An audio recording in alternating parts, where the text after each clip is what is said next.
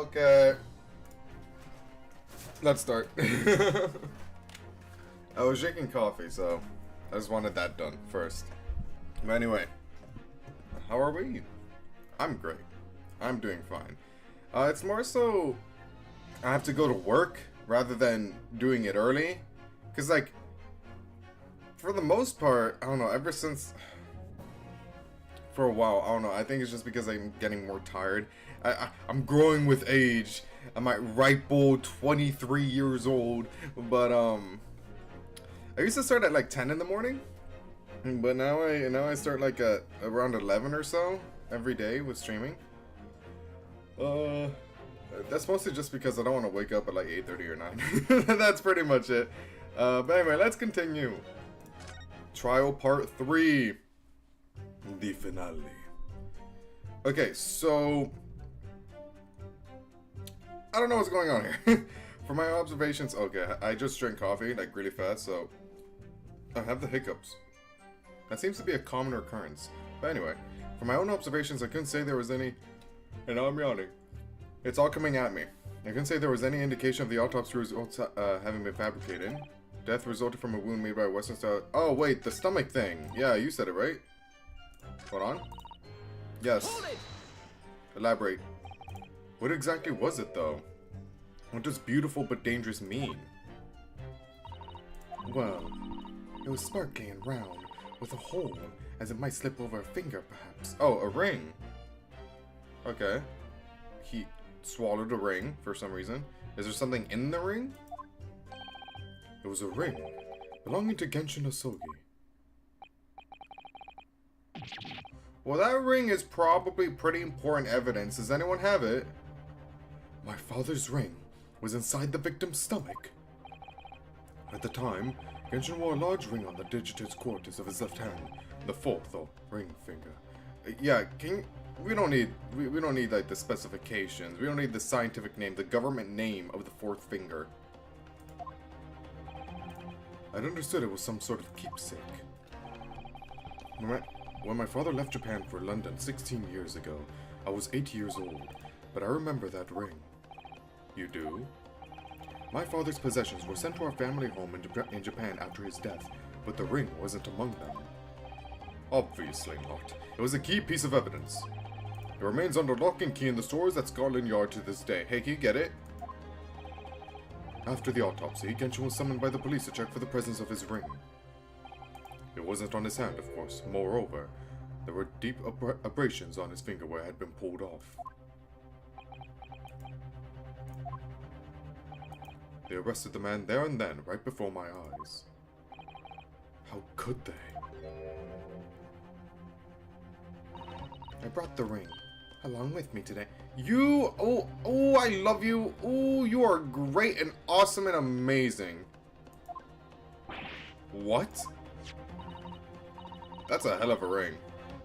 Here it is, a bit dusty from the years in the stores.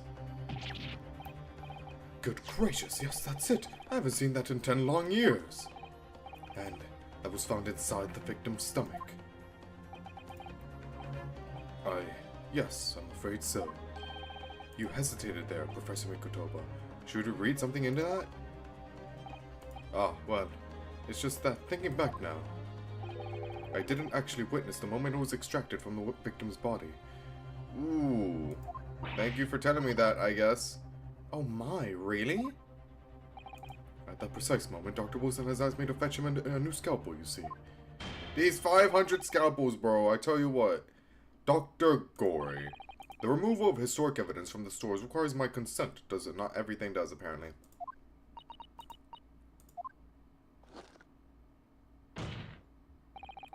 However it came to be here, the court cannot deny that this is crucial evidence for today's proceedings.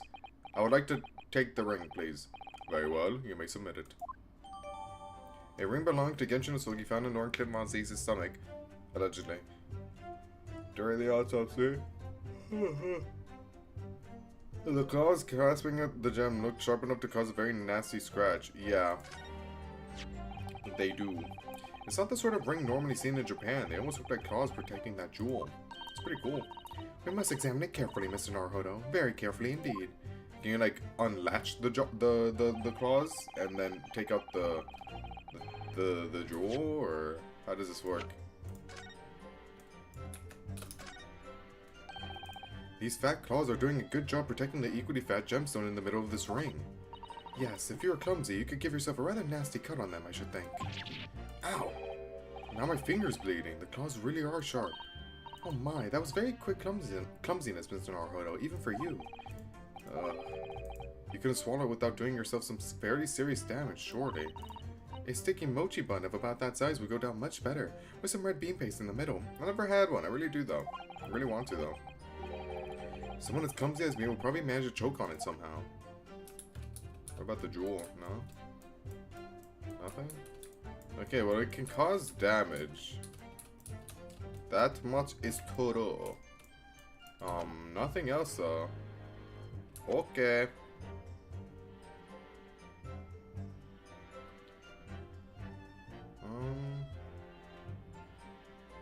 So do I just present the ring here?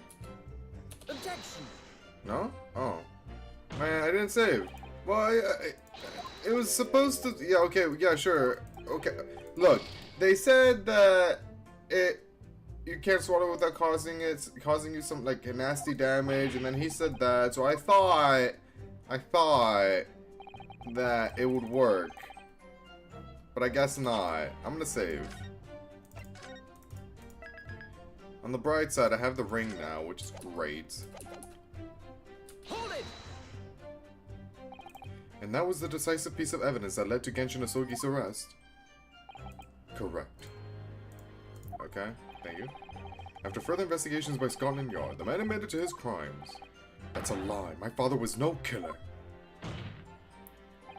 Beric von Zeeks, it was you. You twisted the truth to suit your purposes. Your hatred of me doesn't change the facts that were established 10 years ago. My brother Clint had closed in on the professor. In the end, he exposed the man and put a stop to his lethal rampage. In the way only a man of my brother's caliber could.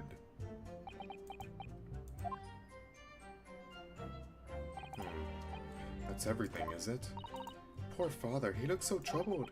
Perhaps because 10 years ago something happened that's been weighing on his mind. I couldn't say were his words. That phrasing was very deliberate, I'm sure. I wonder if he's had his suspicions all these years. If that's the case, we need to use this cross-examination to prove what really happened, and remove any trace of doubt. If we could establish that Cosmo's claim of fabricated evidence was true, we can't shy away from this now. Even if what we might uncover could lead to a total calamity, don't worry, Mr. Naruhodo. I'll be right beside you, whatever may happen. I sure hope so.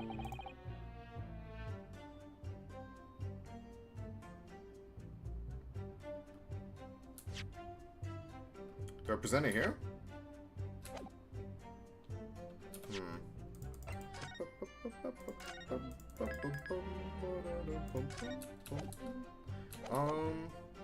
I'm gonna try. Objection. Okay, yeah, I figured.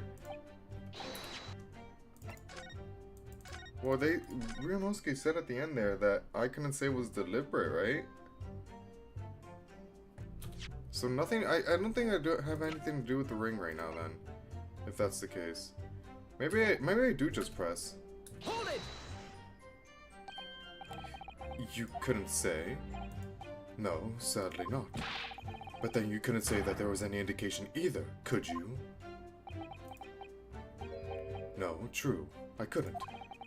I was at Dr. Wilson's side as he performed the procedure, recording what he did. But at times, of course, he instructed me to fetch implements and such like. Whilst I was away from the opening table, and obviously I could have missed something. And at those times, what was the secondary assistant doing? Oh. Following this Japanese man's orders to adjust the lighting or pass some implements. But that doesn't mean Mama wasn't a vital part of the team. Quite, yes. So would you kindly refrain from staring at my cheek like that? Professor Mikotoba, think. Was there nothing at all that seemed out of place to you? Well, yes, there was, as a matter of fact.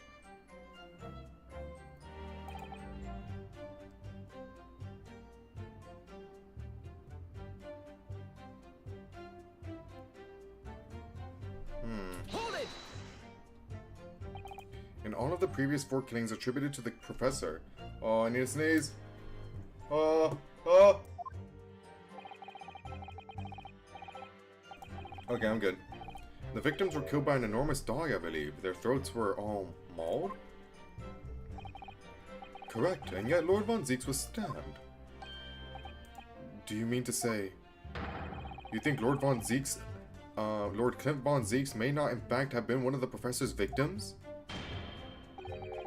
There is no basis on which to doubt the findings of the investigations carried out at the time. There is no harm in telling you that you are right about it being the ring. Oh, thank God, dude. I was like, we're still focusing so hard on it. I would assume so. You just didn't add a statement that shows a more blatant contradiction. That makes sense. But Genshin Asogi confessed to all of his crimes upon his arrest.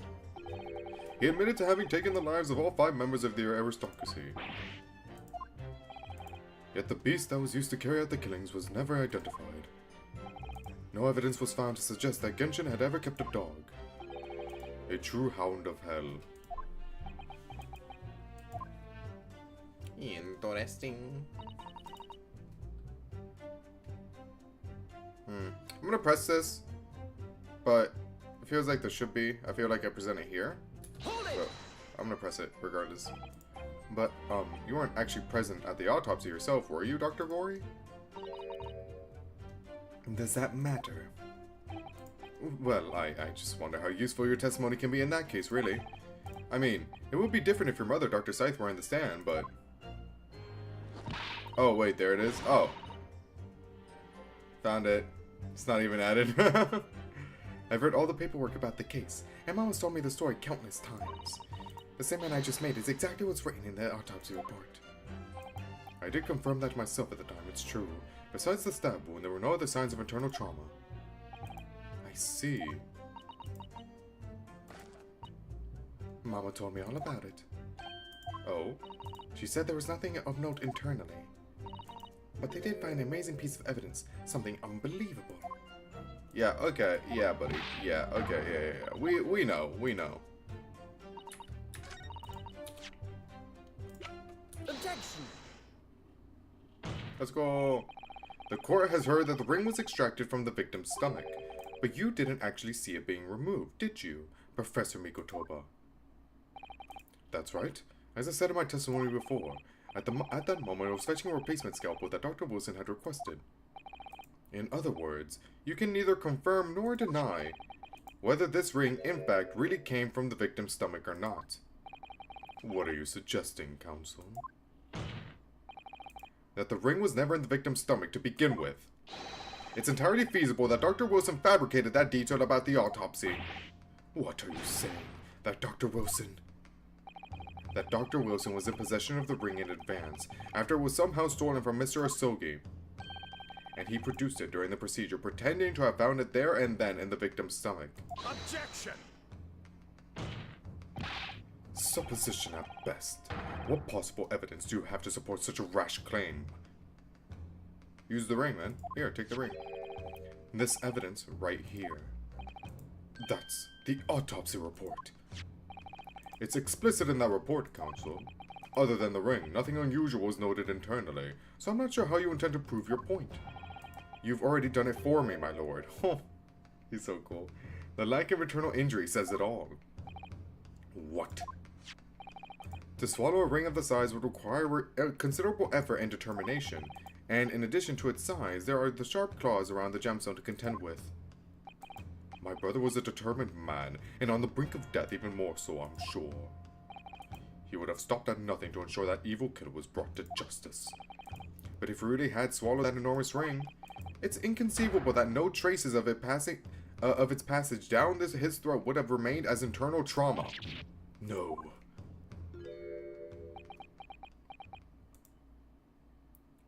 And there you've arrived at the sticking point. That's precisely why I had my doubts about the findings myself 10 years ago. Then why didn't you say something at the time?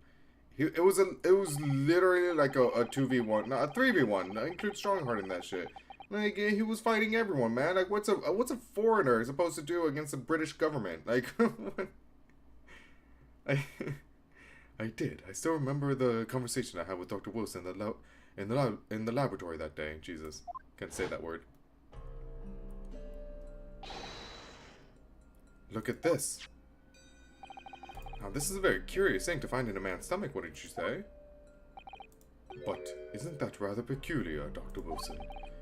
What's that now, Mikotoba? Well, if he swallowed a ring of that size, with those sharp metal claws that it has, surely you'd expect to see some damage to the throat and esophagus. Torn mucus membranes at the very least. Dr. Mikotoba, may I remind you that I'm vastly more experienced than you. Alright, Wilson, shut the fuck. This is why you're dead, man. I'm terribly sorry. I can think of plenty of ways to explain why no injuries would be seen. Now let's say this. The victim would appear to have ingested the item as evidence to identify his assailant. Go ahead, write it down. Wow. He didn't even sound confident in saying that, by the way. So I was right. Dr. Wilson deliberately fabricated the results of the autopsy to implicate my father. I'm disappointed, Counsel. That argument is nothing more than speculation. May I remind you that I'm right. Every time he's on screen, isekai protagonist. Dr. Wilson was Britain's leading authority on forensic science and autopsy work, and he's dead now, so... Can't really use his words as evidence, can you? Well, I guess that applies to us too. Ignore that. There's no scientific basis on which to doubt the man's expert opinion. Pardon the interruption, my lord, but... damage to the mucous membranes of the throat is easily identified even in living subjects. Using a device called an endoscope, recently demonstrated in practical use in France. See, this is why you're not a coroner, Strongheart, because you don't know this shit. I want one. The government can pay. I agree. I don't think so. And Dr. Gory, rest assured that your removal of evidence from the stores without permission will not go unpunished.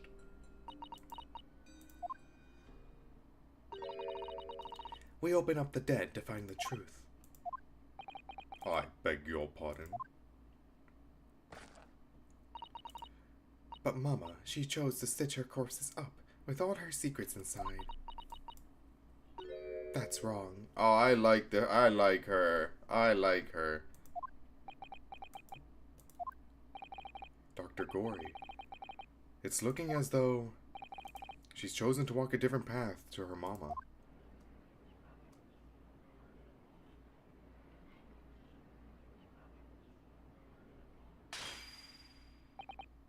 Bit unnecessary, but okay. Yes, the ring. What about the ring? I've just remembered something. An earlier incident. What incident? The one I recounted to you before about a memory I have. Of Genshin Asogi saving my life. Yes, we've mentioned that before, haven't we? Not in the trial, of course, but like, lore-wise, story-wise. What? My father saved your life? Ah, yes, okay, it was here. In the prison. It was 10 years ago on a foggy night. Genshin and I were walking down some back streets at a late hour. All of a sudden, they were ganged up on me. Don't make a peep, you're coming with us. And then, yeah, okay, we can skip over that. We're good.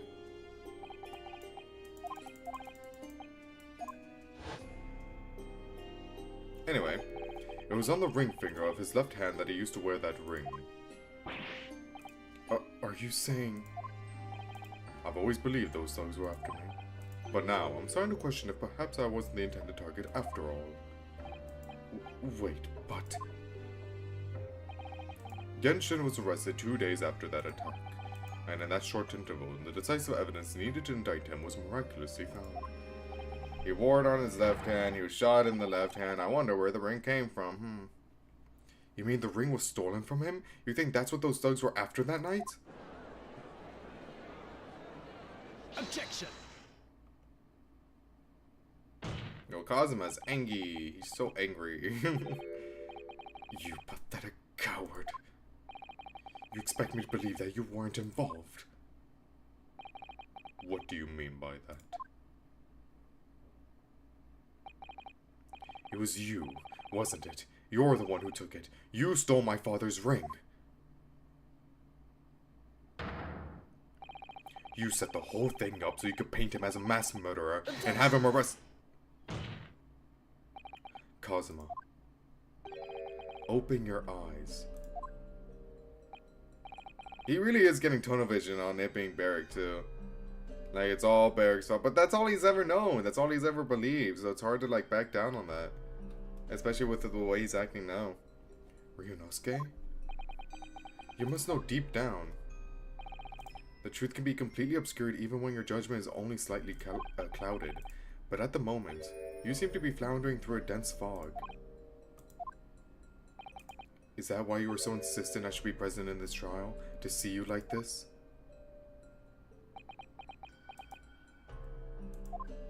Damn. Ah, evil laugh.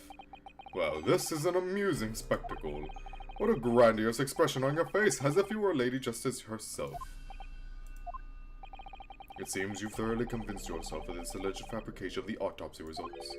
So much so that you're apparently blind to the blatant contradiction that would be born out of it. What? Oh shit. I'm cooked! I'm cooked! Though it's extremely hard to believe, let us imagine that there was some misconduct during the autopsy. If that were the case, why would Osogi not have disputed the findings in his trial?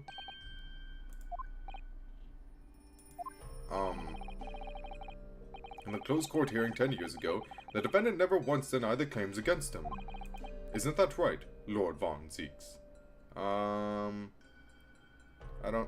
I can explain that by, I'll explain it eventually. I have the answer, I swear. I'll just explain it eventually, probably, maybe. That is indeed correct. Upon hearing the verdict of guilty, he merely closed his eyes, quietly accepting the judgment. I mean, to be fair, what do you do? Like, what do you do? It's literally a 1v the entire court. Like, the actions of a man who has accepted responsibility for his deeds and is resigned to his fate. But then... Oh my, that is very strange. If Mr. Soki did nothing to oppose the charges against him, then... that would surely mean there was no fabricated evidence. Well, that doesn't necessarily mean that.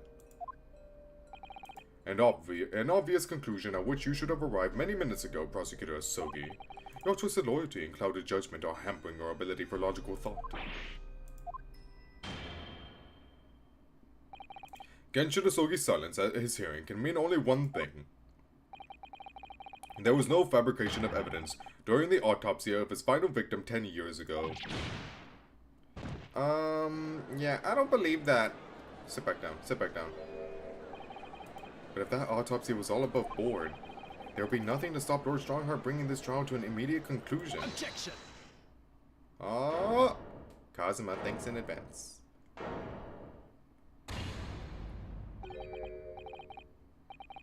Thank you, Ryunosuke.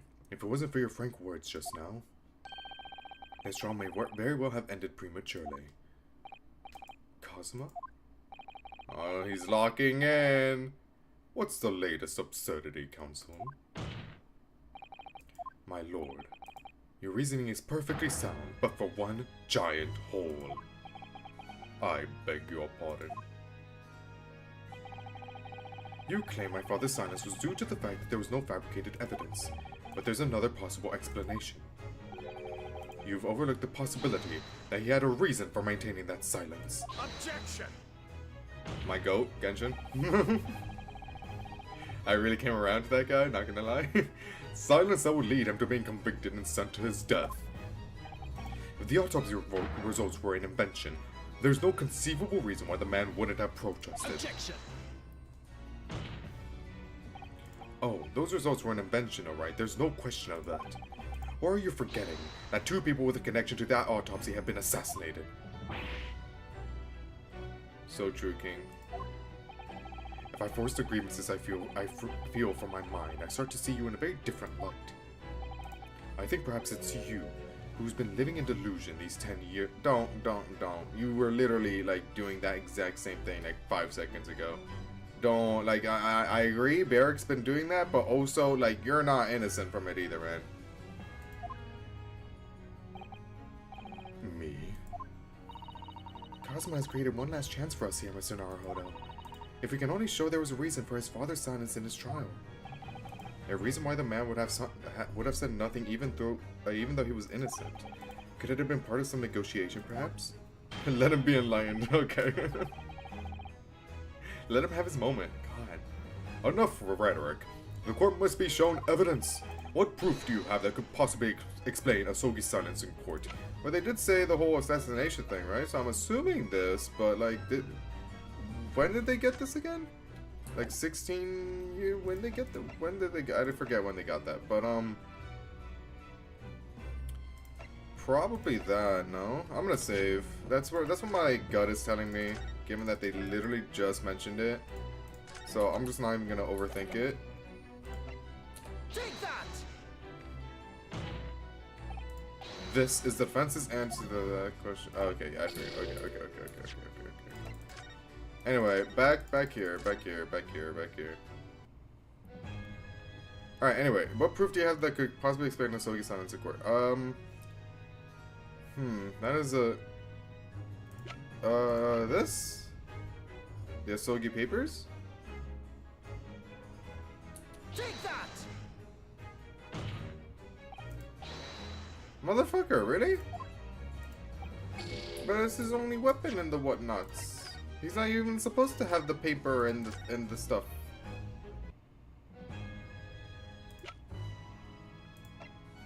Okay, to be fair, cut me some slack. It is like really early in the morning. Well, not really early. Okay, I'm just coming up with excuses now for being stupid. Hold on. What proof do you have that could possibly explain Asogi's silence in court? I don't think it's any of this. This is useless.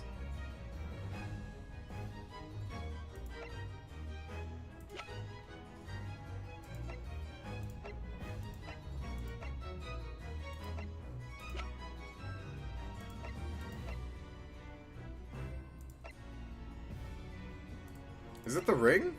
But we just presented the ring. Why would I have to use it again, right?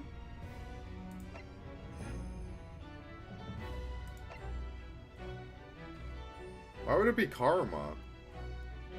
Is it karma? Take that! Motherfucker. Oh my god, man, what is it? Is it the ring? No way. Take that! Oh my god, I'm actually throwing, man. What the fuck? What the fuck? What?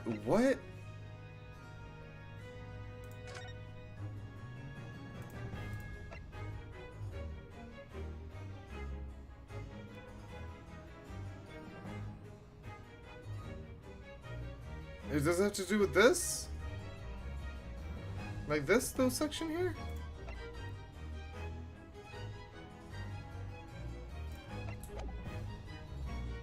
Take that! Motherfucker! If he was silent, he would be executed.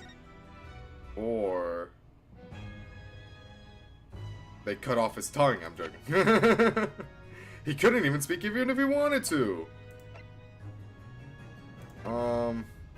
If he was silent, he would be executed. Yes. That's what happened. Or what? Or what? Am I supposed to think of the opposite? Like if he talked, he wouldn't be? But if he talked, he wouldn't be, then what? What?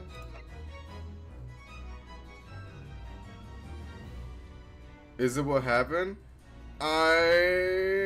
If he was oh, true. They could just be spouting bullshit. You're right. I don't know though. What evidence I would, like, what evidence would I, what? What evidence would I show to be like, yo, he didn't talk actually, or he did talk, but I presented the Asogi papers already. What the fuck, man?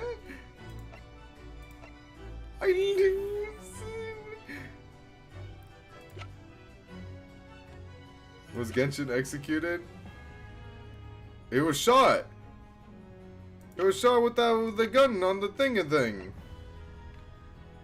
In the yard. I mean, technically. Technically, he was executed. Where is that? Red-headed league, photograph, letter, dismissal note. God, I hate having this all these old pieces of evidence, dog. A harsh reprimand. This? What does this say here? Aiding, okay, details.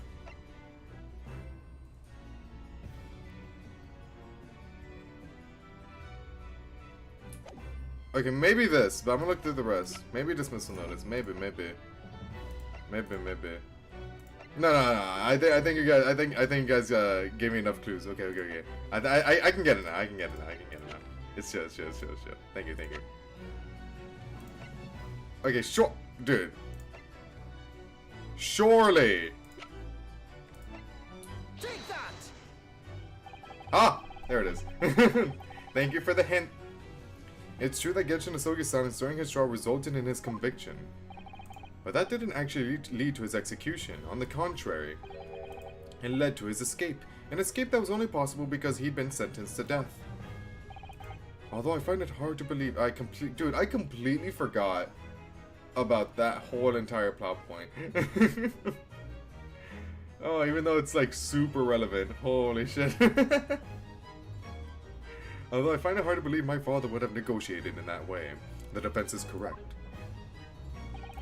A fake execution, falsification of a death certificate, and a jailbreak inside a coffin. Clearly such an elaborate plan couldn't have been carried out by my father alone. He must have had the help of a collaborator from the judiciary. Indeed he did. I have here the dismissal notice of the chief warder who was working in the prison at the time. The notes read, there are indications that the jailbreak was in planning prior to the inmate's incarceration. In other words, there were suggestions of some sort of negotiation between Mr. Asogi and the British government. Oh, you didn't know about that, motherfucker, huh? You didn't know about that, huh? In exchange for his silence in court, he was given an assurance that he would be broken out of prison. Yes, with that sort of clandestine agreement in place, I can imagine he would have kept very quiet. I would go further than that, in fact. I would say that the elaborate jailbreak of Mr. Asogi can be explained in no other way. Because I have no other explanation, by the way. That's the only reason. Order. First fabricated evidence, and now a jailbreak conspiracy. It's not a conspiracy. You want to talk to the guy that helped? Of course, because it's all intimately linked. The prosecution wishes to summon new witnesses to the stand. Witnesses? People who can testify about the jailbreak that took place 10 years ago. Are we gonna bring Armstrong? We're gonna bring him along? Governor Caden? And the poor chief warder of the prison. I couldn't read that for shit. I won't allow this trial to turn into a farce. To summon the governor of the prison after all these years. Oh, it wouldn't be any trouble, my lord. What? They're already in the antechamber. What if? Father? My dear friend may appear a little rattle-pated. What?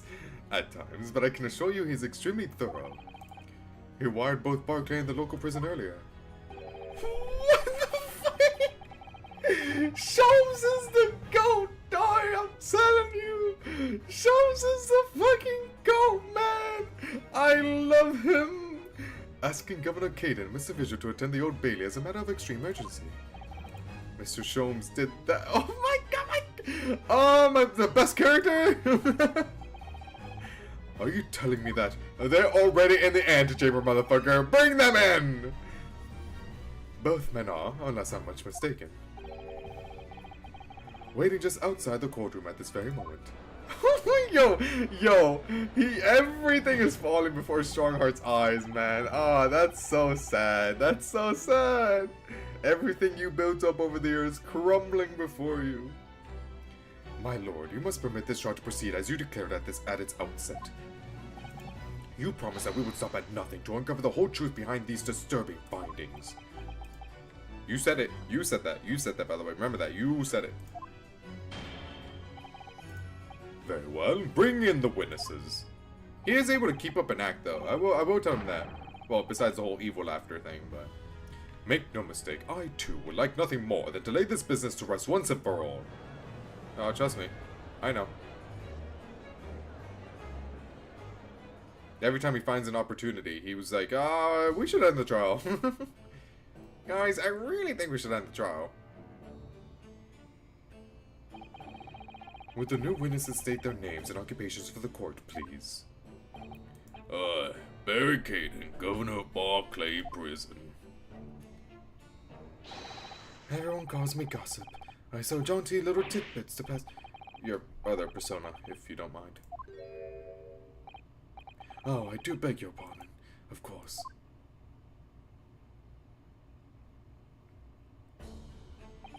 My name is Daily Vigil. I used to be the chief warder at Barclay Prison. The reason you've been summoned here to court today is to testify about the jailbreak of the so-called professor 10 years ago. Losh, the professor. We've already been through all this before, a decade ago. And we're going through it again. Come on, keep up. And the conclusion was that there was anything untoward happened. Jesus, I hate this fucking accent, dog. Christ. Cut me some slack. A convict escaped from your prison, Governor? A convict escaped from your prison, Governor. Hardly what you'd call nothing untoward. Shit. The convict's death certificate was somehow falsified after he was allegedly executed, and he escaped the prison inside his own coffin. A plan of that complexity could never have been carried out without the help of somebody of influence inside the prison. Governor Caden, don't imagine that the passage of time would afford you any protection. If it turns out that you were involved in the plot to break Mr. Sogi out of your prison, then of course, the consequences will be very serious, in all likelihood, a capital punishment. Yeah, but what if the guy is innocent? What if Genshin's innocent? What since Genshin is innocent? Not if. We know he's innocent. Witness, Governor Caden. Aye, sir. You have a critical role to play in the public safety of our country, a great responsibility to shoulder. The significance of your testimony in court cannot be understated, therefore, think carefully before you speak. And Prosecutor Asogi, if you threaten the witness again, you will be held in contempt of court. My apologies, my lord. There's no disputing the fact that an intricate jailbreak plot was enacted 10 years ago. Clearly, you were both involved in some way. So you will testify before the court now and explain exactly what took place. Very well. Let the witnesses give their formal testimony. Tell the court everything you know of the plot to break Asogi out of Barclay 10 years ago. Here we go. Second witness testimony. It was the day that Japanese jock was found guilty. The directive came from the prosecutor's office. I assigned the convict to the chief warder Vigil here and put the plan into action behind the scenes. I was responsible for Asogi right up until the night of his execution, but I knew nothing of any plots. I didn't think there were... Ken is think, right? Ken means think? Probably. And deny is like didn't? I didn't think? I didn't think if there was some negotiations between the convict and the prosecutor's office. All I did was carry out my duty for Her Majesty's Great British Empire. Care. Oh, okay. I see. I don't know. It's a weird accent, man.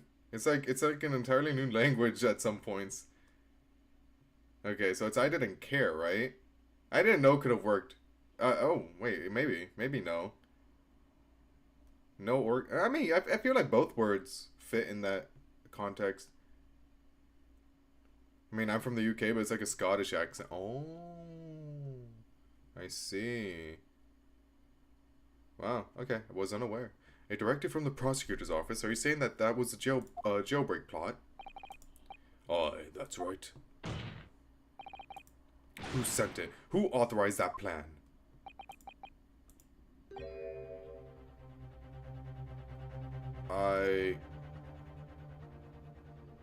Fucking hell.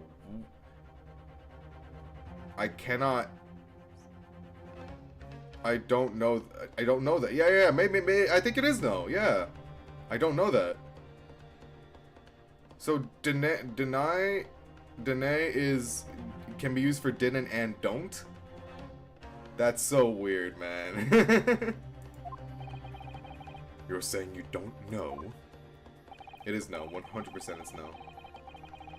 Listen, there wasn't a thing about. I love that. I love a boot. That professor case that wasn't unusual in some way. I didn't ask any questions. I just did what I was told to do. More than that, I couldn't tell you. I see. But if the jailbreak plan originated from the prosecutor's office, then one thing is very clear. As suspected, there were clandestine dealings going on between Mr. Asogi and that office. The jailbreak was promised in exchange for Mr. Asogi admitting to crimes he didn't commit. Strongheart, you wanna say anything about that, or? That, counsel, is nothing more than speculation on your part. So, let me ask the defense. Yes, my lord? I fail to see how these witnesses have any more pertinent information here. Can you give me a second, please? They didn't say anything suspicious, so, like, I don't think you need to cross-examine. Like, come on. You don't need to do that. Do you intend to assert your right to a cross-examination? Absolutely. I have no intention of squandering a single opportunity, my lord. It seems all you Japanese are fiercely tenacious. Very well. Proceed, counsel. Press literally everything, because I have no idea what else to do. I mean, what did they even say, first of all? It was the day the Japanese drug was directed came from the prosecutor's office. That's sus as fuck, though. I assigned the convict to the chief warder vigil here and put the plan into action behind the scenes. And then he didn't know of any plot. I didn't know if there were some negotiations between the convict and the prosecutor's office. All I did was carry out my duty. Awesome. I'm gonna press the first statement, because that's probably the most sus thing. The first two, at least. And you say you don't know who actually issued the directive? Aye, that's right. All I'm made sure of is that it was official. But if it was from the prosecutor's office, that narrows down who could have issued it straight away. And it wasn't me. He said it, so it must be true. I cannot even say with certainty that it did originate from the prosecutor's office. Okay, can you make up your mind? What? There's no telling where it started. There's a fair chance it came from a higher up the ladder. Basically, I cannot give you any indication of who was behind it. Hey, it came from the prosecutor's office. Oh, okay. Hey, but I'm not too sure it came from the prosecutor's office. So which one is it, man? Oh, shit. Hold on. Hold on. Yeah, motherfucker. Yeah. It was a bug. Got your ass. Yeah. You thought you could escape me? No. I'm different. One second.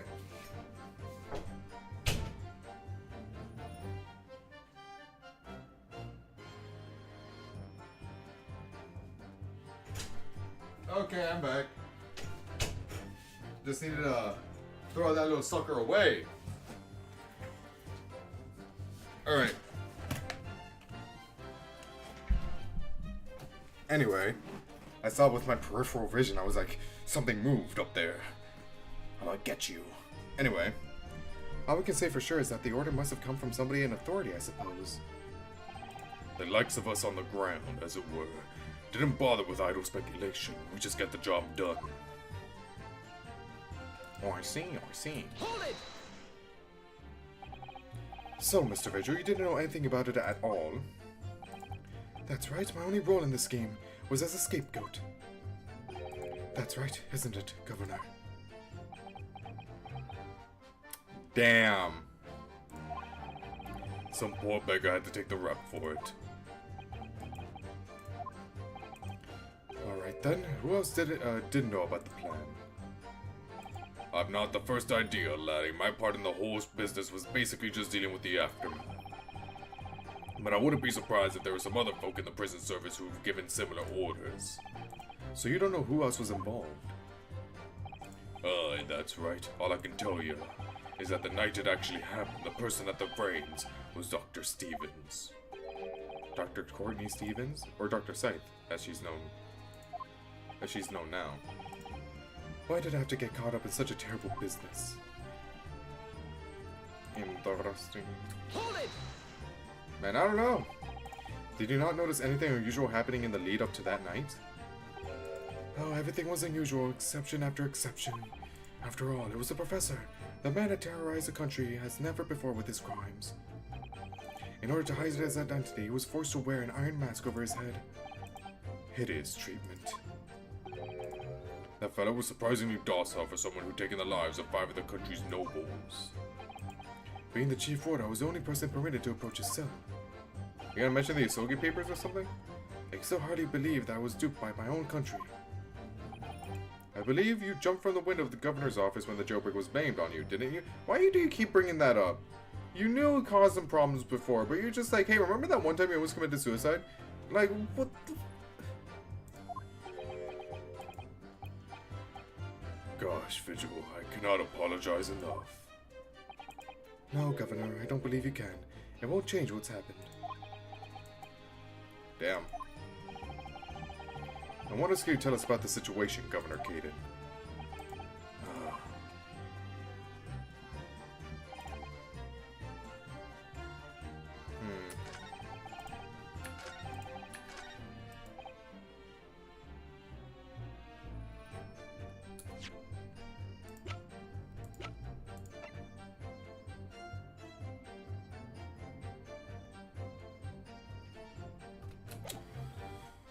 Okay. Did I press this? Hold it! But you've already acknowledged that the orders came from the prosecutor's office to arrange for the man's escape. There must have been some sort of negotiation. It's the only explanation. Well, be that as it may, I didn't think nothing about it. The witness stand is no place for telling what you don't know for sure. I know that much I do. Then I presume you also know this. Not telling what you do know is a criminal offense. So you were just following orders, is that it? I'm afraid that won't absolve you of guilt here. A man was still killed illegally, even if he was a condemned criminal. You may very well be found complicit in murder, Governor. So that's what it's to be, is it? Man, everyone that's in authority in Britain here is gonna go to jail at this rate. Even with the threat of conviction, you won't break your silence.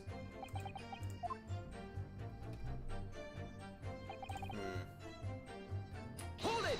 Okay, well, this is the final thing I have to press. And after this, I guess, free reign to present evidence. Did you carry out the plan in its entirety?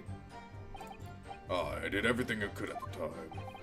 As you know, Genshin Osogi was shot dead in Lowgate Cemetery after the escape. Tell me, was that part of the plan too? My instructions were to do with getting the jock out of the jail and nothing more. I cannot tell anything about what happened after that. Only, personally, I believe, There it is. his death was the last part of the plan. Excuse me. Mr. Vigil, is something wrong?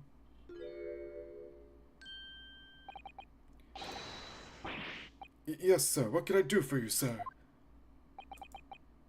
He's saluting now? What is it? Some sort of Barclay convention? But they're both from Barclay, so... What Governor Caden was just saying seemed to upset you. Did it bring something to mind, perhaps?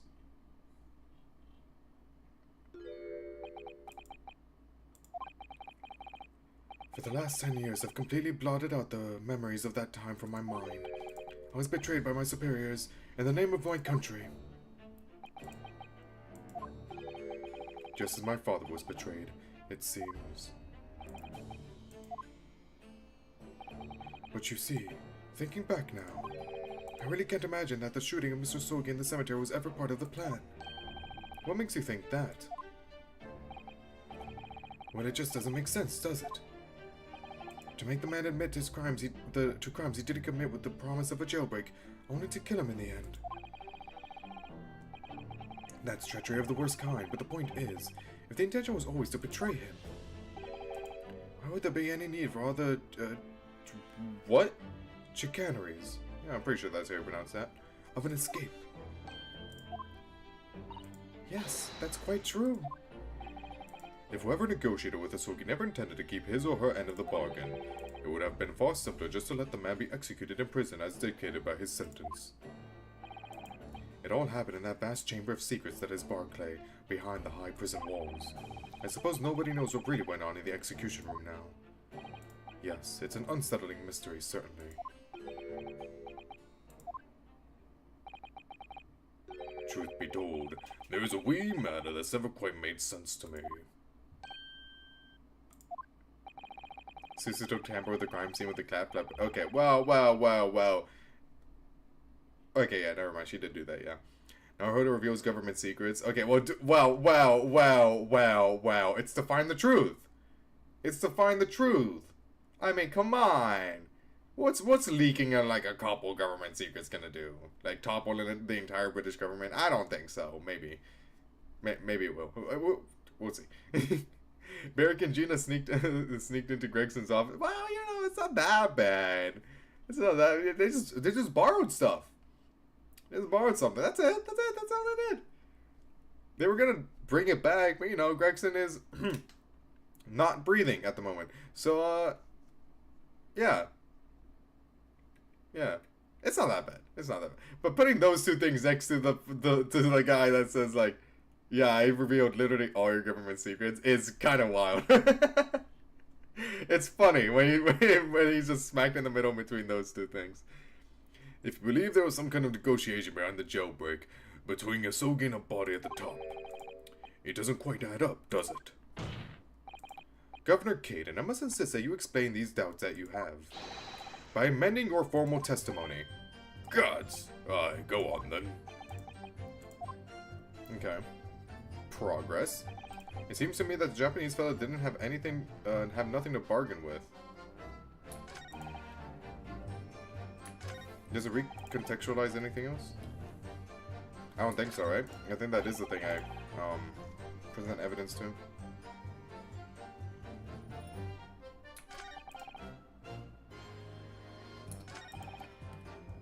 Yeah, I think that is what I present evidence to.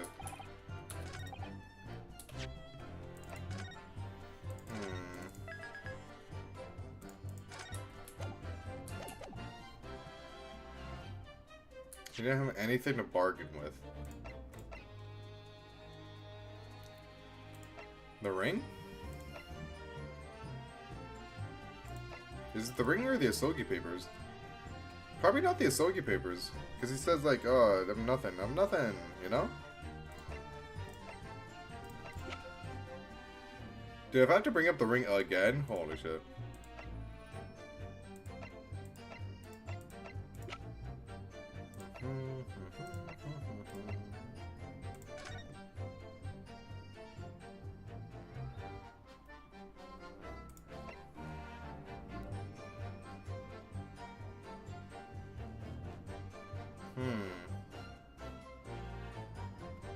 Maybe it is this.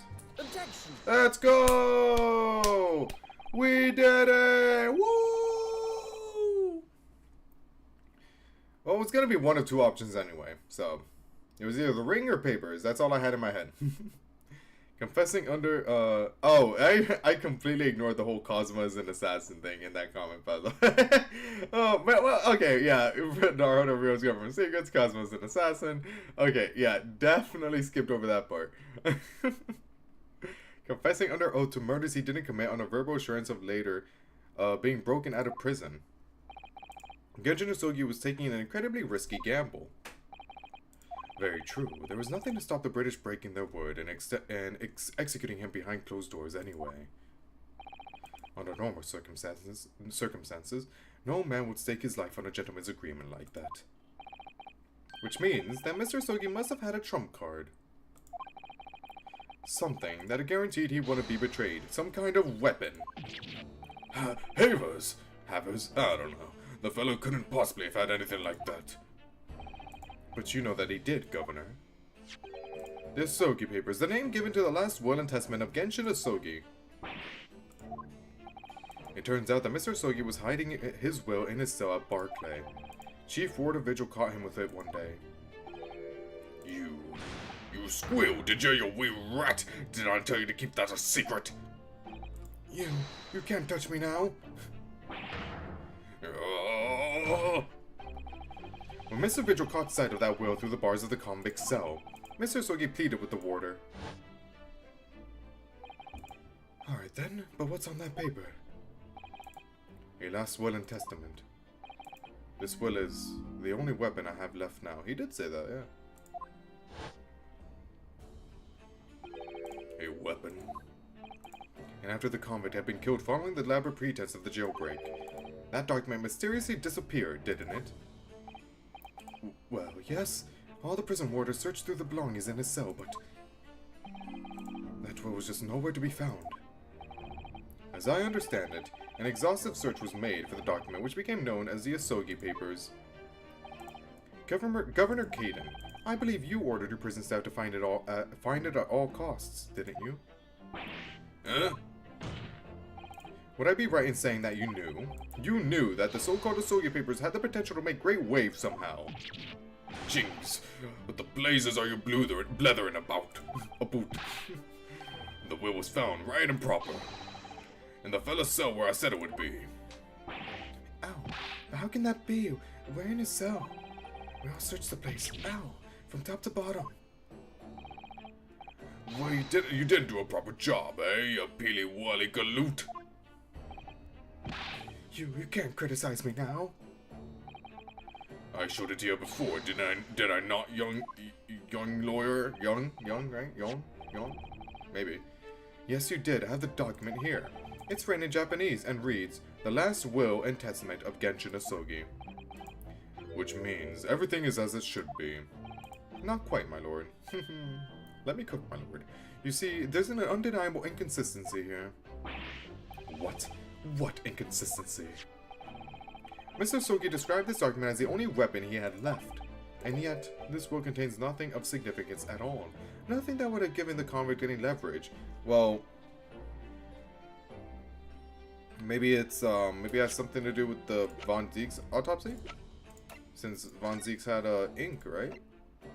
Recent scarlet ink stains? Well, does it have scarlet on it? On the little and ring fingers on the right hand. But no document. Well, maybe it's this. Maybe. And yet this book contains nothing of significance at all. Nothing that would have given the convict any leverage. Are you suggesting, my learned friend, that the last will and testament stored at Barclay Prison all these years is actually a fake?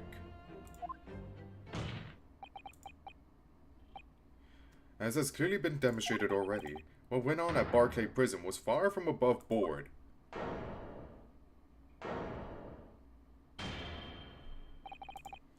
That last vilification by the defense was an affront to the entire British legal system. This absurd notion of a weapon is something for which we have only the former Chief Warder's word. The man could quite easily be lying, or at the very least, sorely mistaken. What? Ow, goddammit. No, I definitely heard him say that, I swear. Clearly we need to get to the bottom of this. We need to know exactly what happened with these so-called Asogi Papers. A waste of time. If the will was fake, where is the real document? Objection! Mr. Vigil was stabbed in the back by the judiciary 10 years ago. He lost everything, very nearly his own life. And now you're going to do it again. You're ready to brand him a liar and turn your back on him without even letting him defend himself. Ooh, it's clear that Barclay is hiding something. Ooh, it's clear that the jailbreak was masterminded by somebody in the prosecutor's office. Ooh, it's clear that some illicit negotiations took place. Is your lordship just going to gloss over these obvious and reprehensible leaks or facts, whatever they said there? What did you say? Testify! Testify! Testify! Yeah! Testify! Yeah! Testify! Dude, I want to be in this courtroom. I would be hyping up that fucking testify. Ooh! Ooh!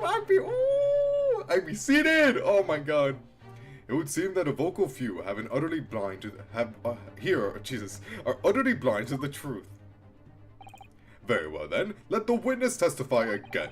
Tell the court precisely what you think you saw of the convict's last will and testament. Yes, sir, my lord.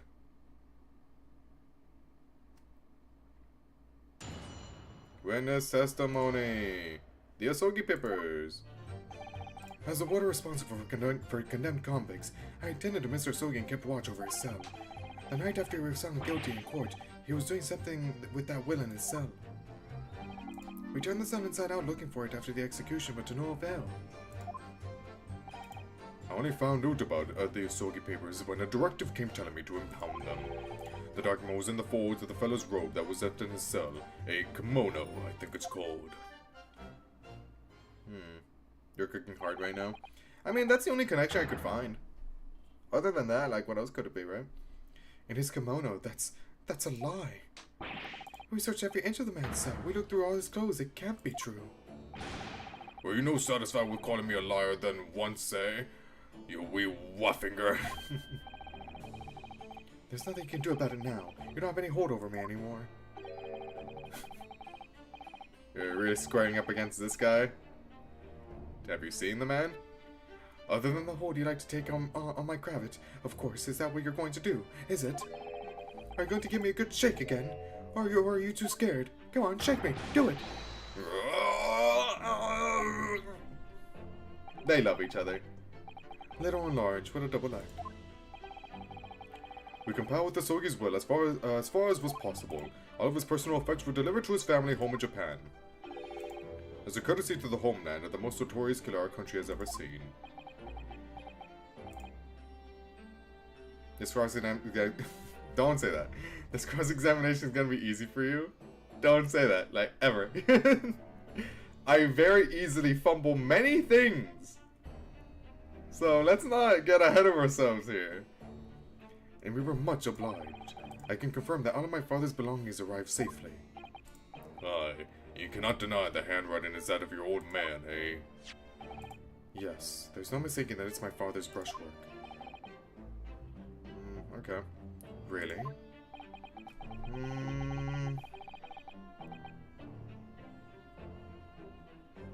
Ryunosuke's really there. It's a tad sus, no? I cannot deny that's my father's handwriting. Really? And this last will and testament was the man's last weapon, was it? I think we could safely assume that the convict was merely prattling, knowing that his end was nigh. So, counsel for the defense, your cross-examination, please. Oh, Lord, here I go. Yes, my lord.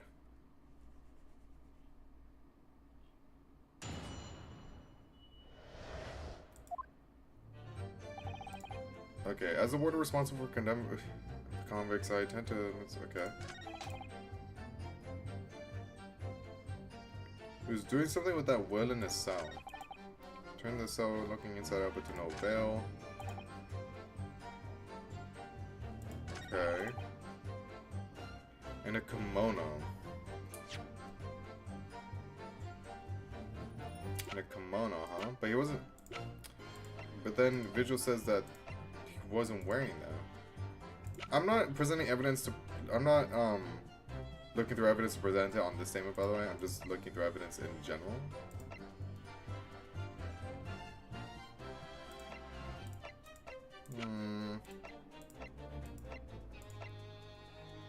I'm just looking through shit that might pertain to him, though. Which isn't a lot, now that I think about it.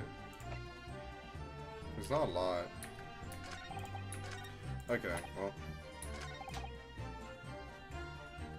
I don't want to press that. And he pleaded with you not to report him, didn't he? Yes, that's right. And like the vampire you are, you didn't tell me. A blatant breach of trust that was. You literally almost killed the man, consequently, for what you did, by the way. Just letting you know that. I could see that the man had a noble spirit. I found myself wanting to treat him accordingly. But according to what you told us 2 days ago, the convict had been strictly forbidden from having any writing materials whatsoever. You're quite right. So when exactly was the will penned? That was before the man was remanded in Barclay, obviously.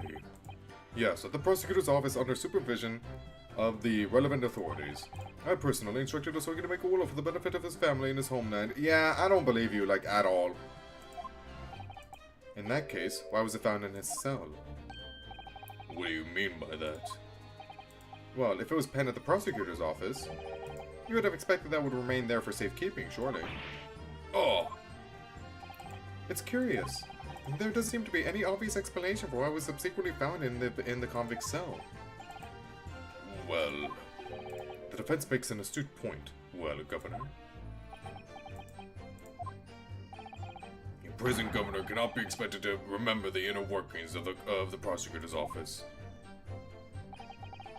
In that case, Lord Strong... Oh, it was no there, by the way. I definitely fucked up. Perhaps you can shed some light on the matter. I'm unable to offer an explanation here and now, because I don't want to. It fucks me over. I don't want to. No, I would have to consult with the notary responsible for the will at the time.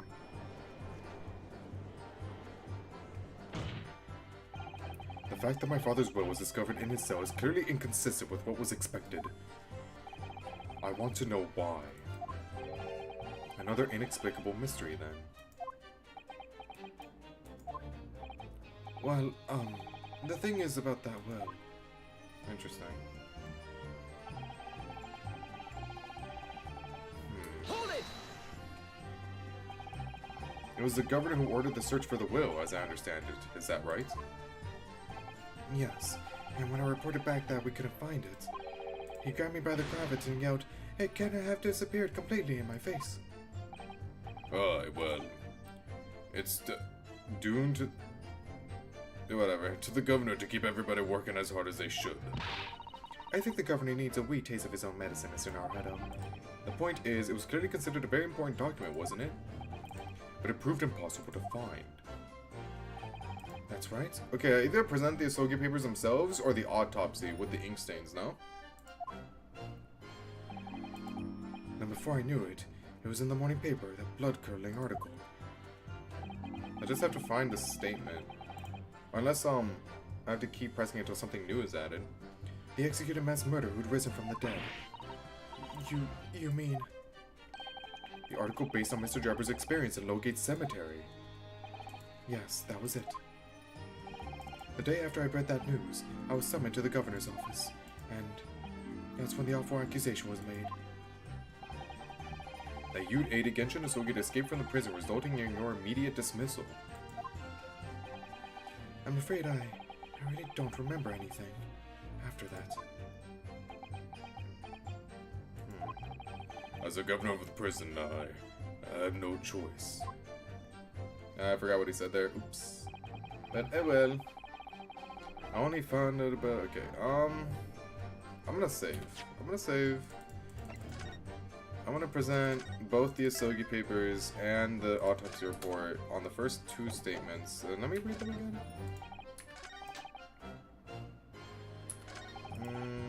Maybe not the first two.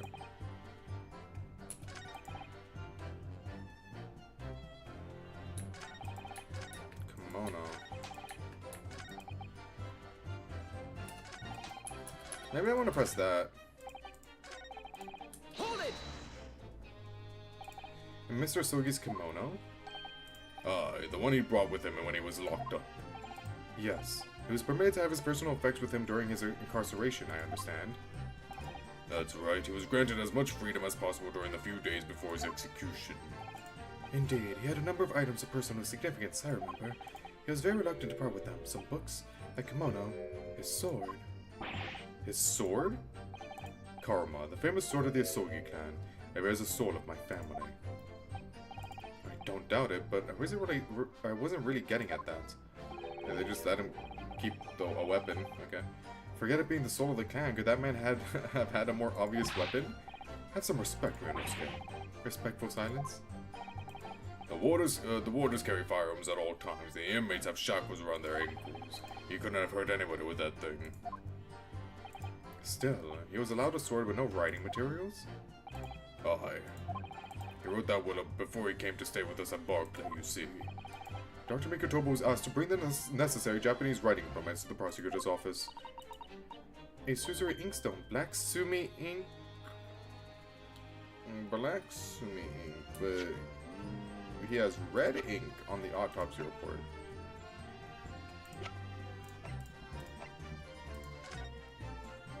Motherfucker. Man. And some Hanshi rice paper, no doubt. I was present when he wrote it, but I'm sorry to say, Right. the letter. Oh, there it is! The letters just look like a swarming mass of jet black earthworms to me. Jet black?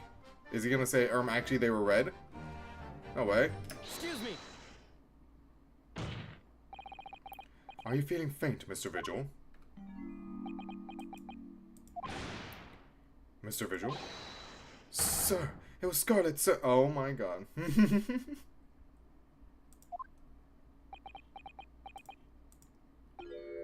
What? Oh, I'm terribly sorry. I didn't mean to blurt it out like that.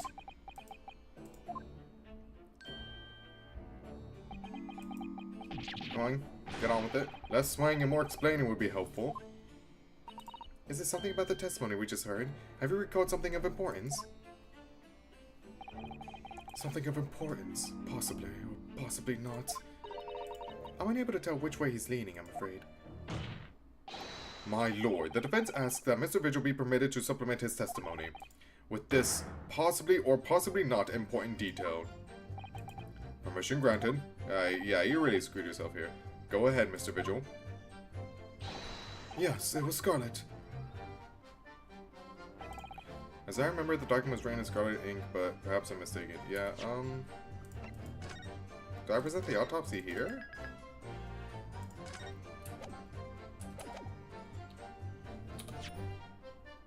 I hope so. Objection. Let's go. Okay, maybe it was easy. Maybe it was an easy cross-examination. Scarlet-covered writing is what you said you thought you saw, Mr. Vigil. And I believe that's exactly what you did see. What? Heavens again, you have no evidence to say that. Have a look at this report. That's my brother's autopsy report. Yes, and there's something in here that's bothered me since I first read it. So wait, so are they not even the Asogi papers? Because like if Clint wrote it, then it's his.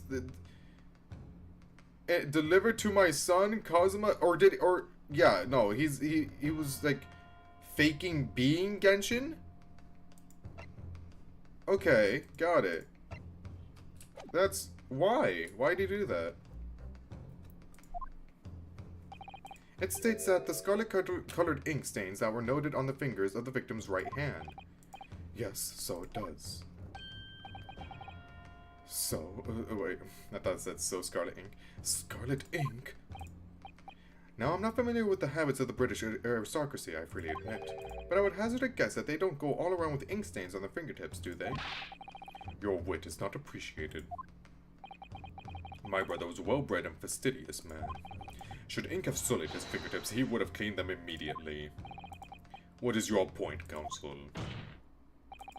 My point is this. Whatever Lord Clint von Zeeks was writing in that unusually colored ink, it must have been directly before his death. Because he died before he had the opportunity to clean his hand. What? Ooh, I skipped it. I remember something troubled me at the time. At the scene, that the lid of my brother's inkwell was open.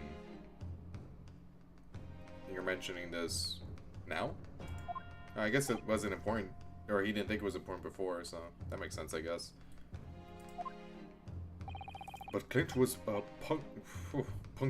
punctilious about such things. It seemed unusual, and no document penned in the color of the ink that was in the inkwell was ever found. So the document had disappeared. Are you suggesting that the document my father had in his hand that night in his cell was the same document that Lord Clint von Zeeks was writing moments before his death? Then it was. If Mr. Vigil's testimony is to be believed, it can only mean that yes. Mr. Vigil, sir! When you spotted Mr. Asogi with the document in his cell, his precise words were as follows, were they not? Alright then, but what's on that paper? His weapon. A last will and testament. Not my last will. Oh, you son of a bitch! Oh! You clever. Oh my, whatever, man. This will is the only weapon I have left. Oh, you are so Oh my god, Genshin, you motherfucker! Yo, Genshin's cooking, dog. Genshin kinda cooked, man. Oh my god. Wait, so what's the Clint's whole thing? Was Clint like actually bad? Was Clint working for what's his face? Oh my god, what's his name? Fucking it's Strongheart. Oh jeez, it was like the name was like not coming to me at all. So I don't get it. Like, did Strongheart off him on purpose, just like he's doing everyone else now? I don't. We'll see. A last will and testament. If the conversation really did go as Mr. Vigil says, then what we now know completely changes the meaning of what Mr. Asogi said. You really think? Mr. Vigil did indeed see the convict with a will, but it wasn't that of Genshin Asogi. It was the last will and testament of Lord Clint von Zeeks. Okay, cool. Why the hell does it say I, Genshin Asogi? What the Lord Clint von Zeeks was Genshin this entire time! Like, wait, what do you mean? No. What? Objection! This is madness. My brother's last will and testament. That would mean that he had chosen to die. That is what it would mean, yes. No, impossible. That is utterly out of the question. Unless... Yeah, I was literally just about to say that. Unless there's another will. Like, I was literally just about to say that. Unless there's one other... Maybe. Maybe there's one we haven't found yet. Interesting. Okay, I see. All cross-examinations are done in this game. Thank God! Let's go! We did it, let's go, yeah. One step done to finally getting every achievement. Impossible, that is utterly out of the question. Lord von Zeeks. Clint was pursuing the professor and consumed him day and night. Whatever happened, he would never have abandoned his investigation before its conclusion. Never. He wouldn't rest until the job was done, until the killer was caught. The idea that he would willingly accept his own death, it's obscene. Objection! And yet, we can be sure that he was writing his will moments before his death. And that Genshin Asogi came to be in possession of that document.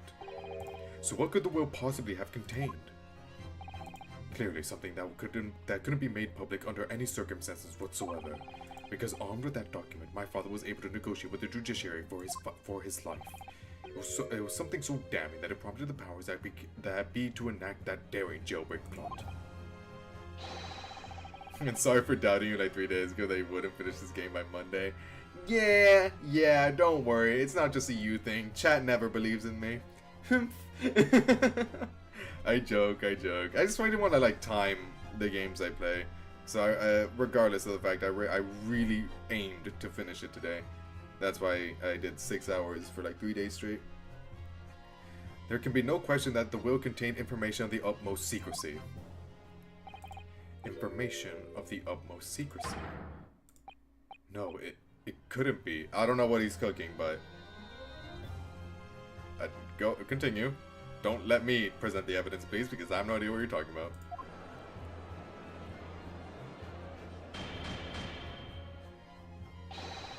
I've heard more than enough.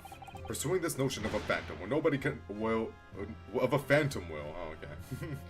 Definitely got confused there. Nobody can attest to having seen serves absolutely no purpose.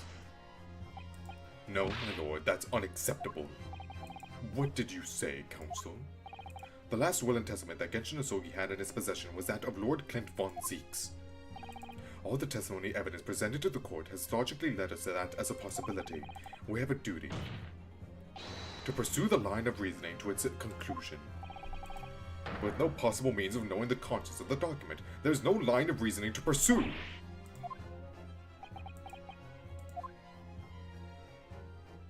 So are we gonna try and find this new will, or A reason why Lord Clint von Zieks, a man of high noble standing, would have chosen death. Information so secret, people in the judiciary would be willing to negotiate the jailbreak of a condemned killer. The only explanation that fits those facts is an unthinkable truth that turns absolutely everything on its head. But it's just too hideous. Uh-oh. Mr. Naruhodo. However difficult the situation might become, you work with your client in pursuit of the truth. That's what you resolved to do when you entered the courtroom this morning, if I'm not mistaken, Miss Susato. So hold your head high and keep soldiering on. I love you, Susato. Thank you. Yes, you're right. 10 years ago, in his final moments, Lord Clint von Zieks left behind a will. A will that Genshin Osogi was able to use as a weapon to negotiate his escape from prison. In all probability, the details in the will were related to the Professor case. The defense's last statement is mere conjecture. What are you getting at, man? Ryonosuke? As soon as these words come out of my mouth, there's no going back. Oh my god! Oh, here we go. I believe that the last will and testament of Lord Clint von Zieks was in fact... Oh, fuck.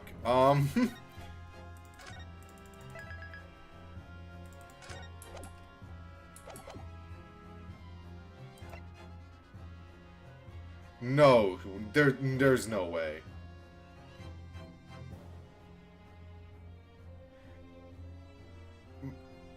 Was he? No. No. No. Oh, I'm getting tunnel vision on this because I think that would be so spicy. You don't understand. That would be so spicy. I'm going with the spicy option. Oh no! Are you serious? Oh! You can do this, Mr. Naruhodo. Barrack, I am so sorry in advance. I believe that Lord Clint von Zieks actually penned that day was a confession. A confession. Regarding the mass murderer known as the Professor and his true identity. Oh my god! Objection! Oh, this is such a good game. It's such a good game. Enough, Council. What are you saying? Do you even realize?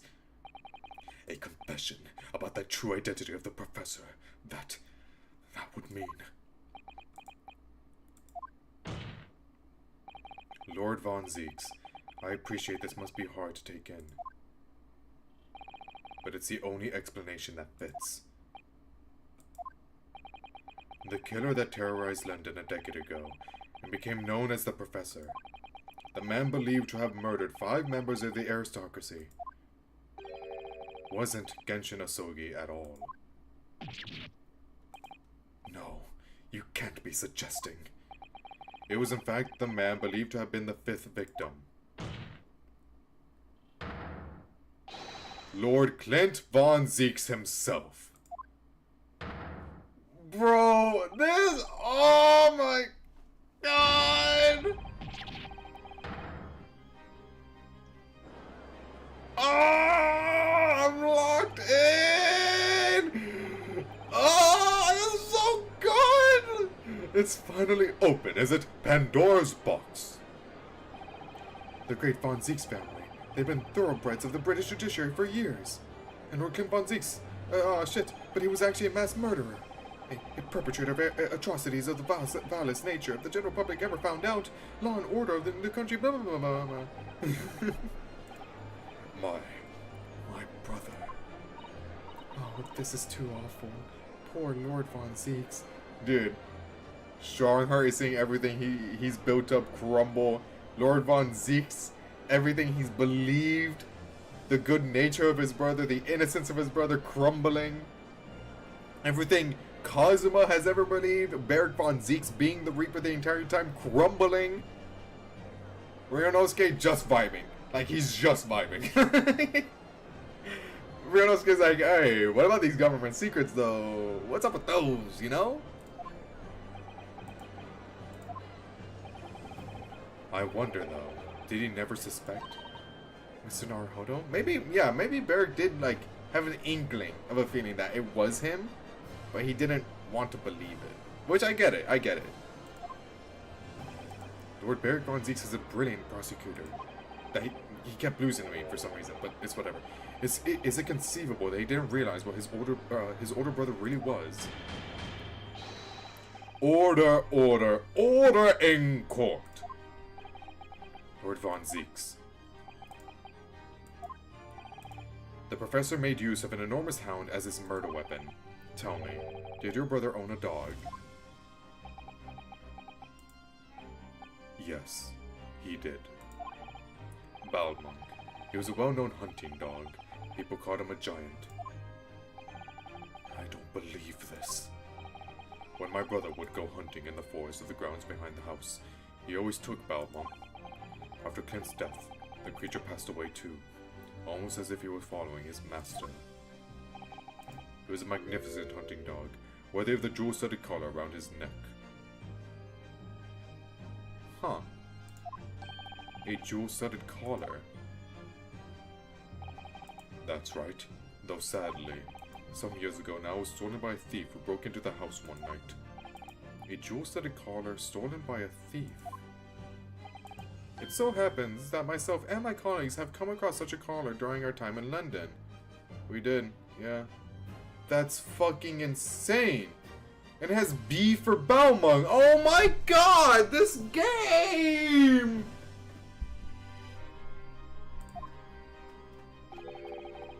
How could you? There's an old emblem attached to the collar too, made of pure gold. It was topped with a small crown and bore an ornate capital letter B. What? An emblem bearing the initial B? Oh my, you know it? It's the insignia of the Baskerville family. The Hound of the Peak Fiction. Peak Fiction! Oh my god! Oh my god! What? The Baskerville? Why is that name coming up now? Baskerville is the family name of my late brother's widow. That pure gold emblem was an heirloom which Clint acquired upon their marriage. There could be no doubt then the collar you described was Balmung's. I thought it was B for Balmung. That makes it even spicier. The family insignia of Lord Clint von Zeek's widow. There was a considerable amount of blood on the collar when we saw it. Since we know the dog was used for hunting, it could have been used it could have been from its quarry, of course. But it could equally have been from human prey. So is it true then? Clint von Zeeks really was the professor?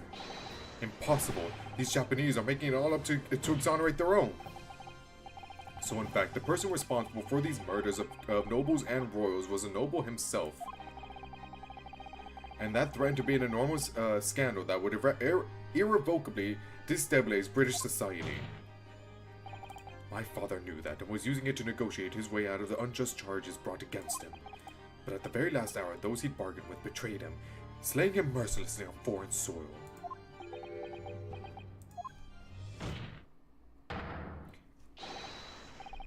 Well, can you deny it, Lord Strongheart? I think Barrick and Kazuma should apologize to each other after this. 10 years have passed, and still now, the 6 million inhabitants of our great capital rest easy believing that justice was done. That though his anonymity remains, the diabolical murderer was caught and executed. Very well then, you may have the truth. Wow.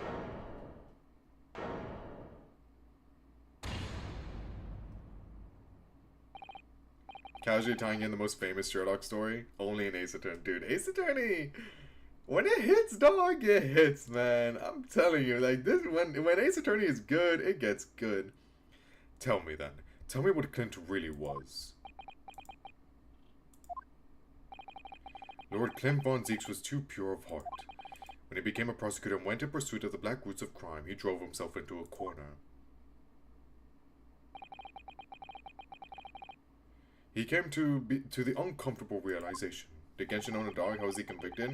The ring. They planted the ring in Genshin in his stomach. I know the ring, but still. Oh, other than that, like, don't worry about it. Government stuff. Corrupt government or whatever. Yeah, I don't know. That to fight the most fiendish criminals requires one to become even more fiendish oneself. I guess it's just something that... Yeah, you're right. Yeah. I mean, like, if the government's able to hide all this, I'm assuming, like, I don't want... Genshin ripped the throats himself and made it look like it was a dog. Like something along those lines. I don't know. Maybe it was just hidden along with everything else. That to fight the most fiendish of criminals requires one to become even more fiendish oneself. So everyone from the aristocracy was that he killed was guilty. So he was like a vigilante of some sorts. Clint. I guess like he wasn't entirely bad, but also like he did murder 4 people, so.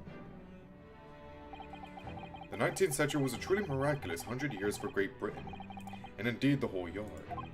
New industry, new technology, and with the birth of the Metropolitan Police Service, new law and order. But these dazzling new developments meant ever deeper shadows were cast on society.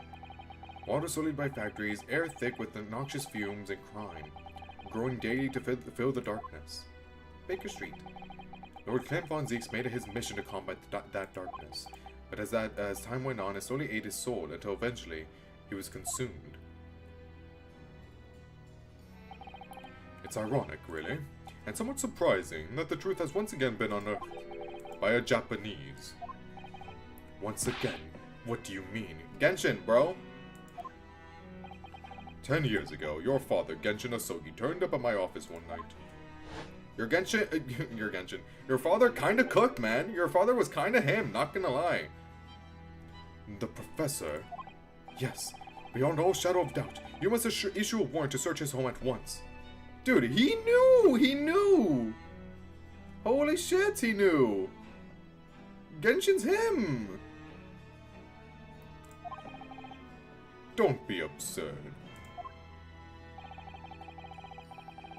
The man comes from one of our country's most illustrious families. He's a paragon of justice here in the capital. Yes, that's the point. That's why none of you British can see it. He's using his noble status as a diversion whilst he commits these atrocious crimes behind the scenes. Do you have evidence? Nothing definitive as yet. But he keeps an enormous savage hound on the estate. We need the full support of the judiciary for this. We're up against a member of the aristocracy. So a large family estate has a fierce guard dog. You should know that's commonplace here in Britain. I'm sorry, but I can't possibly put Scotland Yard onto this. Oh wait, that's Strongheart. I'm sorry, but I can't possibly put Scotland Yard onto this based on the tenuous accusation of a visiting student.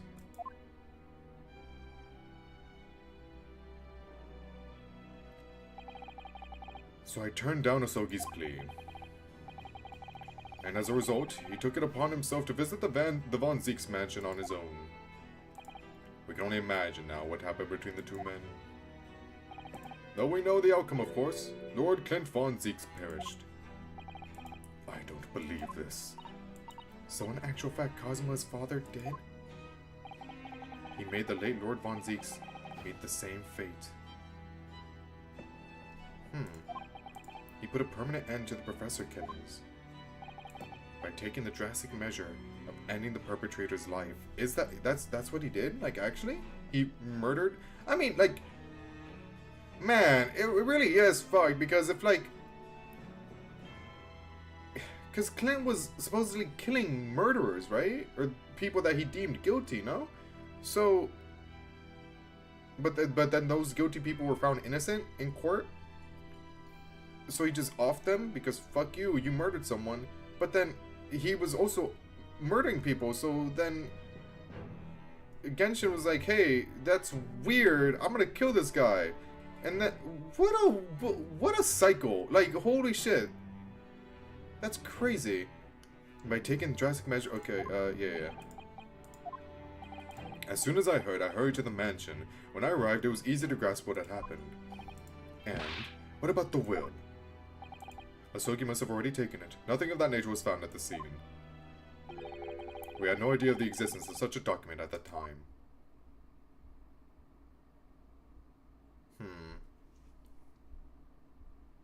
Interesting. What about the achievements so far?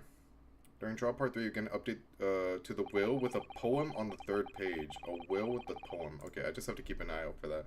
That's really late, man. Holy shit. I was the only person who knew of the true identity of the professor. So I resolved to keep it a secret and to guard the secret to the bitter end. So you're admitting to it?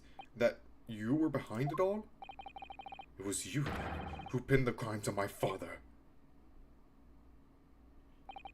I did what needed to be done in order to protect the law and order of the British Empire. Even if that meant employing an unforgivable ruse. And it was you who arranged this fabricated evidence. I ordered that detective to take care of it, whilst keeping the truth from him, naturally. Gregson. The guy that's still alive, somehow? Obviously, he opposed me at first. Are you off your rocker? We can't do something like that. There's no question that it was Asogi who murdered Lord Von Zeeks. The house staff have made statements that they saw the man running from the mansion that night. Yes, well, I've no doubt it was that Japanese fella. We haven't got a shred of conclusive evidence against the man. And worse than that, he doesn't keep a dog. Oh, they even mentioned that. So we're short of a murder weapon to boot. And we're short on time, Gregson. We must put a stop to this man's rampage, for the good of the country. Rampage? He killed one guy. What rampage? So we'll use whatever means necessary. Do I make myself clear, detective? Blimey. Poor Gregson. So that night 10 years ago, when I was attacked by those thugs in the back streets, and Genshin's ring was taken, that was him, was it? That was Gregson and some hired help? Wow! And then the detective handed the stolen ring to Dr. Wilson, who feigned its discovery from the victim's stomach during that autopsy. And in the light of the decisive evidence, Mr. Asogi was found guilty of the charges brought against him. However, behind the scenes, he had actually already struck a deal with his accusers, in which he agreed to silently accept the charges. But I just don't believe that part. As far as I knew the man, my father despised such underhanded dealings. It was extremely easy to make him comply. You see, he had one crippling weakness. What weakness? You! Isn't it obvious? You, Kazuma Asogi. Me?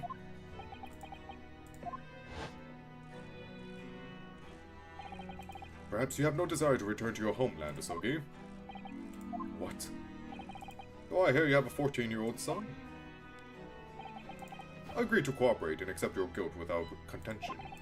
And you will see Japan and your son again. You scoundrel. Whether you choose wisely or not, it will be a close trial by order of Her Majesty. So whatever rash claims you might make in court, we'll have no trouble in stifling them. There's only one outcome for you, Asogi. The gallows. Don't forget that I still have a weapon at my disposal. A document revealing a truth that I know you're desperate to keep hidden. Yes, it hadn't escaped my mind, which is the only reason I'm willing to bargain with you. I only want to protect this country's law and order, you understand. So, what's it to be, Asogi?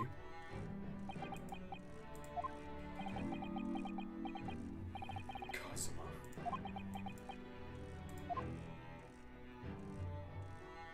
Well, he did it for me.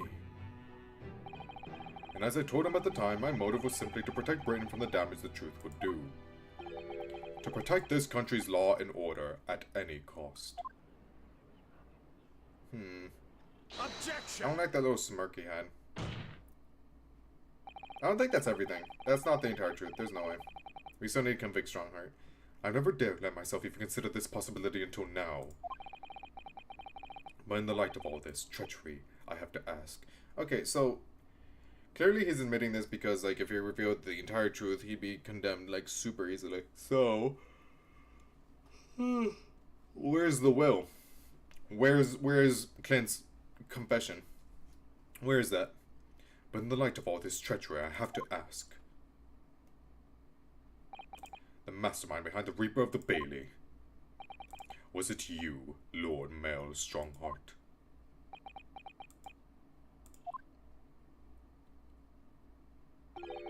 A rather brilliant idea, wouldn't you say, Lord Berg von Zeeks? That the spirit of your late brother, that paragon of justice, should return to reap justice for his sibling. Could there be a more appetizing tale for London's masses, I ask you? What reason? I thought she was going to continue that sentence, okay. I knew that you'd play the part to perfection. But your role really wasn't that of some embodiment of death. No, you were London's guardian angel. An angel with bloody hands? I think not. Those who had cooperated with me already were only too happy to participate in my plan. Inspector Gregson, Dr. Wilson. My minions worked tirelessly to ensure that the finger of guilt could never come to rest on you. It's all thanks to them that you were exalted as the demigod the Reaper became. But Dr. Wilson left Britain 4 years ago when he was invited to work in Japan. That's right. So I had to employ the services of his young protege after that. Dr. Courtney Scythe. Dr. Scythe. So what with the execution of the Professor and the subsequent reign of the Reaper of the Bailey, I've successfully safeguarded law and order in our mighty capital for the past decade. That is everything. That's it.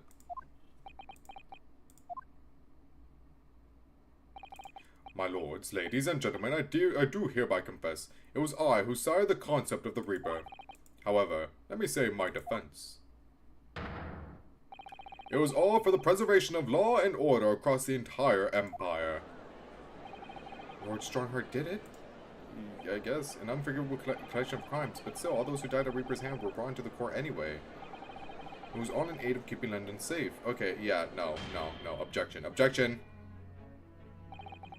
There is no one left now who can reveal the precise truth of what happened 10 years ago. Therefore, this trial can go no further. Yeah, nah.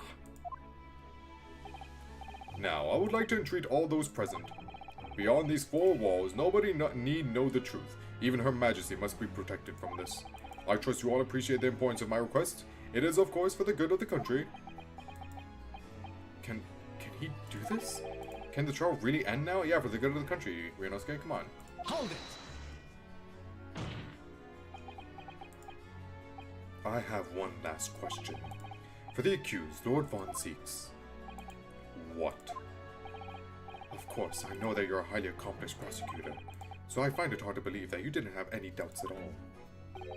That you never suspected your older brother. Yes, the same thought occurred to me. It was only once, but yes, I couldn't say that I never had my doubts. My brother's sense of justice was extremely strong, perhaps too strong, I observed. At that time, there were members of the aristocracy who were bleeding the country dry for their own gain. And since they were nobles, they were untouchable. For my brother, it was a source of great turmoil. And coincidentally, at the time, the Professor began his terrifying reign.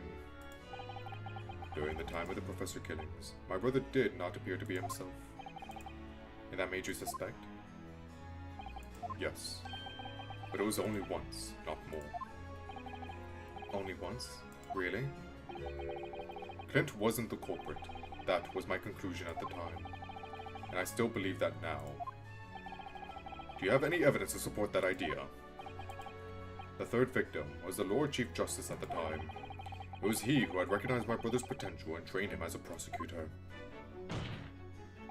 No matter what the circumstances, it's unthinkable that my brother could have killed his friend and mentor.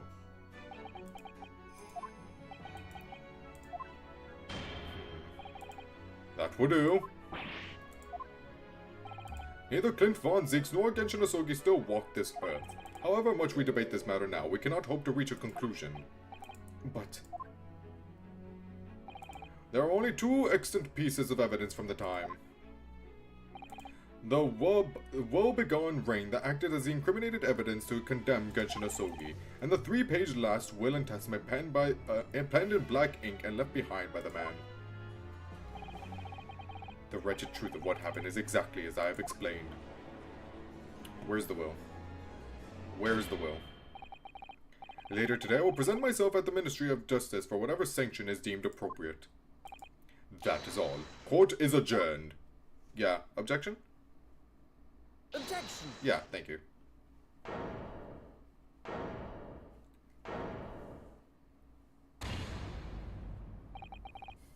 Thank you, Kazuma. Me? If it wasn't for you, I wouldn't have made this 11th hour discovery. What discovery? My lord, I'm afraid I must insist the trial continues. I beg your pardon. As the court has been reminded today already, we must stop at nothing to uncover the whole truth. And to that end, one particular statement made by somebody in this courtroom moments ago revealed a very subtle contradiction. What contradiction? But all I did was ask the accused one simple question. Well, it began with Lord Von Zieks and his recollection about his brother, but Lord Strongheart didn't permit the defendant to speak at length. I merely pointed out that we can draw no further useful conclusions here, so what on earth is a contradiction?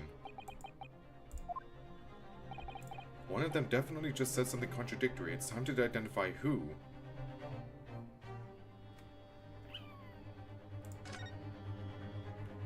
Wait, right? It was Lord Von Zieks, I'm sure of it. Something about what he said was just a little jarring. Ryonosuke, go over it again. Find it.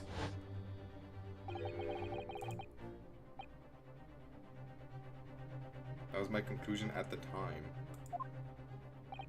The third victim was the Lord Chief Justice at the time. It was he who had recognized my brother's potential and trained him as a prosecutor.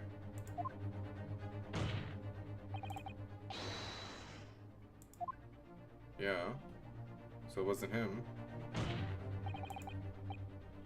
Lord Von Zieks, would you care to explain?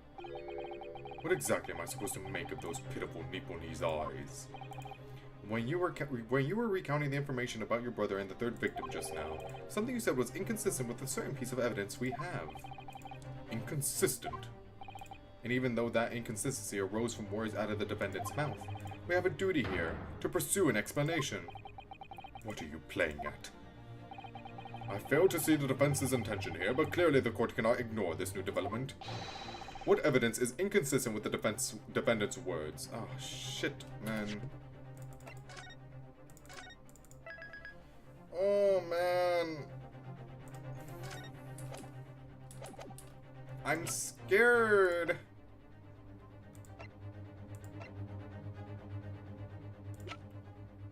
He wouldn't kill him. Is this, did I even press the right thing? Like, was it Strongheart?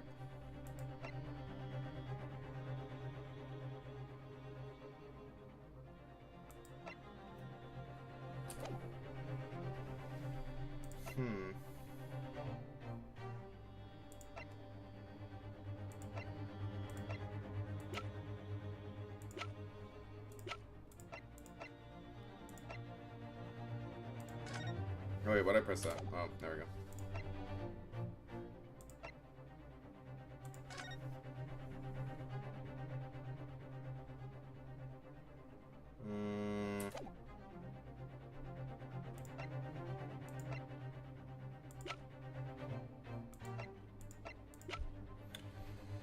Oh, dude.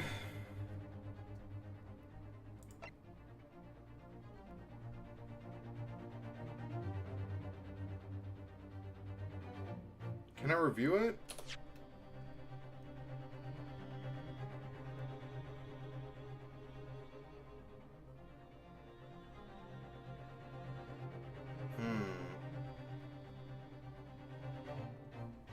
It was he who had recognized my brother's potential and trained him as a prosecutor. No matter what the circumstances, it's unthinkable that my brother could have killed his friend and mentor.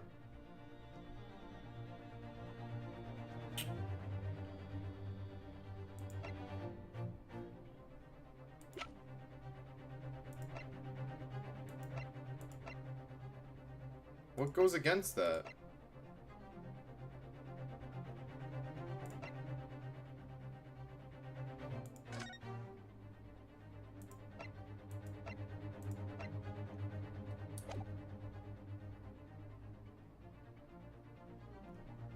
What goes against that? Oh, I don't know.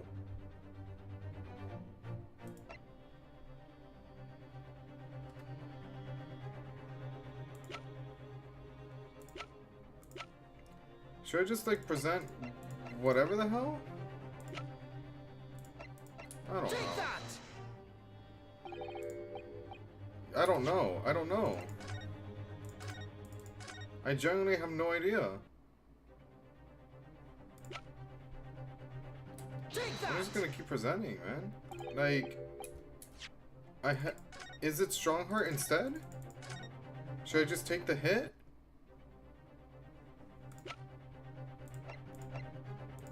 Take that! Yeah, obviously. Oh my lord. It's inconceivable that he would have killed the third guy. Take that! Dude, okay, I'm gonna take the hit. I wanna see what Strongheart says.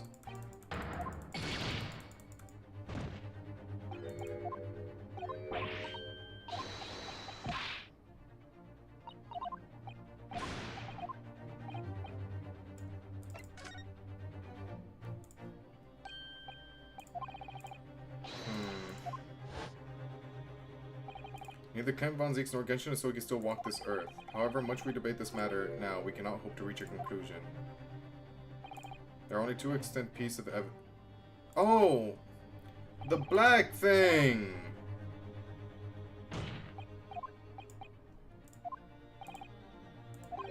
Something made was inconsistent. Yeah, I got it. Yeah, motherfucker. I'm gonna save right here.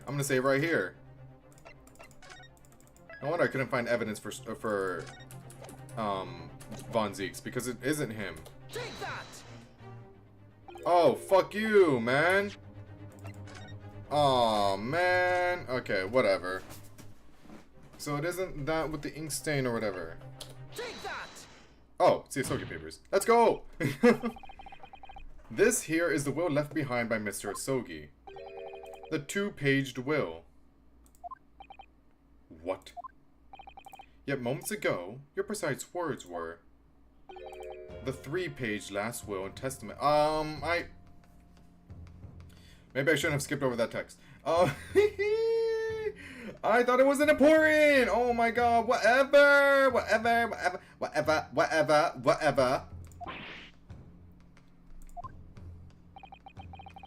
Could it be that originally there was a third page? For a moment, I thought perhaps you'd identify something worthwhile, but it's a mere trifle, I see. A trifle? Governor Caden. What can I do for you, sir? You were present when the Japanese man penned his last will and testament. I was there, for sure. I remember the black worm-like scrawls to this day. And I'm quite certain, my lord, that there was a third page at the time. What? Only the first two pages were the actual will, though. If I mind correctly, the third was a message to his lad back in Japan. Can you just include the third page, man? Why do people do this shit? Like... It's not important because it doesn't look like a will. What the fuck? Just include it, man. It's part of the thing he wrote. For legal purposes, we required only his will. No, okay, whatever, man. That's what you say, but you didn't want it because it revealed who you truly are and what you truly did. And we wouldn't have wanted any uncomfortable words about Britain to get back to Japan, eh? So it was decided the third page ought to not be sent. Objection! How dare you make that decision? I had a right to know what it said, to hear my father's final words to me. The courtroom is no place for sentimentality, Counsel. Where's the third page? As it happens, I have the third page of the document with me. Oh my god. My father's message. It will be given to you at the end of these proceedings. Oh, no. Show it to me now. It'll be too late once the trial is over. We need to know what it says now. Even the slightest thing may give us a vital clue. My lord, the defense calls for Genshin Asogi's last words to his son to be read out loud before the court now. Your request is denied. Inevitability. I got it, finally. The inevitably maudlin words can be of no consequence. Now, I know how to say that word. I don't know why I was having trouble with it. Objection. The prosecution agrees. The court should know the content of that message. Every possible piece of evidence must be thoroughly examined. Very well then, Governor Caden. You will read the third page of the document for all present to hear. Yes, sir. Only I should point out, my lord, that I cannot actually read Wareham language. This beautiful handwriting. Shame on you, Barry. Wait, who is this? Oh! If I could be of assistance here, I'll be happy to translate the words into English for the court. Father. You're still here, are you, Dr. Mikotoba? Naturally, I consider myself a member of the judiciary, albeit a lowly one. But perhaps I should quietly withdraw after I've translated Genshin's message. Your cooperation is much appreciated. Well, go on, read it. Kazuma, the truth is shrouded in darkness. A darkness only our clan's great sword can pierce. Do not fucking tell me it's the red thing. Do not tell me it's the red thing, man. There's no way. Or is it in, like, the sheath itself? Like, what? Where is it? Like, surely he didn't write that for nothing, right? Where is it? Where's the will? Where's the... Where is it?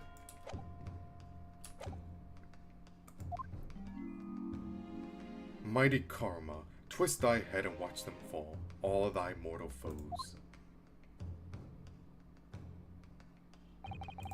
That's the end of the message, it would seem.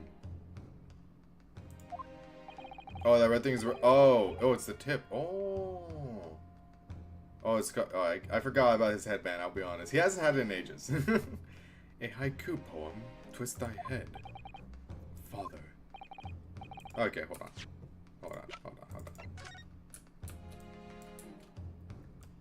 Is it actually, like, the tip? The Great Blade... Oh, I guess it wasn't updated now, yeah. What the hell, man? What the hell, man? Sorry? Oh, no, you're good, man. No worries. I guess it wasn't updated at the moment. We'll have to check it back in it later. What is Karuma? The name of the Asogi clan's famous sword. Well, I was gonna examine it regardless anyway, whenever it was updated. A razor-sharp blade known to all, passed down for generations. It embodies the Japanese spirit. It's not known to me. It's a katana sword that was submitted as evidence earlier in these proceedings. I guess we're about to get this achievement, no? So during trial, you get an update to the will of the poem, third page. Then inspect the hilt of the great sword Karuma to find that. After this, whatever that is. I don't want to hover over it yet. After this, inspect the hilt once again for an achievement. Okay. The one worn by the prosecution counsel when he confronted Inspector Gregson. Okay. Third page. Let's go. All these proceedings are beginning to try my patience. Adjournment of this court is long overdue. As a presiding judge, I have been as accommodating as possible of the will of the courtroom. However, despite all that, no new information has come to light.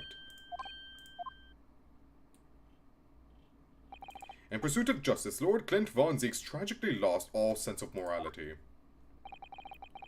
When he murdered his former mentor, clearly he was already devoid of his normal faculties. Objection! How dare you? I refuse to believe that of my brother. Too much time has passed. We cannot ever hope to know that no more than we do now. Speak for yourself, man. Especially since the alleged will that he penned in his final moments appears to have been lost forever. I don't know about that one, Chief. Lord Strongheart, you appear to be in something of a hurry to wrap things up. I wonder why. We've heard you state time and again during these proceedings that everything you did was in the interest of protecting British law and order. And I stand by that. No, you're just protecting yourself, you son of a bitch! Without the Reaper, we could never have achieved the reduction in crime the capital has seen. What about Inspector Gregson, then? And Dr. Wilson. They were no criminals. You used them to achieve your ends, and then you had them killed. However you dressed it up, there was nothing fair or just about that. Lord Strongheart, what exactly is it that you're hiding? Dr. Miko Toba, were you not to quietly withdraw after the translation of your former associate's will? In this courtroom, no argument carries weight unless it is supported by evidence. Alright, no, I'll find it. I'll find it. Don't worry. Don't worry. And it would seem that the defense has no more evidence to present. Objection, objection, objection. In which case, I hereby order all discourse from these proceedings to be struck from the record. This is my last chance. Ooh. Mr. Naruhodo, I have to present some decisive evidence now or it's all over. But can I? I mean, sure. Wait, my lord. As it happens, the defense does have evidence to present. What? Don't be absurd. There is nothing of relevance remaining from the time. Objection! The sword. The sword was from that time. The sword was from that time. It's high time that you realize something, my lord. This gentleman has an uncanny habit of producing evidence at the final hour that had escaped everyone else's attention. Oh, he's having himself. Ah! Oh, here we go. Nonsense. What is it, Ryunosuke? What do you have? I dare say the final decisive piece of evidence that will reveal the whole truth about this rotten tale. How can you... Decisive? Well, it would appear there's no escaping it now, my lord. He's just waiting for it to happen, bro.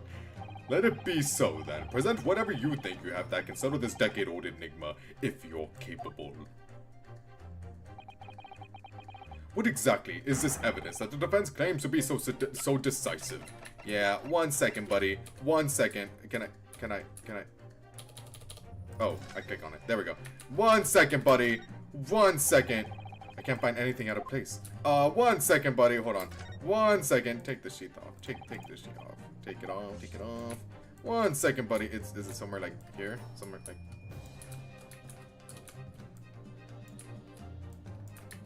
Here. Oh! This is new. Mighty Karma, twist thy head and watch them fall, all thy mortal foes. That's the proper way to use a sword, is it? Maybe I should try it. It hurts my neck, that's the trouble. Mr. Naruhodo, if I might make a suggestion. I think perhaps it doesn't mean your head.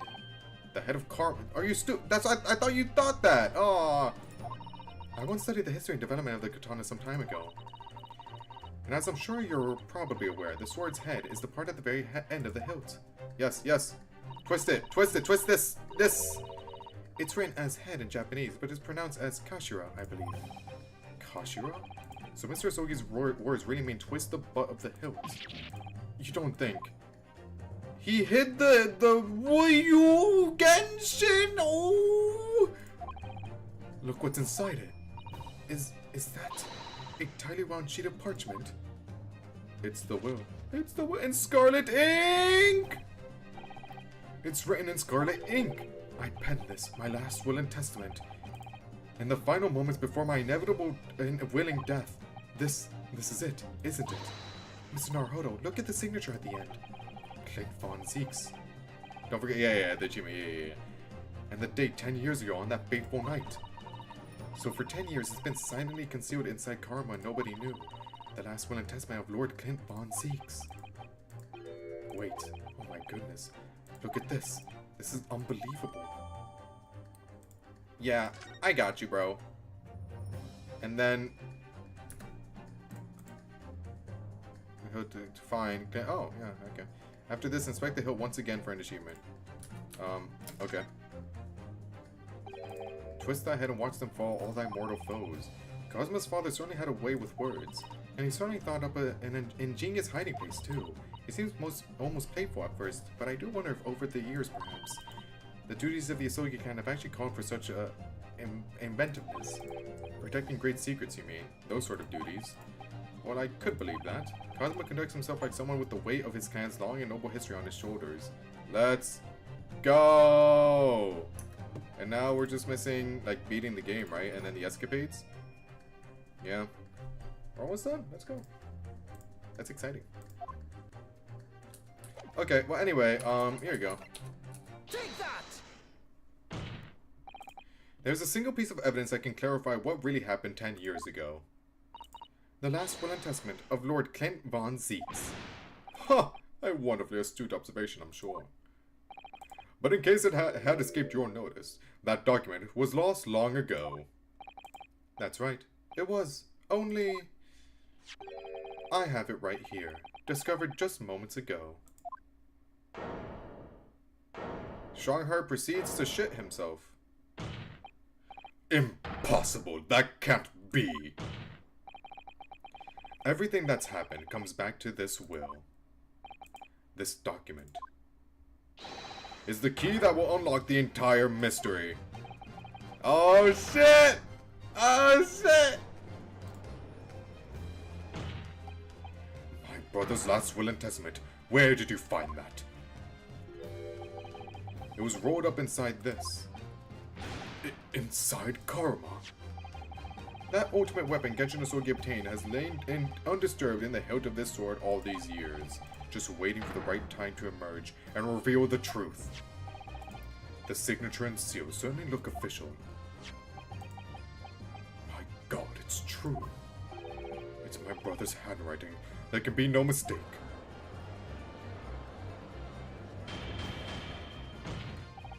I forbid the contents of that document from being read out. Do you hear me? I strictly forbid it. Objection!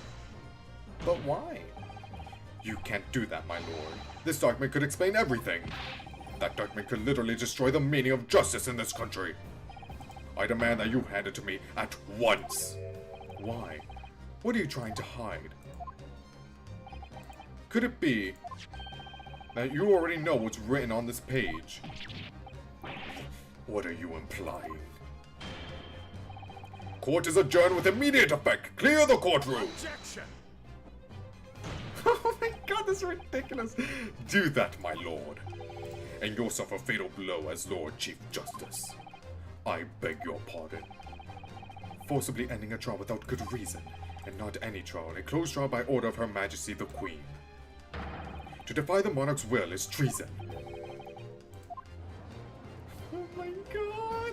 Yeah, all in a day's work. I love revealing government secrets. Lord Clint von Zeeks really did pen a will that day. It's exactly as the young Japanese man said.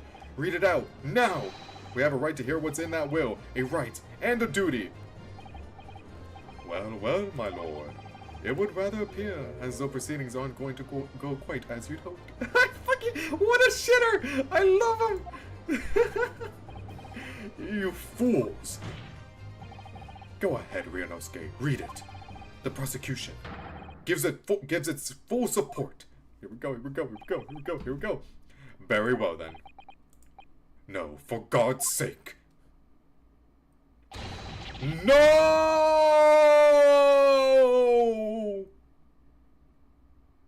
Go on, read it. Come on. I pen this, my last will and testament, in the final moments before my inevitable and willing death. The hour is 11 p.m. and I sit at my writing desk in my office. My good friend Asogi stands at my shoulder. He has expressed his intent to invoke the dying ritual of the duel, that I may depart this world with honor. An honor of which I am utterly undeserving. The Japanese are a truly merciful people. Wow, dude, Genshin's so raw, man! I, Clint von Zeeks, Lord of the Manor of the Von Zeeks Estate, hereby confess the following. I am the killer who has come to be known in society as the Professor, guilty of 4 counts of murder. I will not here discourse the corruption rife among the aristocracy, which is to me, as one of them, so apparent. However, 6 months ago, I took the life of a member of the House of Lords, at the heart of the depravity. His dad has the win. It's true, he does have the win. Look at that! Oh, it runs in the family. It's in the blood. Or it's in the wind. Ooh. A demon who habitually sacrificed the common man to further his own interests, abusing his position of power. The law is impotent against such vile avarice. Only a fellow demon can rid society of this menace.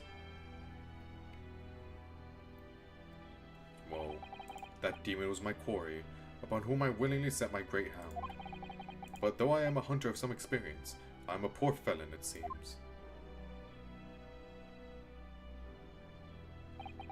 My goat was at once recognized by another, and I became subject to his extortion. He held over me the threat of exposing my wicked crime to my beloved wife and brother. Under that threat, I have done this man's bidding for months now, killing those he demanded I kill. Well then, I think I know who he's talking about. As I watched my former mentor perish before my eyes at the jaws of the hound I commanded, I realized that I had lost the last shred of decency within me, and sunk to the level of a wild beast. There is no path back to the light. Be it I or my dear friend Osogi who dies this night, I am eternally damned. To my extortioner, male Strongheart, may you feel the jaws of the beast at your throat every time you swallow.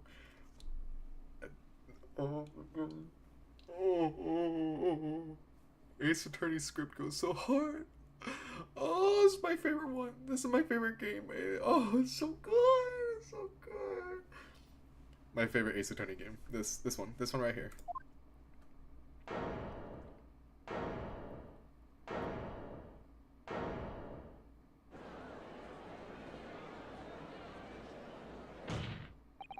So now we know, yes, Clint Von Zeeks was a murderer, but somebody was directing him and naming his victims. His extortioner, Lord Male Strongheart. It was you! Lord Strongheart, a moment ago, you claimed that when the court has just heard could destroy justice in this country. Oh god, I can't read that for shit. But you weren't trying to protect justice at all. All you were trying to do was conceal the secret of your true nature and the countless lives you sacrificed up till now. Why is he smiling? It just didn't make sense to me that the third victim, the former Lord Chief Justice, was my brother's benefactor and a man of lofty principles. As I said, Clint had no possible reason to kill the man. But you did, didn't you, Lord Strongheart, to eliminate the man who stood between you and the office you set your sights on. So you used your own hunting dog, Lord Clint Von Zeeks, to take him down. It had to be done.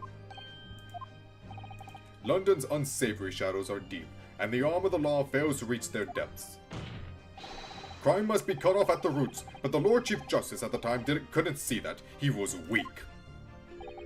Lofty principles, you say, tantamount to cowardice if you ask me. Which is why I took his place, in order to fight the crime he was allowing to spread like wildfire. By murdering the man. The Reaper, the Professor, their name makes no difference. As I've explained countless times already, it was all done for the furtherance of law and order in London. Objection! Are you going to legitimize the murder of my father now, too? Ah, Genshin Asogi. Well, that was unfortunate. I'd fully intended to send him back to Japan, as we'd agreed. I don't believe you. It was you, wasn't it? You killed him. No, it wasn't me who took your father's life. Then who? On the night following his mock execution, I went to Logate Cemetery at 3 in the morning with Jigoku. Judge Jigoku? Wow. There had to be a collaborator on the Japanese side to manage Asogi's treatment after his repatriation. Jigoku had fierce ambition, made him easy to manipulate. 10 years ago, after he'd stood trial for the destruction of the witness stand, I had words with him. When I told him the position of Minister of Foreign Affairs could be his, he couldn't agree fast enough! Seichiro, you fool. As you know, Asogi escaped the prison in a closed casket and was subsequently interred. We intended to dig him out of his grave before he ran out of air. But sadly, all did not go to plan.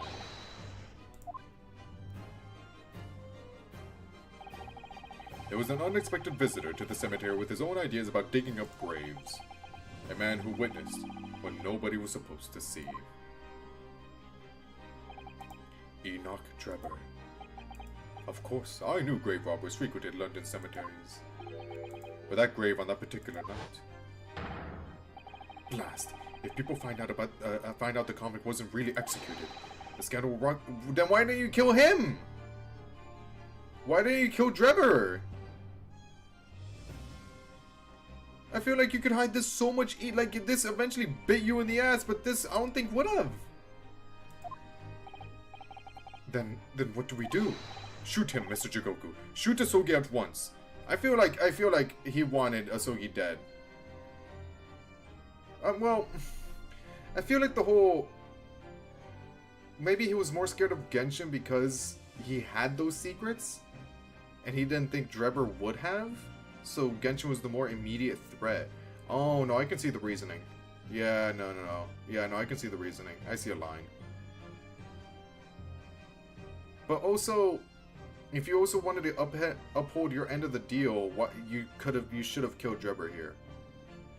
Which, in the long haul, would have been the easier death to hide, you know? I don't know. I guess in this situation, it's not really a wrong decision?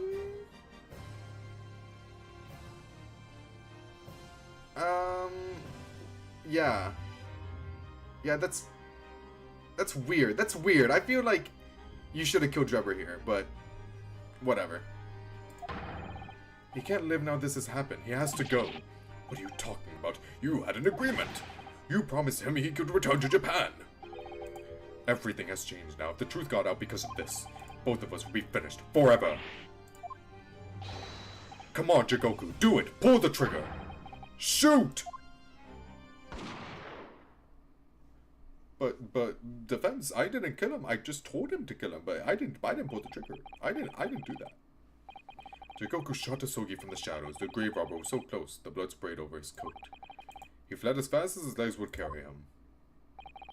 Then Jigoku and I put Asogi's body back in the grave from which he just emerged. When I later learned of the waxwork modeler's presence at the scene as well, I made her swear to two things. Never to remove the professor's mask, and never to speak of the events of that night.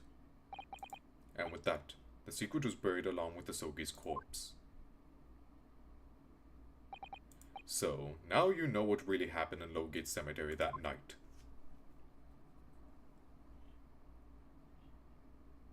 My lord, I swear he was armed. I could have sworn he had a gun, my lord. My lord, you must believe me. I guess we can have vacation with pay. It was Jigoku, your Japanese acquaintance, who killed Asogi in the end, you see. He claimed to be the man's friend, but when push came to shove, he pulled the trigger. Just before Mr. Jigoku left the courtroom earlier, he said that the assassin exchange proposal was a demand from his British counterpart, not a request. So you coerced him too, using what happened in the graveyard. By that time, Jigoku was the Minister of Foreign Affairs negotiating international treaties with Britain. You can imagine what would have happened if it came to light he'd murdered a compatriot 10 years earlier. He would have lost everything. I mean, he eventually did, 10 years later. I merely reminded him of that. How do you sleep at night? Like a baby. These past 10 years, I fought tirelessly with the darker recesses of London's criminal underground, and I've used whatever means necessary to ensure that justice prevails and law and order reign supreme. That couldn't be further from the truth. The fact is, you haven't fought crime at all. How dare you? I saved Clint Bonziques from dishonor and his death. Objection. Whilst behind the scenes, you systematically buried anyone who stood in your way. And then, you made my father take the blame. It was unavoidable. It was the only way to protect our justice system and public order. Let's not forget the others you had killed as well. setting the defendant up as a reaper to cover up the truth behind the murders of countless more. That's enough! Do you have any idea of the conniving that led to the acquittals of those wretched criminals? We have to fight fire with fire. Our courts can't function without a reaper. Can't you see all I've done for this country? This has been my struggle. Objection. You've done nothing. It's Lord Von Zeeks here who worked tirelessly and justly in court, whilst enduring the disgrace of the Reaper name. And Inspector Gregson, fraught with anguish for having sullied his hands through a desire to do the right thing. Not to mention Genshin Asogi, who risked his life going in pursuit of the truth you tried to hide. No, the darker recesses of London's underworld were largely filled by you. You little. When will you get it through your thick skulls? That it was all for Queen and country? I'm tiring of that excuse. You've consistently twisted the truth for bargaining power to make others do your bidding, nothing more. People who will willingly twist the truth and coerce others have no right to call themselves part of the judiciary. I strongly suggest you don't ever talk of justice again.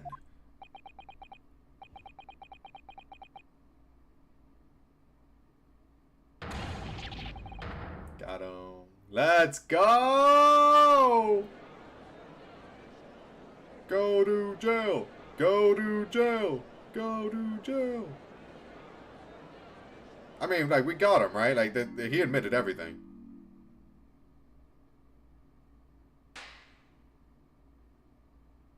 Oh, he's cool, man. Oh, he sucks, but he's cool. Well, well, well. Dear me, my good fellows, dear me. A well-deserved round of applause, I think, for a quite marvelous performance. What are you talking about? Those delightfully grave expressions that beautifully pronounce Queen's English. Really, our friends from the Far East are quite the picture of, what the fuck is industriousness. There we go. You fraud. Keep your mockery. Please, don't misunderstand. It really is exactly as you've both said. What are you trying to say? I have occupied the darker recesses of London's underworld and, how did you put it, done nothing. I confess it's a little embarrassing to have it pointed out quite so starkly, but yes, I really have done nothing, which means I can be indicted for nothing. No. What? Shit. One final stand. It's true, personally, I've committed no crime. I've merely been surrounded by fools who've acted very rashly indeed. You can't get away with that. You've consistently preyed on people's weaknesses. And what? Threatened them? Are you sure it wasn't just bargaining?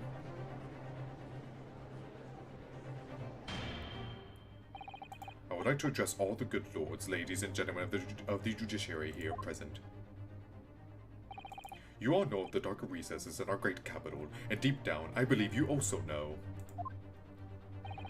that to fight those who dwell there requires at least some of us to occupy the darkness ourselves. So let me appeal to your good sense now. Consider the situation with me. If this catalogue of horrifying revelations were to become common knowledge among the 6 million inhabitants of London, what might happen? To learn that the infamous murderer of royals and nobles was a respected member of the aristocracy himself. That evidence was fabricated in the scapegoat's trial amid secret negotiations with prosecutors to effect a jailbreak. That the Reaper of the Bailey was an organized group of assassins managed by a Scotland Yard inspector. And finally, that it was all masterminded by the Lord Chief Justice himself.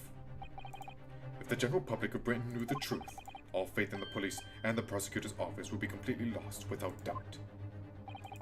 Public order in the capital would completely break down, would be cast back to the lawless days of the last century.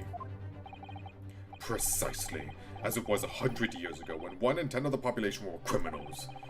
Think what we've accomplished since then. A public policing force, a comprehensive set of laws. And if we want to continue to protect this new era of law and order, I say again, we must at times occupy the darkness ourselves. Holy shit, so much is happening. We have successfully identified and apprehended the man responsible for taking Inspector Gregson's life. That is all that was expected of this trial. All these other matters that have been discussed will be eliminated from the minutes of these proceedings. If the interests of preserving law and order, and to protect Her Majesty the Queen, of course. Well, my lords, ladies, and gentlemen, what say you? Shit, I think he might be spitting, guys! Man, these guys are so easily swayed, huh? But on the other hand, he did kind of orchestrate, like, the entire thing. It's kind of corrupt, but he is, like, I don't know, he's kind of convincing. That's kind of weird. That's all things. Fuck. Oh, fuck off. Whatever.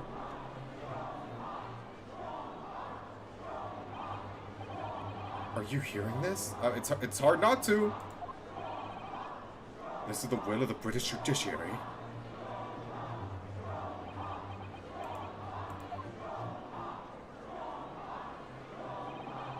For your rousing response, friends, I express my heartfelt gratitude. Therefore, in accordance with the overwhelming wishes of the court, the records shall be erased. What if I say I don't agree? You have to respect the man's ability to turn the situation to his favor. Yeah, but you also have the same ability. Lord Strongheart really is a master of manipulation. You've conclusively proven his guilt, yet still he manages to evade justice. I just don't know what we can do. Ryunosuke, it looks like the trial really is going to come to an end now. I'm almost out of options, I think. There's really one path left open to me. Oh, man. I don't think use evidence is it, right?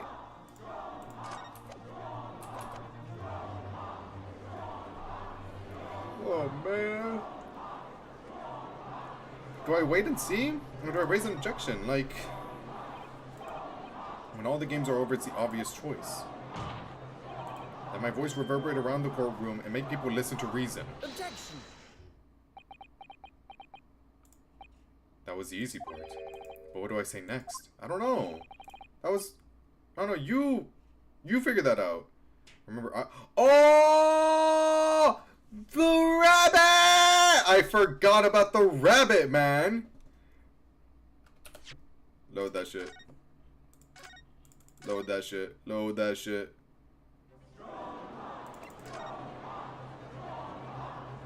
Yo, Sholmes, I need you, man. Yes, as I know only too well, the only thing that carries any weight in court is hard evidence. But, Mr. Naruhodo, what evidence is there to use at this stage in the trial? Let me cook. I have an idea. I don't know whether anything will come of it, but if there was ever time for using this particular item we have among the evidence, it's now. Take that! Oh my, yes! Mr. Sholmes asked if you had that with you earlier. We've exposed all of Lord Strongheart's wrongdoing now. I've no doubt that Mr. Sholmes has already deduced exactly how the truth would unfurl. So I think it must be time for the great detective to take the center stage, don't you? Ah! Sholmes! Sholmes! Yes, absolutely. Let's take the hair by the ears then, and heave! Alright, here goes. Heave! My dear fellows, must I remind you every time a gentle tongue will suffice? Mr. Sholmes, you're looking in quite the wrong direction, Mr. Naruhodo. Because I'm over here! Mr. Naruhodo, he's... What the fuck? A hologram? It's Mr. Sholmes. I am assuming it's Iris. Look at him, what's up? What the fuck? Iris really is ahead of her time, dog. I was expecting you back, Mr. Sholmes. Delighted to be here again, Lord Strongheart. What is the meaning of this? Bailiffs, seize him! Put that man in irons! This is a close court. You've been warned once already, man. Yeah, they can't do shit. What the? We can't get a hold of him, my lord. We just go right through him. Look, he's busting it down. Look at him. Yeah! You can't get me. Look at him. I'm afraid your efforts are wasted, you see. The great detective you see before you is composed entirely of light and shadow, an image, if you will. Ha! Mr. Naruhodo, I must congratulate you on your fine deductions. Mr. Sholmes, what on earth is... Are you familiar, I wonder, with the invention known as the telephone? Well, yes, I hear that some public telephones have been installed recently in Tokyo. The sound of the speaker's voice is converted to an electrical signal and transmitted instantly to another place. Or explain the science behind this, I see. Quite, sounds are transmitted, so could not images keep them company amused? And then Iris did her little Iris thing, and made this. Iris and I did some modest experimentation to develop such a device specifically for this very day. Modest experimentation, Mr. Sholmes? What a modest description. And somewhat incidentally, I thought we might just as well transmit an entire scene. Somewhat incidentally, Mr. Sholmes? Now you're just being immodest. Do you mean to say you're not actually here, Mr. Sholmes? Obviously. Ah, I knew my trusty partner would have no trouble grasping the concept. Except he's grasping the stand to steady himself after your shock arrival. Poor father. I would have hoped he might have been forewarned, being the great detective's great partner. Leave my courtroom at once. Get out, or I swear to you. Dear me, you on the other hand, Lord Strongheart, appear to have a very poor grasp of the situation. Allow me to reiterate, I am not here, which would, I hope, lead naturally to one asking. Where exactly are you? The very question I was awaiting. I am at present enjoying the air in a rather splendid garden. A garden? Not just any garden, you understand. A garden at Buckingham Palace. What? You can't be. Buckingham Palace? What's Buckingham Palace, Mrs. Sato? I've never heard of it. Do you ever read the news, Mr. Naruhodo? I guess not. Mr. Sholmes? Is Iris with you there? Oh, well, no. Iris is currently enjoying some tea. With Her Majesty. Oh my god! Oh, we snitched on your ass, bro! Holy shit! Her Majesty? Not just any Her Majesty, you understand. Her Majesty, the Queen of the British Empire. What? Oh my god, this game is so good, man. What on earth is all this about? Buckingham Palace. Is Her Majesty the Queen's residence in London, Mr. Naruhodo? Order! Order in court! I demand immediate silence! Her Majesty the Queen, you can't be, I mean, no. This is some sort of unforgivably distasteful trickery by a third-rate detective, that's all! Unforgivably distasteful trickery? What an apt description!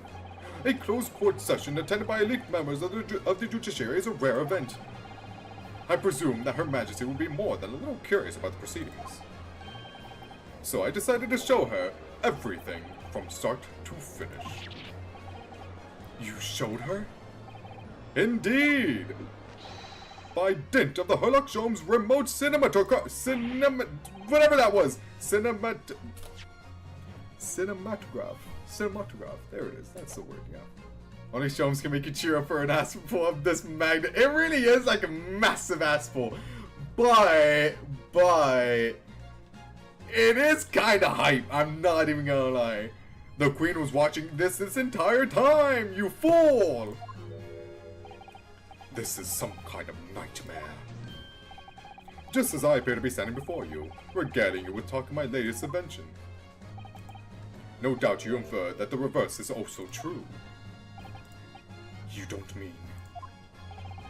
Her Majesty has seen and heard every moment of the proceedings. I assume there will be no objection. After all, every trial in this country is conducted under the auspices of Her Majesty, as you know. You. I confess I am quite impatient to hear Her Majesty's opinion about the unforgivably distasteful trickery on which you've engaged over the past 10 years. No, I was merely... Oh, so sorry to keep you all waiting. Vicky and I... Vicky! And I had so much to talk about. Iris, there you are. In fact, I have a little message here from Her Majesty. A message? Well then, if everyone's sitting comfortably, forthwith and with immediate effect, all authority previously afforded to Male Strongheart is hereby revoked forevermore. Furthermore, he will be prosecuted for crimes against his country in a public trial by jury in the coming days. So, it seems that Her Majesty doesn't believe we need to fight fire with fire. Justice in this country needn't be administered from the shadows at all. Male Strongheart. The darkness you fostered to conceal your despicable actions these last 10 years is a thing of the past now. After today, your brand of law and order has no future, because no longer are you the Lord Chief Justice. In the eyes of the law and of Her Majesty the Queen, you are nothing but a criminal. We kinda cooked, man! Adjourned! Adjourned! Adjourned! Adjourned! Adjourned! Court is adjourned!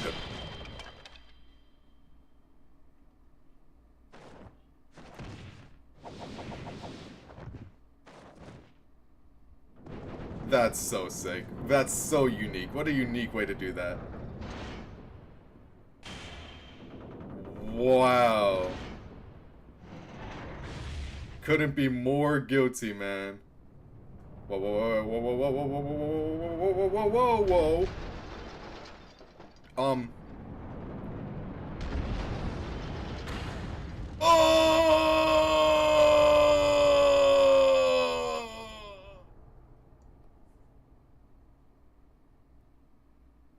That was so cool! 2-5 is one of my favorite cases ever. If not my favorite case. That was so good! Lord Clint Von Zeeks left a will in which he confessed to everything. When those words came out of Asogi's mouth, it deranged me completely. I knew I must do everything, and anything and everything in my power to contain the situation. But I couldn't find the damn document. I searched his cell, but it wasn't there. Which participated the jailbreak plot, I presume? Or precipitated the jailbreak plot? What do you mean? The need to obtain that will was all-consuming. I was sure that if I facilitated Asogi's escape, he would emerge with the will somewhere on his person.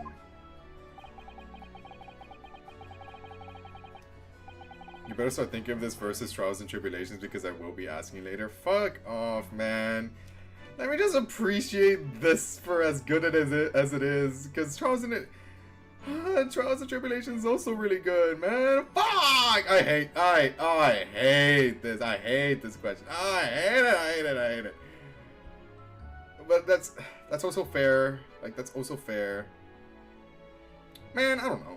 But despite searching his limp body in the cemetery that night, it still eluded me. It never even crossed my mind that it was concealed in the sword's hilt. Damn. Damn.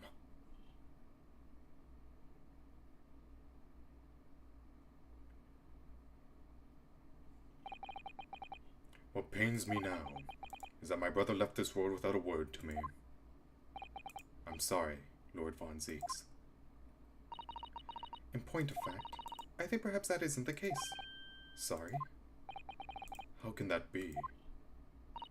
There is more to his last will and testament. If we just turn the page, what? Here we go. As I confront the prospect of my demise, I feel bitter regret for my younger brother. Barrick, you have always looked up to me, and now you follow my footsteps to become a prosecutor. It is my fervent wish that my unspeakable deeds should not hinder your advancement. Okay, how did Ryunosuke not see this part? Why was he shocked about that?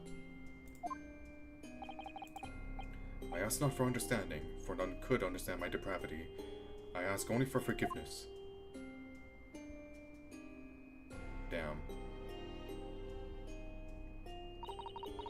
Asogi is a fine detective, and a hunter worthy of respect. He has agreed to honor my final two wishes. The first is that the document survives. The second, I cannot commit to paper. Who is Someone just dropped something real big upstairs. I confess my sins to my wife. May she find resolution in my death. With my eternal gratitude to my Japanese friend, I rest my quill. Clint Von Zeeks.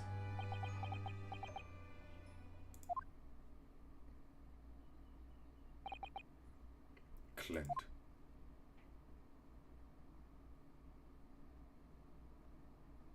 Damn. So, what now? Do we just arrest him, or? Male Strongheart. You colluded with Seichiro Jigoku in a criminal plot so immense it spanned the oceans, and you cold-heartedly murdered all those who knew the truth about what happened 10 years ago. But why did you set about that now, a whole decade later? To ascend to the very peak. These last 10 years made me realize, being the Lord Chief Justice wasn't enough. Short of becoming Her Majesty's Attorney General, I could have no real power to effect the changes needed in this country. And for that promotion, I needed to ensure no remnants of the past remained. How could you? I like everything to run smoothly in the exact manner that I prescribe, like a well-oiled machine.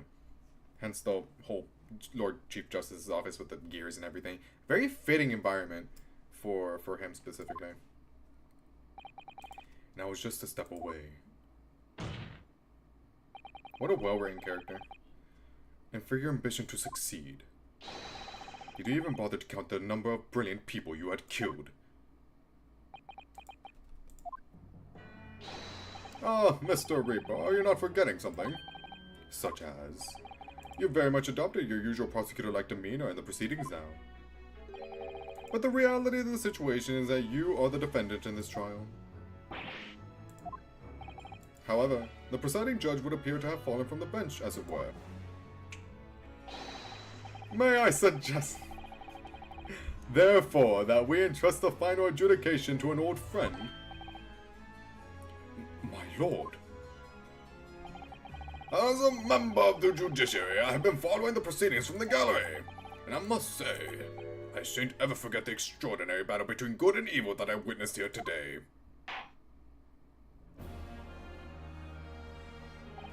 The darkness that has blighted justice in our land these past 10 years has at last been dispelled. Thanks in no small part to the efforts of a bright young star from the east. Defense Counsel Naruhodo. Yes, my lord. On behalf of everyone here present in the Old Bailey, I give you my heartfelt thanks. You're too kind, my lord.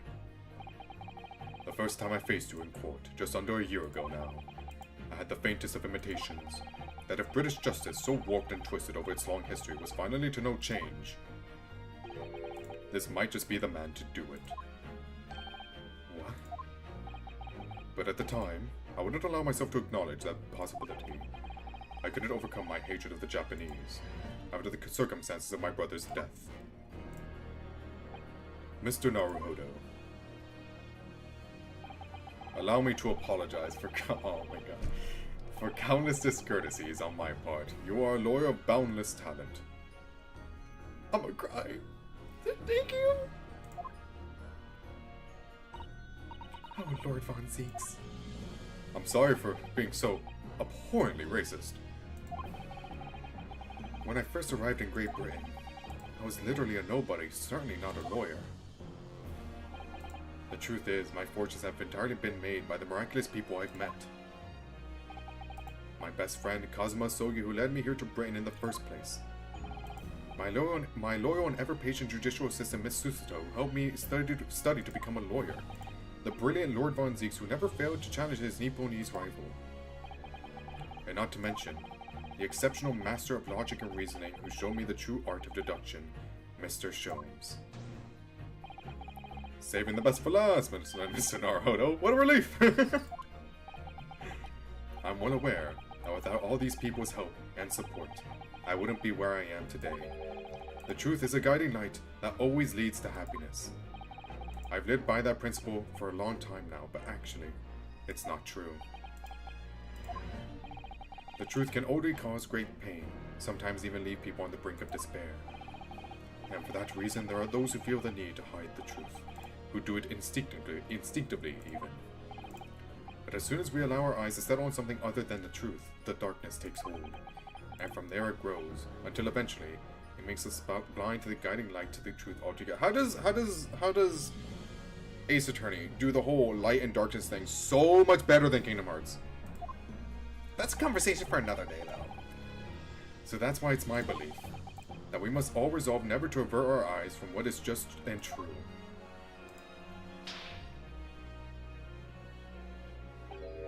So that we can continue to walk the straight and narrow path ahead.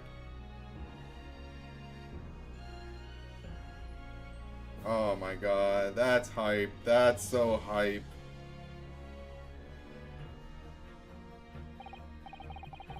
Well, I must excuse myself now. But before I go, Miss Naruhodo, let me compliment you on your grand opus. What? Without your beautiful composed case against Lord Strongheart, Her Majesty would have been unable to act. Thanks to you and your fellows, the haunting undertones corrupting Britain's justice system have been silenced. Thank you very much.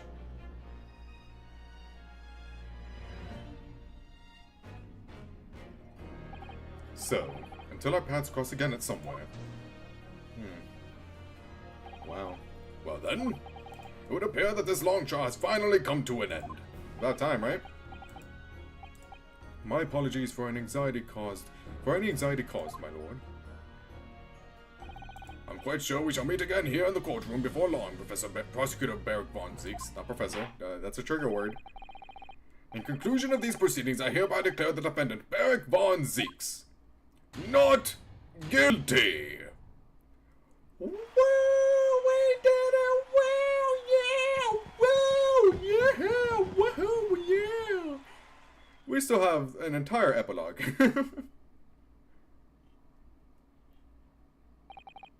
That is all. Court is adjourned. That's awesome! We did it! Yeah!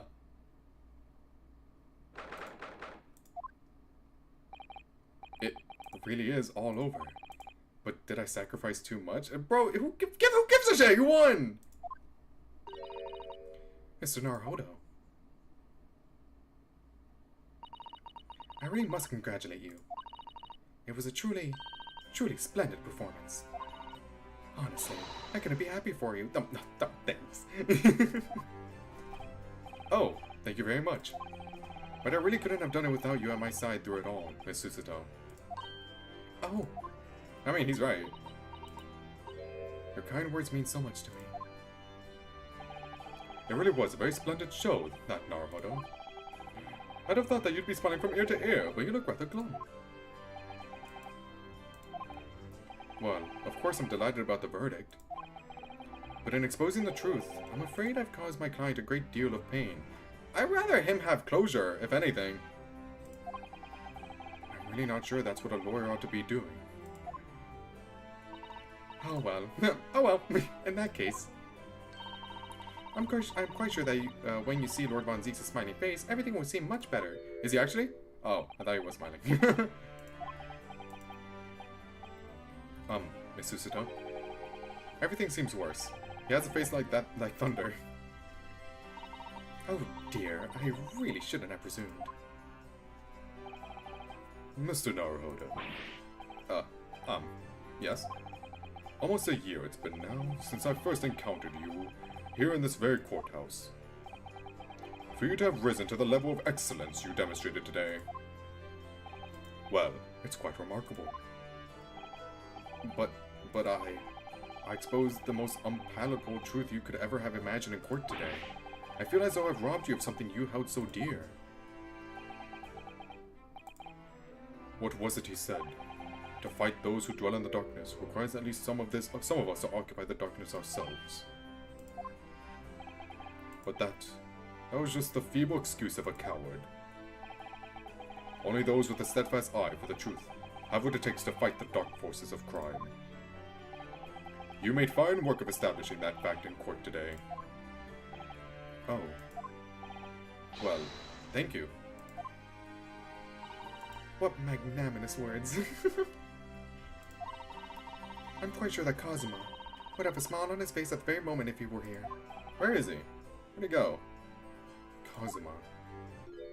Oh, there he is. Miss Susato? There's another face like thunder here.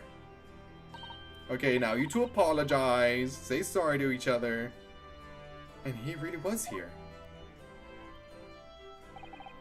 Lord Von Zeeks. Allow me to congratulate you on your acquittal. Congratulate me, or curse me. A little of both, actually. I owe you an apology. Aw, let's go, dude. Hell yeah. No, it is I who should apologize. Your father, Genshin, if I had been stronger, then perhaps I made an unforgivable error of judgment. I can offer no excuse. And I can offer no forgiveness. That said,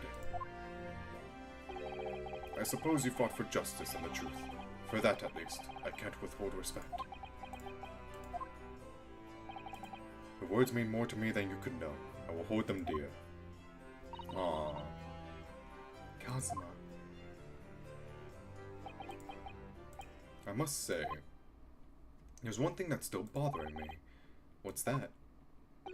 The will that Lord Clint Von Zeeks wrote before his duel with my father.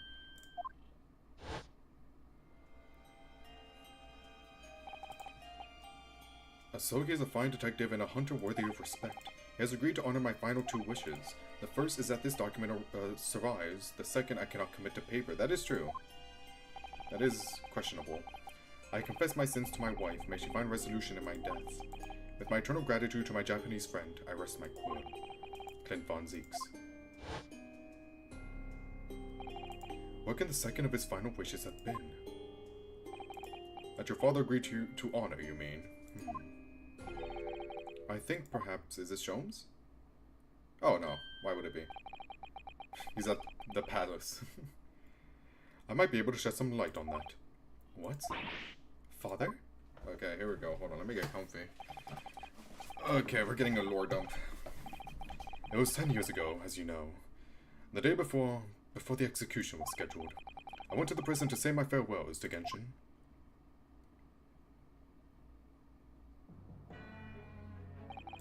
Why aren't you putting up more of a fight, Genshin? If you'd only agreed to it, Seicho and I would gladly petition the government. We've been through this already. You don't need to worry about me. Anyway, Yujin, I have a favor to ask of you.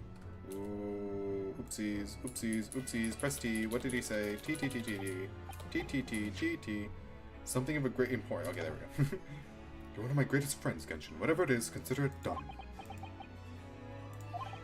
I'm going to tell you an address. I have an idea where this is going, but I'm gonna wait.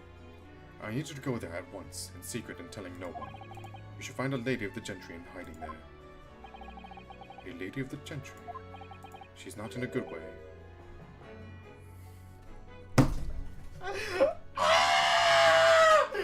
No way! No way! And she's with child. The birth is imminent. As a medical man, I'd like you to attend to her. Please. You're her only hope. By any chance, is the child yours, Genshin? Don't be daft. It's a favor that was asked of me by a man I knew. As a— Oh my god!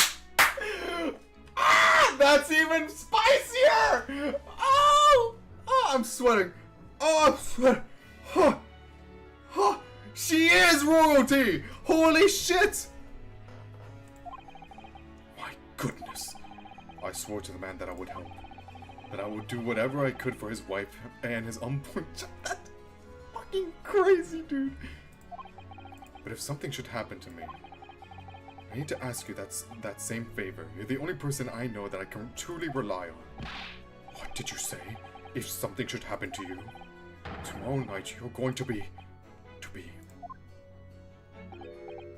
I can't believe you guessed yesterday. To be fair, I guessed 3 people. But it was one of those 3 people, so... You never know though, do you? What life will bring. Alright then. Tell me the address. I'll head there at once with Seishu and... No, not with him. Pardon? This is a favor I'm asking of you, and only you, Eugen. Right, I see. Very well then. Yo, Mikotoba the go, man. That very night I caught a train from Paddington to Dartmoor in Devon. I found the old house. In the middle of nowhere it was. An old hunting hound lay asleep in the grounds.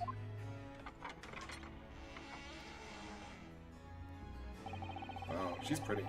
The poor woman was on the floor at the back of a darkened room. She was found in mortal danger.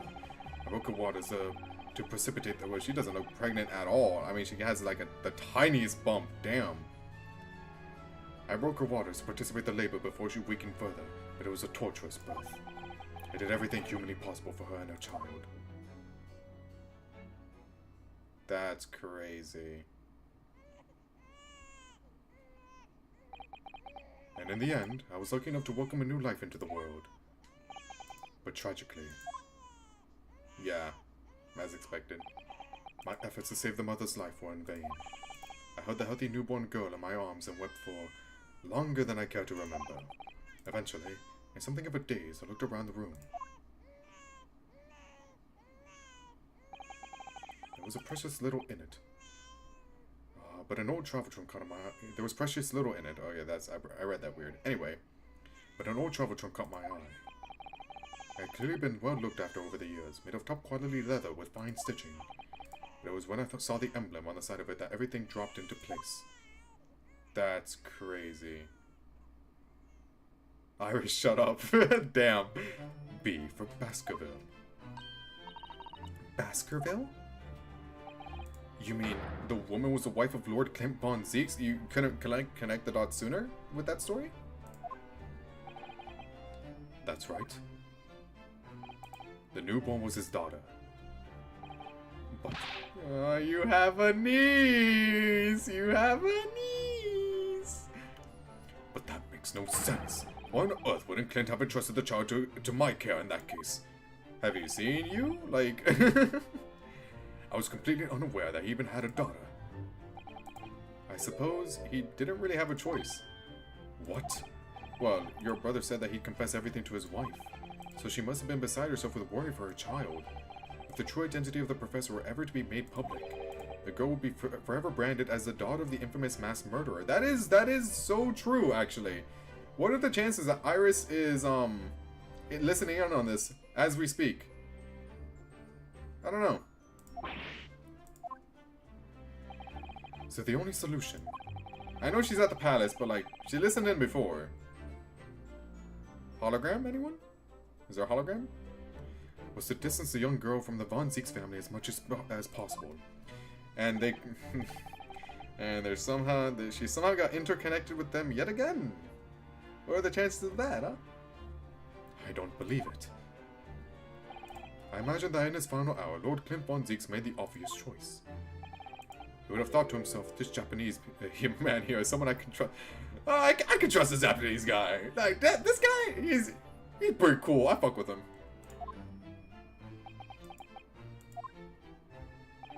I honored my promise to Genshin, of course. However, only a month later, I was summoned back to Japan. And without disclosing the parentage of the child, I couldn't obtain permission to take her with me. So there was a timeline where you would have been Iris' sister. That's crazy. I was completely at a loss. In the end, I had to ask my great friend. I asked him if he would be a father to her. Wow!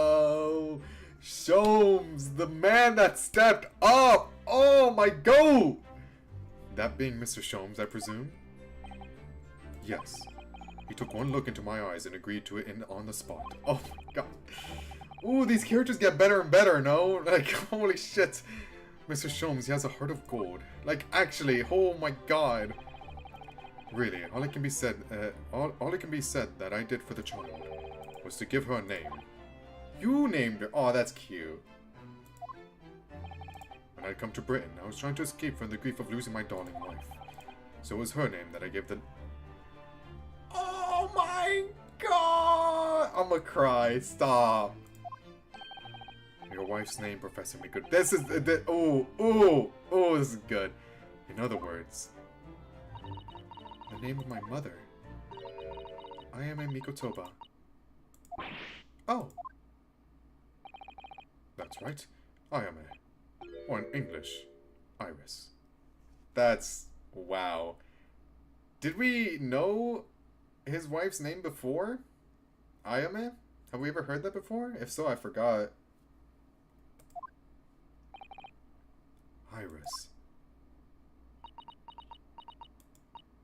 I had no idea. No? Oh, that's unfortunate. I wish it was, like, mentioned before, so, like, someone out there could have connected the dots. Like, oh, that's weird. Ayame means Iris in English. That's weird. I wonder if there's a connection there. I wish they mentioned it before. That's unfortunate. But, Mr. Naruhodo, what's wrong? This little thing just pinched me on the behind. Oh, well, you deserved it. After doing it over and over again to Sholmes. My dear fellows, can you hear me? Mr. Sholmes, is that you? Ow! Yes, we can hear you. You see what excessive tugging can do? Let that be a lesson to you. I would have loved to see a mini vampire Iris under bear. That would have been cute. That would have been like gothic attire. That would have been. I would have loved to see that too. Mr. Sholmes, we weren't able to thank you properly before, but you were simply marvelous. Well, it's good to know that Iris has like biological family that she knows of now. That's cool. I wonder if she'll ever figure that out though. Like, if we'll ever tell her. Your checkmate move was a stroke of genius. Indeed it was, wasn't it? I surprised myself, I feel. And become apparent to me that to stop the Lord Chief's injustice would require such measures. Bruno, Susie! Anyway, you have an uncle now, by the way. Iris. I'm so pleased. What a wonderful outcome. Her Majesty Queen Vicky said she thought my special blend was delicious. Oh, I'm sure she did. After all, no one brews a more delicious tea than you do, Iris. Let's have a party to celebrate. And Mr. Reaper, you simply must come too. What? I'm afraid I couldn't. It's your niece, man. Come on. The Reaper of the Bailey flustered by a 10-year-old girl again. No, really? Oh, poo. Like, come on, man. But I give you my word that I shall present myself at your residence in the near future to express my gratitude. Oh, how lovely. You promise now. I won't let you forget. Bye for now, then. Oh, she's so cute, man. Alright, Iris, thank you for all your help earlier. Oh, that was nothing. Just get back home soon. Oh, God damn it. One final pinch goodbye, was it? He's petty. He's a petty motherfucker, he is. Like... Well, I'm not gonna say, like... Wait, I'm pretty sure Ryunosuke did it 3 times to him, right? Or maybe, like, a couple more times than that. I don't know. But either way, you deserved it. Well, I think I ought to be leaving. Lord Von Zieks, would you care to accompany me? Certainly. Mr. Naruhodo, allow me once again to express my deep gratitude to you. I believe you saved my life.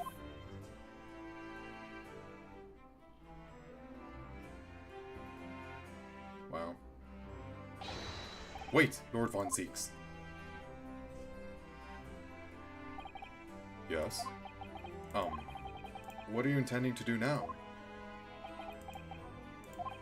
Well, clearly, I shall have to resign from the prosecutor's office. Oh no, why? I intend to publicize the full truth about the Professor case. Once that's done, the Von Zieks family will be ostracized completely from London society. Yeah, but... I mean, you didn't do anything wrong. Surely not. So as soon as I am free from my employment, I shall leave the capital. Oh, I see. Don't be a fool. Oh? Are those the actions of a man once feared as the mighty Reaper of the Bailey? I beg your pardon. For the past 10 years, you've endured the pseudonym and been cast as one of the dark forces yourself. Now that you've finally been freed from that disrepute, your battle is just beginning, surely. He's right.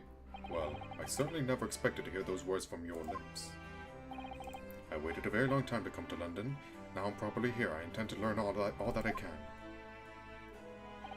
Anyway, goodbye for now. Ryanosuke Naruhodo. God, I'm so happy Kazuma's alive. Kazuma Sogi. It seems as though he's really matured suddenly.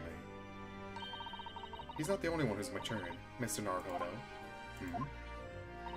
Well, I think we should make our way back to Baker Street. We must help Iris with tonight's dinner. We must.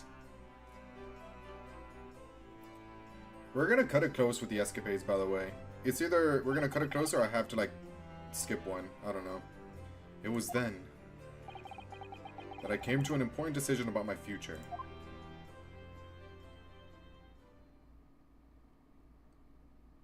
I know they're not that long, but there are 8 of them, so... I'm home! Gina, let's... Yes! Oh, about time you got here. We've been waiting ages, Odo. So Gregson makes an impromptu appearance, right? What are you doing with that colorful piece of history? It's a party, ain't it? It's gotta go with a big bang, with a bang. I mean fireworks, ideally. But when you ain't got fire, smoke's the next best thing, ain't it? There's a girl on Fresno Street who could help you with that, I think. I still have the piece of evidence, actually. Right, I'll remember that. You don't have to reload that thing every time I speak. You really must hear this. It's quite the most extraordinary thing. Is this Sholmes? Ah. I assure you, defy your expectations. Take down every detail now, Mikotoba. Don't get too complacent. There could be a cat in the 11th hour. That is true. Gina, watch out! Gina! Gina, no! Great Ace Attorney 3, perhaps? Maybe? The world-famous great detective regaling his partner with the tale of his adventure, a sight to behold. Would you care to hazard a guess? Where do you suppose the fiendish runaway had concealed himself? The escapades are so funny. They're supposed to be played between the first and second game, though. I had no idea they existed until, like, 2 to 3 streams ago. So, oops. Should have checked earlier. Would you believe, inside the trunk I found abandoned in his cabin? I wouldn't believe it, yes. I say, Mikotoba, I detect not a hint of surprise. I wonder why that is. Maybe because I was there at the scene as well, Sholmes. What? You were? Then why the deuce didn't you say so before? Not quite the sight I was expecting, behold, but still. It's hard not to feel privileged to see it.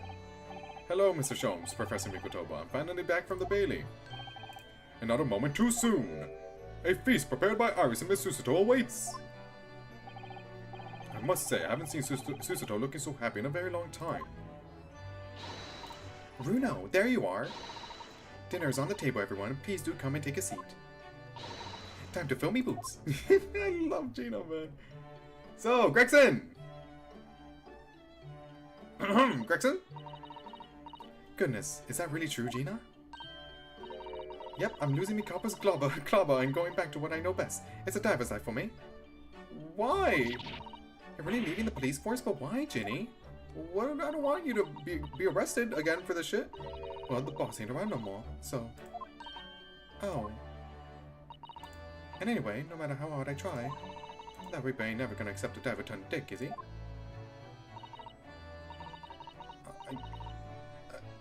I mean, the Reaper, I mean, Barrick is chill. The actual Reaper got arrested. Like, I feel like you're more free now. I don't know. Well, people can change, you know. Ah, yes, that reminds me. I rather thoughtfully offered to relieve the bailiff of this now defunct piece of evidence. Oh, well, now you got it. You gotta, take up the mantle. Assuming Gregson's dead. Eh? It's the inspector's pocket watch, and their crown has been reattached. That watch was his pride and joy, some of his great achievements at Scotland Yard. For 10 years without fail, it measured every second of the man's remarkable career. But now, it's stopped. Someone needs to keep the memory of Inspector Greg. Oh, fuck, I guess he's dead. Fuck, man, really? I loved Gregson. Well, Gina, you need fish and chips too. Someone needs to keep the memory of Inspector Gregson's career alive by taking on the great responsibility of winding that watch every single day again. Yes, someone with an equally fierce detective spirit. Come on, Gina. It's gotta be me. There ain't no one else. Quite right. I mean, after all, the boss was... Well, he was my boss. Yes, Ginny, yes he was. Aww. Oh yeah, and I made you a promise and all, didn't I, Iris? I'd become a proper detective one day and track down your old man. I don't think you have to worry about that anymore. Alright then, it's decided. I'll do it. And I swear. I'll find your dad and bring him in kicking and screaming. Yeah, from the grave? I'm not entirely sure that would be appropriate. Yes, I think, Gina, it might be best to... I think I'd like you to forget that promise, Ginny. Do you know? Iris? Well, obviously I've always wondered about who my real daddy... Oh, okay. Of course I have. I wanted to know where I've come from. I thought it might tell me something about myself. You can learn when you're, I don't know, 20 or something. I don't know, 10 years from now. But I've caused such a lot of trouble trying to find out for so many people. Hurley, Runo, Professor Mickey. I love Mickey. Oh, no, not at all, my dear. Really, you owe no apologies to anyone. Well, anyway, I've decided to give up on it because I finally realized my daddy is the greatest in the world. Oh, I'm gonna cry, please. Oh my god. I don't think it matters what his name is or where he's from. Don't you agree? Hurley? Oh!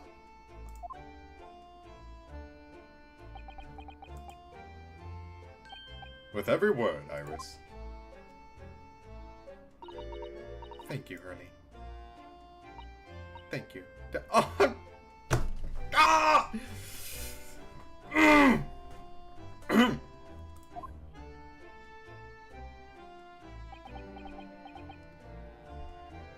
I love this game.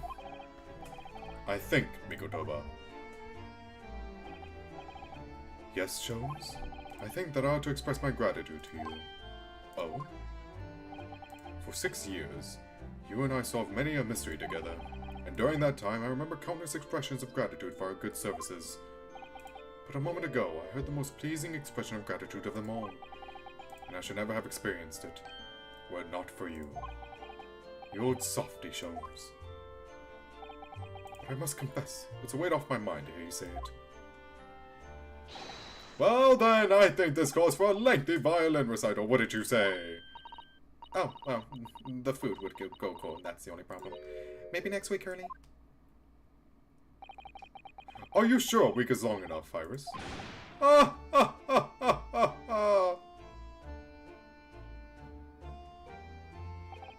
Even amidst the most troubling of cases, even reeling from the most shocking of revelations, returning in the evening to the suite of rooms, there's always warmth and happiness to be had. The home of the world's greatest detective, and my home too, with my greatest family.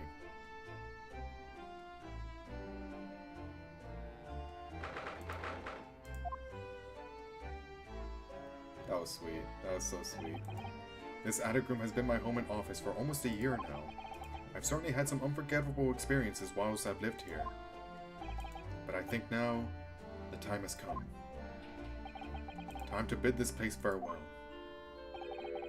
Naruhodo. Oh, I thought that was Susato. Professor. Are you alone? I didn't hear any sound from Susato's room. Yes, Susato went out after dinner. She took a carriage.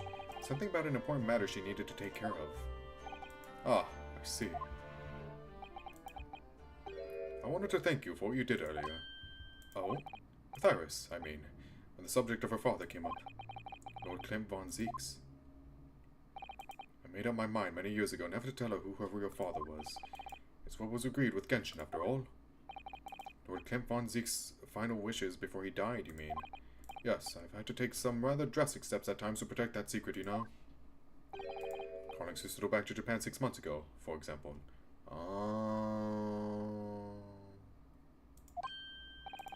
That's why? When I read Sosuke's report about his final days in London, my heart nearly stopped. We'd stumbled across the crux of that terrible case, the dog's collar.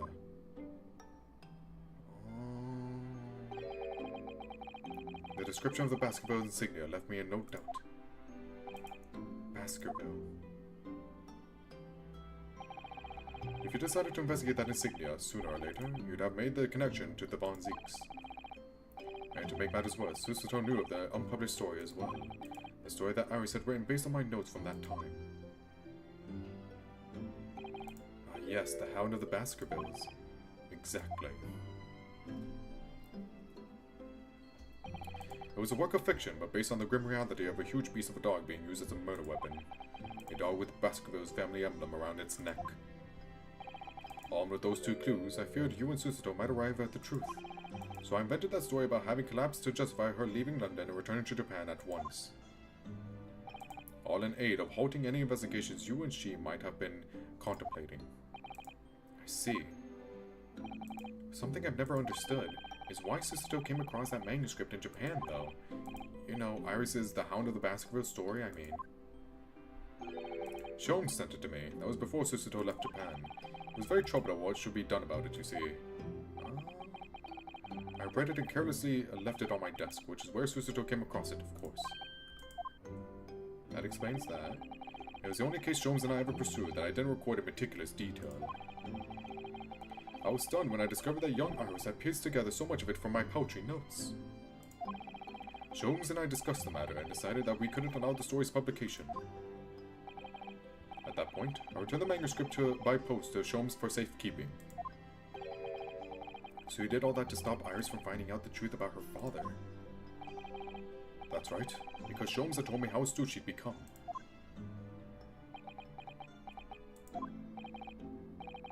However, having witnessed events in court today, I must say my opinion has somewhat shifted.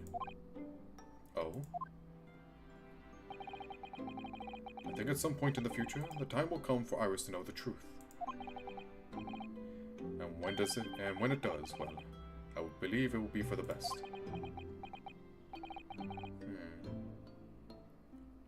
I think so too. Actually, Professor, I wanted to talk to you about something too. I'm going back to Japan, baby. Judging from that expression, I'd say you've come to a decision, have you? Yes, I have. I will be returning with you to Japan. Are you quite sure? I'm really only here as a substitute for Kazuma, but he's here in Britain now, as originally intended. Locum student Naruhodo doesn't really have a right to stay, I think. I see. Looking back now, when I first arrived here in February, the memories. You wore this back then? My becoming a lawyer just seemed to be the way things turned out. With Kazuma, Susato, and Mr. Sholmes all gently pushing me in that direction.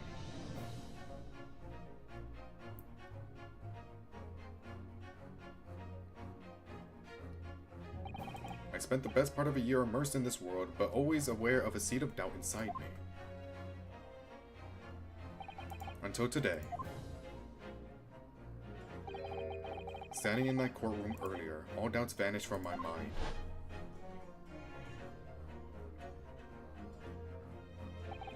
I was totally focused. I was sure of my belief in my client, and I was sure I could see the trial through.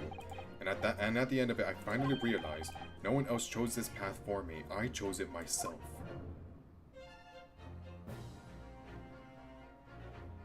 The path of a defense lawyer, eh? Yes, that's what I am now. That's what I'll be going back with you to Japan as. And that's the path I'll be following for the rest of my life. Well, it sounds like you made quite a resolution there. I have. Very well then. I must say, it's extremely welcome news. I shall make arrangements for your return first thing tomorrow, but I don't imagine we'll depart for a few days. Not with the symposium having been cancelled now, such a shame. Never mind. I'm sure there will be other opportunities in the future. Well then, I'll bid you good night. You still need to finish your university. You know, I kind of forgot we put college on a hold right now. You're right.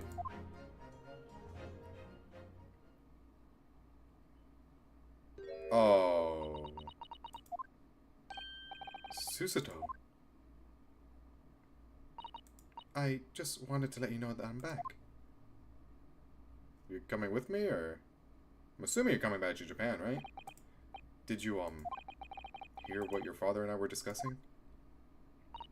I'm sorry, I did, yes. I couldn't help but... Oh, how much did you hear? All of it. Well... From the part about Iris's real father, I think. Oh! Wait. Do you... Oh, no, wait. Yeah, no, she knew. Okay, never mind. No, she was there. I was like, was she there? No, she was there. I just already forgot. It was like 10 minutes ago. In other words, from the beginning. So you've made up your mind. You return to Japan and continue working as a defense lawyer. Ah, yes, I'm sorry. I really should have consulted you about it. I did want to earlier this evening. Actually, had a little spaz there again. But you'd already gone out. Oh, no, that's quite alright. I already knew that it's what you decide, Naruhodo. You're very predictable, man. You did?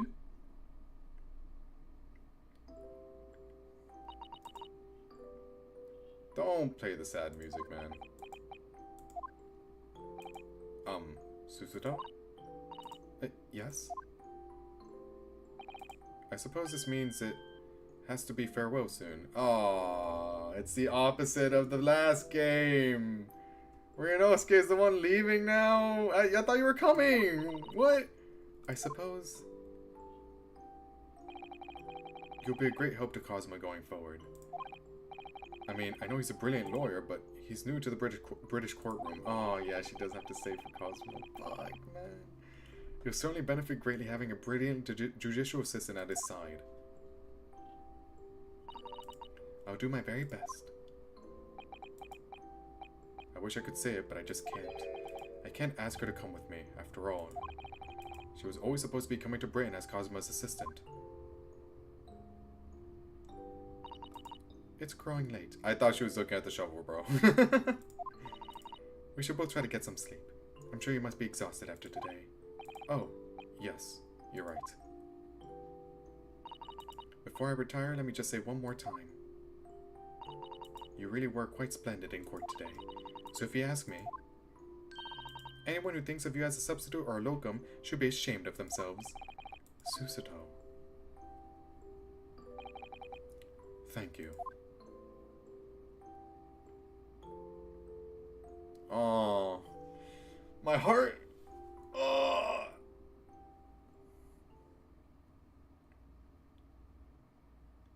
Oh, the ending. Oh, no. I can't believe this day's finally come. You're really leaving then, Runo? I'm afraid so, Iris. Thank you so much for everything. I don't know what I'll do without your wonderful cooking and delicious tea. Oh, I wish you weren't going. But you have to come back and visit. Say you will. I sure hope you will. Of course, I promise. Aww. Well, it was a very brief reunion, but... It was a pleasure to pursue a case with you again after so long. For a while, at least. It felt like old times. Yes, I suppose on reflection, there's something to be said of it, having a little fun once in a while. I'll just go and say goodbye to the professor as well, I think. Alright, Iris, you do that. Oh, no. Susato-san. Oh, voice. I've just checked, Naruhodo-san. Your luggage is already on board. Such a beautiful morning. Perfect for embarking on a journey, isn't it? Before I set off, I'd just like to say how thankful I am for everything you've done for me. And give my warmest regards to Kazuma, please. Actually, I think you ought to give him your regards in person, don't you? Sorry? Kazuma's here. He's here. Ryunosuke. My goat! My goat! Kazuma! What are you doing here? Ha ha ha ha ha ha ha! Do you really think I'd miss my best friend's departure? Thanks. This is so cute. To be This is honest, so I've been cute. looking forward to our wild time tearing up the streets of Her Majesty's capital. But, Well, we'll have to save that for another time. Personally, I'm looking forward to facing you in court again. me too. But, we're both defense lawyers, so, Oh no, he's a prosecutor now. I'm going to become a prosecutor. Oh, what? You were serious? Oh shit, I wasn't serious. What the fuck? Okay. I'll stay in Lord Van Zeek's tutelage for the time being, but before long, I intend to be just as formidable as the Reaper himself. I literally beat the Reaper like all the time. I don't think that's the same way you think it is. oh, I see. Actually, Ryunosuke, I have a favor to ask. Name it. Yeah, that's right. Give me the sword back. I'd like you to take care of this for Yep, me yep. for Give a it while. back, motherfucker. Finally. Karuma? Why? Because I've seen it now. I've seen what's inside me. The demon that reared its ugly head that day. Aw, samurai with a mission. It was only for the briefest of moments. The last time I came face to face with that inspector. But it was unmistakable. I wanted to kill him. I've always known there are demons that live inside people. And now I know there is one in me. The fact that it very nearly consumed me is something I'll carry with me until the end of my days. While I devote my life to fighting those whose demons have got the better of them. As a prosecutor, So, that's what you've resolved to do, is it? until I'm ready to face the demon within me, to slay it once and for all. I leave this in your care, Man. if you'll take it. Oh, man. Of course I will. I'll keep it by my side. Always. Damn, dude. Until we meet again, then. You have your path to follow, and I have mine. Naruhodo-san?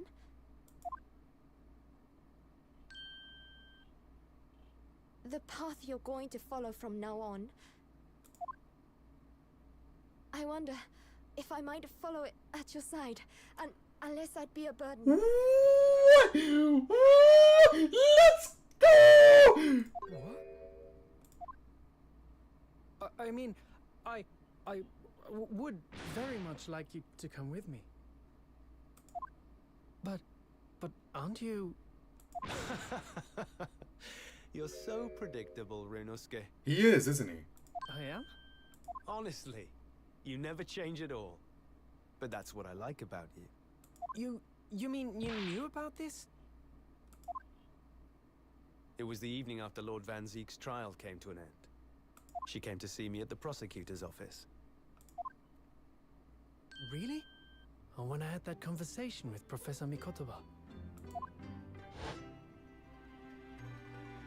So, you'd go with Ryunosuke back to Japan? Yes. I know it's unfair of me to follow my own interests like this. Coming here especially to tell me. You're a stickler for etiquette, aren't you? Well, what are his feelings? We've never discussed it, of course, and Naruhodo-san has made no such suggestion. I worry that perhaps I'd be a burden to him. Oh, you're never a burden, Susan. Oh, you're never a burden. He's just as much of a stickler for etiquette as you are. He'd never say anything before he was asked. but I'd feel happy knowing you were with him. Look out for him on my behalf, will you? Oh, my heart. Of course.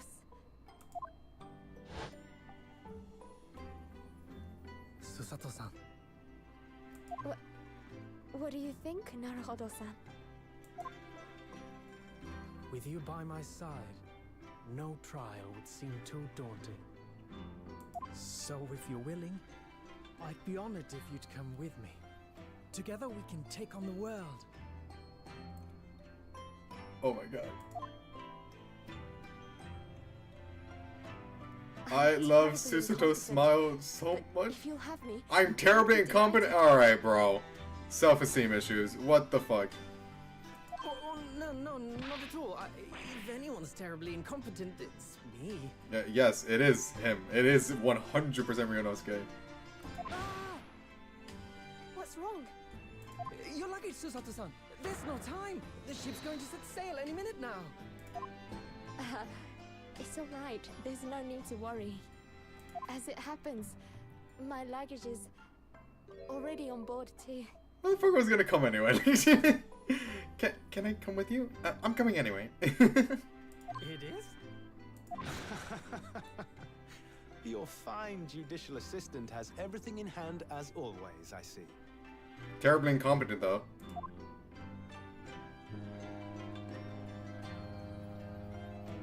Bruno, your ship's about to leave. That's how I completely forgot how Iris sounded like. This is adorable. Time to go then. Look after yourself, Ryunosuke. Kazuma, draw your sword.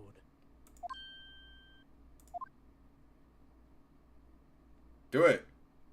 No, not that sword.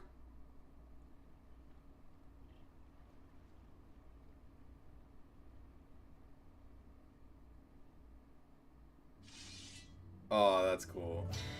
Let's go.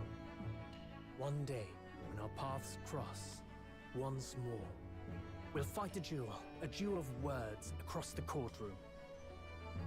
A day I eagerly await as a lawyer. I've been waiting to hear you say that, partner.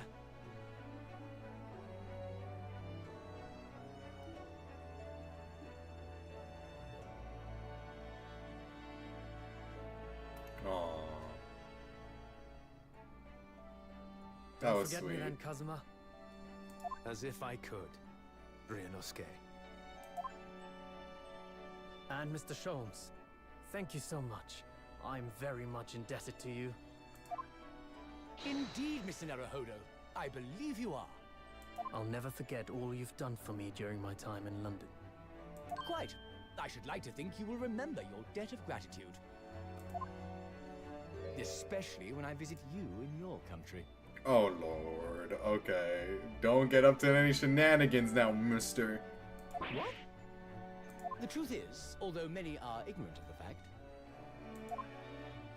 the world is far smaller than most folk realize. Well, I'd be delighted if you came to Japan one day. Oh yes, would welcome you with open arms, Mr. Sholmes.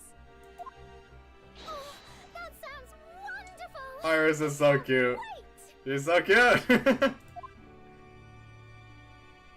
In that case, let us conclude that this is to be merely a brief parting, my dear fellows. My dear fellows, let's go. And that brings us to the end of my adventures in Great Britain.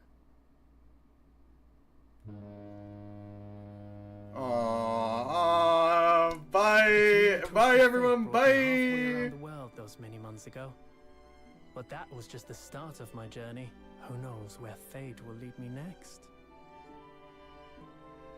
Still, I'm confident this won't be my last meeting with the friends I've made. Oh my god, I just noticed. Oh, Susato has a little rabbit version of her on her on her waist. I never noticed No that doubt, the first words on I her heard will outfit. be, Oh shit, she also has a little guy. Come, the game is afoot.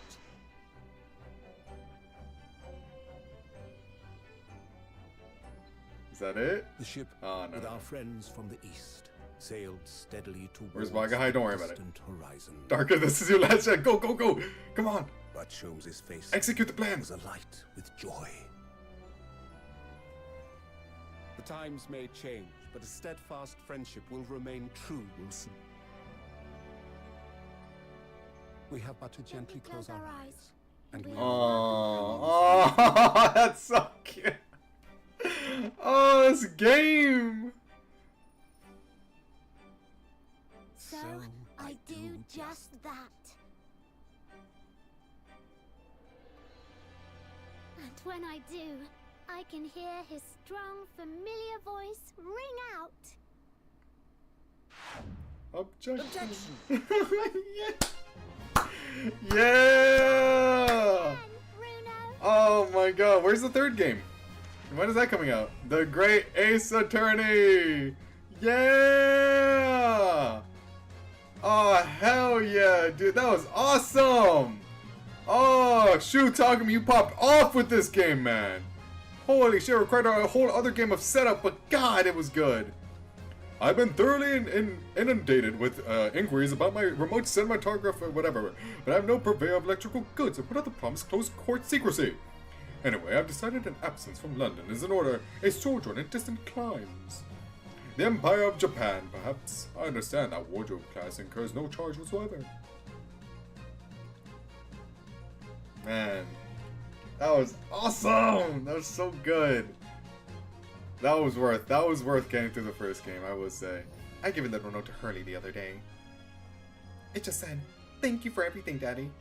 But it made Hurley cry. Oh my god. And I gave him some lotion I invented as well to dye his hair red safely.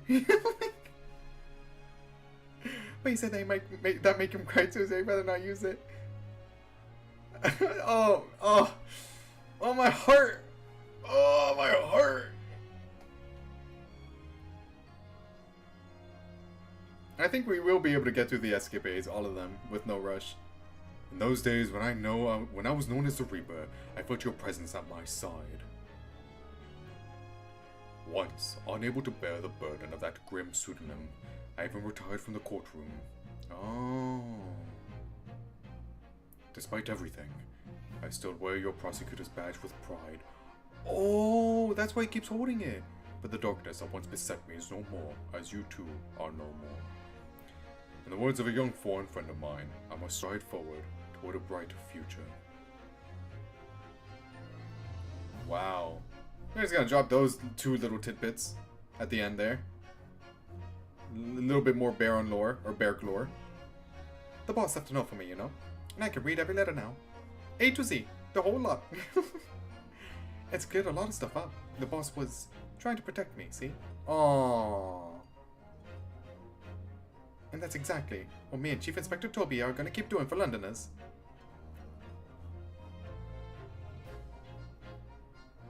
I only wish I could have said how grateful I was before he, you know. I'm sure he knew. I'm sure Gregson knew. He's not stupid. Wow.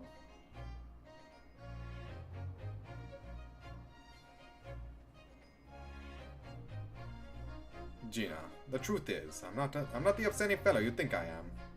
You might be a diver at heart, but it's a good heart. You remind me I need to be my true self, or true to myself. I've got one more job to take care of before it's ta-ta to London town for the foreseeable. And then, I've got to complete your education in the art of detection, a la Gregson, as they say. His little smirk, look at his little smirk. Oh my god, so he was expecting to die, like he knew it was going to happen, like multiple times. Damn. Your Excellency, this man is accused of illegal entry into the office of the Minister of Foreign Affairs. Objection, oblique overstatement overruled. What's with all the cats? He's a lawyer now? He's a lawyer? Oh really? My friend Susado's in the she's the assistant? What's going on here? What the fuck is going on? What? Okay. That's cool. Clutching his heart and his... Oh, don't do that to me. Don't do that to me. Oh, he keeps his brother close at heart. Oh. Mama, is it true about Japanese people? Are they experts at filleting corpses? Yes, they are. Fish corpses, on the whole. I'd like to hone my filleting skills. You don't mind, do you, Mama? Yes, I do. I'm not a corpse yet, am I? I suppose not. No. And I'm glad. Aww. That's the first time she said that.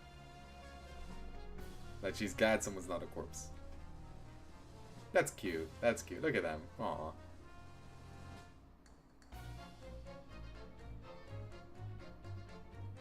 Alright, you existed. Here I am again in Great Britain on the invitation of my dear old university, whatever. He sent me a very nice letter saying he'd like to show me around now that everything was settled. But what have I done? I was so excited I picked this splendid hotel and I can't afford the bill. Oh, Barrett, come to my rescue again, please! I wish I could just vanish in there sometimes. Who are we missing? We got Barrick.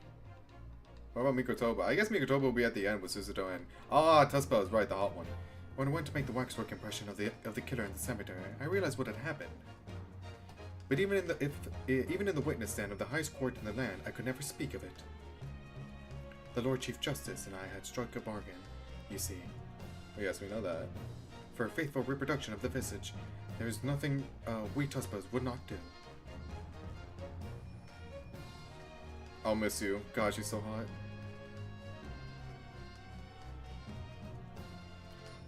Now what?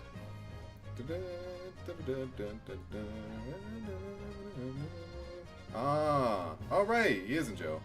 Everyone calls me Gossip, as though Johnson little tidbits of passes by, you know. Let's go! Everyone calls me a Peppino, and I sell the spaghetti. It's more red than on my head. Everyone, they call me... No, I cannot do it. This is ridiculous. Aw. Oh, Daily, how charming. You've made lots of new friends here, I see. Yes, and when we're released, we're going to strike it rich together. Okay. I'll miss you, Peppino. And I'll miss your spaghetti, too.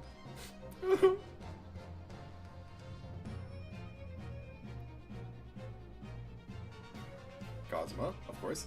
When I was accepted on the foreign study tour, I knew exactly what path I had to take. And however it might have ended, I knew that I wanted you there to see it. If I ended up in the dock, there's no one I would have rather had defending me. But now, thanks to you, there's a new path I want to take.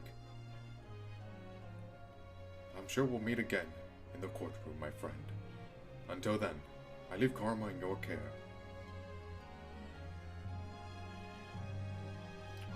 This game puts you in the feels, huh?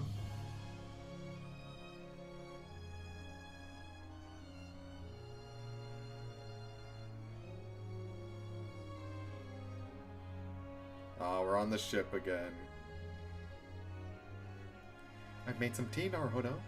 It's important that you rest while you can. Once we arrive in Japan, you shall be busy establishing your new office. I'm so delighted to be accompanying you. After all, your talents have been recognized by a great detective. Because you really are the greatest of lawyers. A great ace attorney. Oh, you're clever. Oh, you're clever. Oh my god, you're so clever.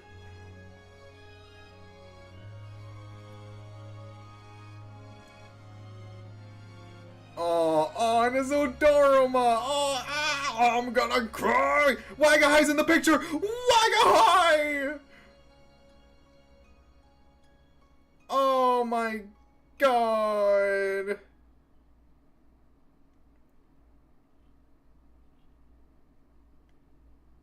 That's crazy. I just realized that the reason Kazuma brought Ryunosuke to England is to defend him in case he ended up in... Oh, because of the assassin plan. I didn't connect the dots there. I'm stupid. Yeah, that's really cool. I had this as my computer background for like 2 years. I don't blame you at all, man. That was cute. That was so cute. Oh, look at this. Look at the little cats. Look at the little cats. Look at the little cats. Look at them. Okay, so I'm gonna go use the bathroom. I'm gonna heat up some coffee. I'm just gonna do my thing. But we're not done. We still have to do the escapades. But since these have to roll anyway, I'll be right back.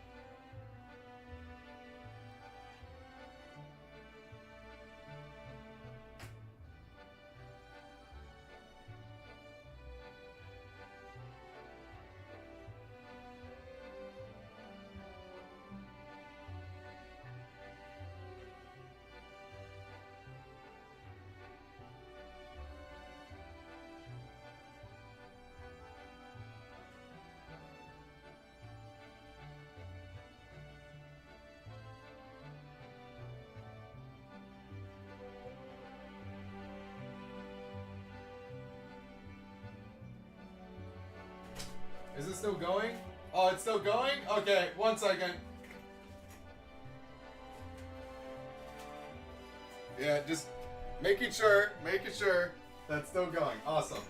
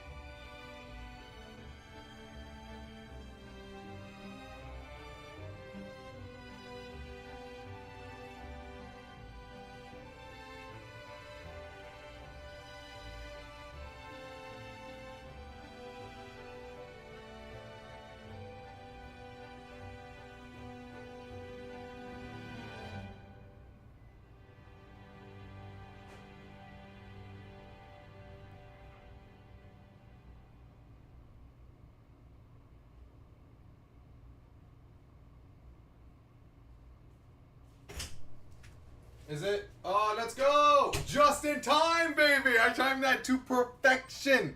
To perfection! The Risen Resolve! Yeah, by the way, this wallpaper is sick as fuck! Holy shit. That's a sick art right there. Holy, that was good. That looked really good. Just in time. Just in time. Hell yeah. Wow. We did it. Holy... Oh, we're only missing one! All extra escapades. We're almost there. Okay, so special contents. Darka. No, not Darka. It's just a black cat. Whew. Bullet dodged. Bullet dodged. Okay, there's 8 of these. Let's start with episode 1.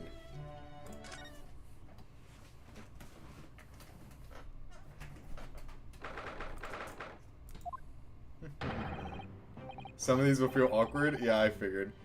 Remember this guy?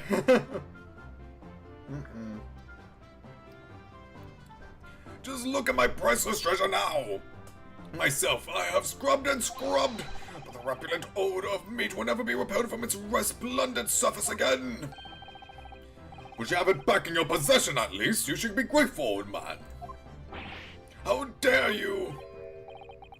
Excuse me, but I'd just like to get at that Zabuton cushion there if I could. Oh! Rest assured, you miserable military malefactor, this is not over! Incarceration awaits those who would defraud a senior citizen for his priceless treasures! Watch your tongue, old man! Mark my words, I won't! Sorry, Sergeant, but, can I just get the Zabuton cushion there as well? Oh. I won't go to jail, never! Imagine if I did! The very next day, my boy would starve without the chain of command in place to provide for him. Using the child to protect yourself. Myself, I call that absolute cowardice. Oh, really? Who just employed the old poor, defenseless citizen tactic, The only way to fight an enemy who's using underhand tactics is with a tit-for-tat strategy.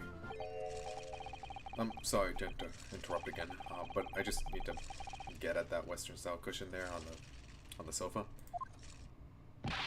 Enough of this insubordination. What do you want, man? Oh, please, don't mind me. Aha! To my eyes, this see me, or is this the wide-eyed criminal from the trial before? Wide-eyed, perhaps, but criminal? No.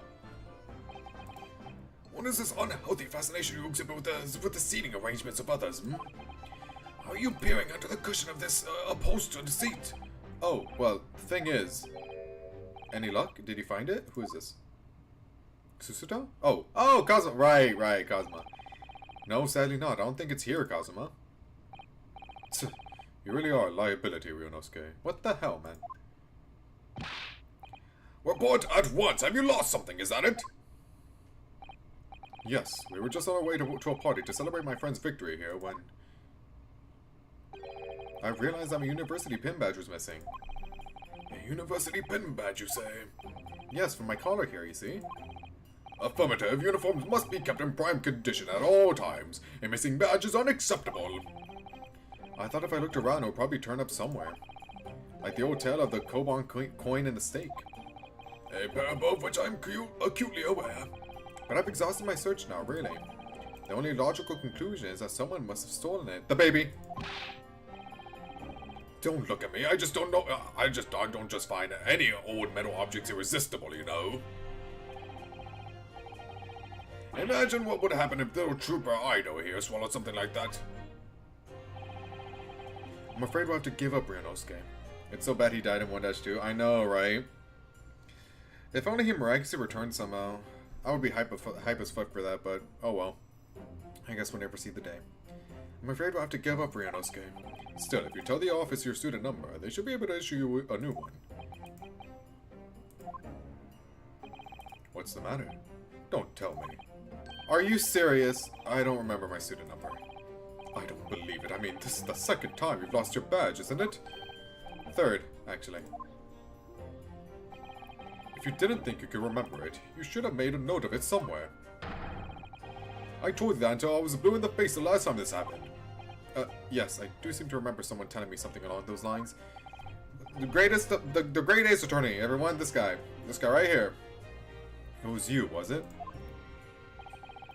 You can't even remember who told you that you needed to remember it. Well, student numbers are 6 digits, Kazuma. It's... Oh, he's screwed. Who can remember 6 whole digits? Yume isn't exactly a long-established university, you know. All of our numbers are still rather low. In fact, they only use the last 3 digits. Well, that might help, I suppose. That might help?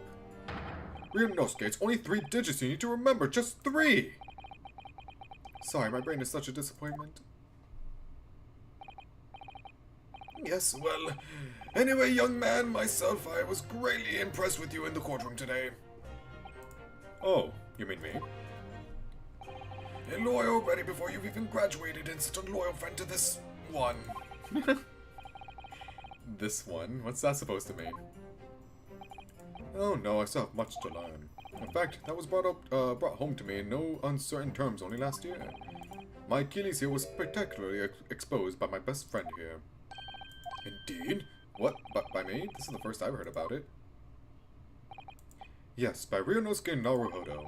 You can't have forgotten, surely. It was last summer, at the speech contest. The speech contest? Oh, that. Contestants had to take the stage and deliver a public address on any subject they chose. We were competing to give the most compelling and powerful speech. And yours was great. Oh wait, Ryunosuke. And yours was great. It made a huge impression on the audience. Obviously, since I was a budding student of law, I was determined to win. And sure enough, one by one my opposition fell. When I reached the final at last, I came up against you. Yes, so you did. Not being rude, but when I first laid eyes on you, I thought to myself, this cheeky, wide-eyed no-hoper is out of his depth, alright? He's going to be a pushover. That's your version of not being rude, is it? Well, I paid for my complacency because it brought on that humiliating defeat. Defeat? How were your ranks compromised? My speech was going very well. I had the audience in the palm of my hand. They hung on my every word, and then, when I came to the very last line... Yes, what happened at the very last line? It was supposed to be a climactic end. Unfortunately, I completely fouled it up. Never! You mean you stumbled on your words? Oh, don't worry, man. I do that all the time. Spectacularly. Even now, I can't believe I ruined it. Well, what on earth did you say, man? Ryunosuke, you'd better say it. I still can't get my tongue around it. Sure, of course. I can still recall it perfectly. What you said at the end of your speech, or rather, what you intended to say at the end of your speech was this. So arise, ladies and gentlemen, and applaud our forefathers' plight and the fight for filial piety.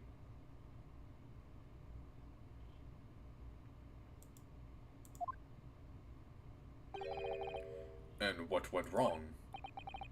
What indeed? Myself, I see no problem with this pronunciation of these paltry words. In that case, old man, I invite you to say it yourself. Very well then, I shall. So arise, ladies and gentlemen, and applaud our forefathers' plight. It's impossible! The arise, ladies and gentlemen part I delivered perfectly. But the next part had me floundering for a whole 5 minutes. By the end of it, I was on my knees in front of the podium, a blabbering mess. And that's when the audience started to heckle you. And that was what's his face? Kazuma. But it was Ryunosuke, and that's when the audience started to heckle you. Arise, arise, they were shouting. Hell on earth. But then, of course, this man went and delivered his word-perfect speech with a perfect ending. How did it go again? Let me see. So, my dear fellows, the message is simple. Treat your father and mother with respect. Something like that. I mean, talk about stating the obvious, but the fact is, I lost at that speech. Tongue-tied is the only way to describe it. Well, that is quite tricky to say, I agree. That final fight for filial piety especially. And ever since that day, I've had this question whirling around in my head. Why did our forefathers choose such an awkward phrase? Was it to mock their children? I mean, it should never have been called filial piety. Oop. At least you're going to Great Britain soon. It might not come up much there. No, they use even a lot more complicated words than that, I'd argue. Well, anyway, having lost that accursed contest, I came after you to ask you a question. How is it that you never trip up on your words? I inquired. You just gave me a broad smile and said, speaking fast is my hobby. I mean, really? Oop. What kind of hobby is that? Ah, okay. Do you think you could take your hand off of your sword? Besides, just a way to pass the time. After that, you started talking at me to the dozen. Like you were possessed almost. Honestly, you can't imagine the shock I suffered that day. You really can't. You're right. I really can't. Speaking fast is just sort of a hobby. I'd expect a civilian like you to waste his time on. Well, you have to practice, of course, but there are some simple things to start with. Like this famous one, for example. Swift samurai sword swipes silently sideways. Oh, I definitely screwed up the silently part. Ah, yes, even a decrepit tongue in an ailing frame such as mine can find its way around that one. I've no doubt it's just a bit of fun, really. I can't imagine anybody would struggle to say it. Isn't that right, Kazuma? Oh, he's pissed. Swift swam away. A blabbering mess by word, too. Oh, some people have trouble with it, man. It's not just the samurai. Every good soldier needs to be able to handle a sword. And that's why I've been teaching Aido the finer points of swordplay. None of this wordplay nonsense, Private. And that's why you were an embarrassment in court. Just like your son is going to be in the near future. Come to think of it, not long after that, we started to attend lectures together, didn't we? We got into that debate about family values at the Sukiyaki place on campus, do you remember? Yes, your argument was full of jokes and puns and wordplay as usual. I remember it well. Oh, was it? In any case, I swore that I would never let myself forget the shock you gave me back then. And as a symbol of how seriously I took that oath, I decided to wear this, my red Hachimaki headband. That's the lore?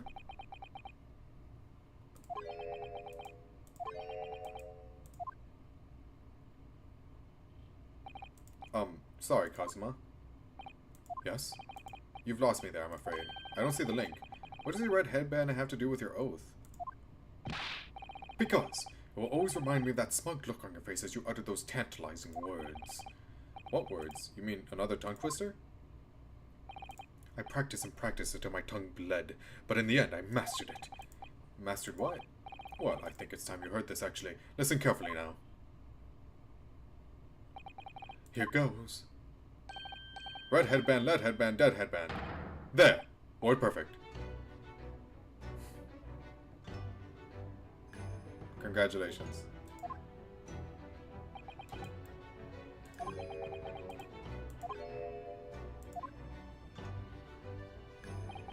I'd actually been meaning to ask you about that. About the story behind your headband, I mean. So he's only wearing the Hachimaki because it's a red headband? And that was the tongue twister. Ace Attorney is so silly sometimes, man. Well, now you know, so I'll never forget the shocking humiliation of that day. That's why I wear this red headband every single day without fail. Well, I don't know exactly how much of a shock you think you had back then, but it can't be more than the shock you've just given me now. Dead headband. Oh, true. True. You do become a dead headband soon. What do you mean? Well, I'm sorry to have to tell you, but the tongue twister I said didn't go the way you seem to have remembered it. Huh? It's just as famous as Swift Samurai Swords, so I can't believe you don't know it, really. It goes, red bread pan, lead bread pan, dead bread pan. Whoa, dead bread man, you twist me up, what the hell? Holy shit. Oh, now I can't even start it.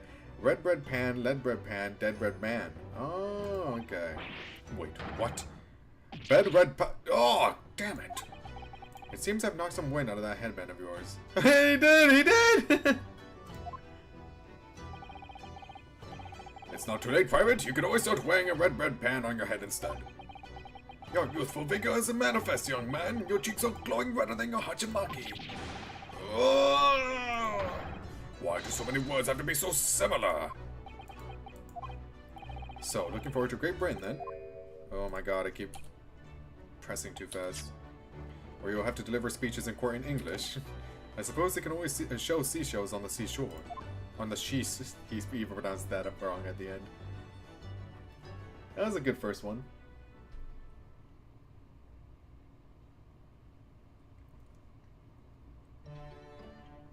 That was cute. Uh-oh. Uh-oh, uh-oh.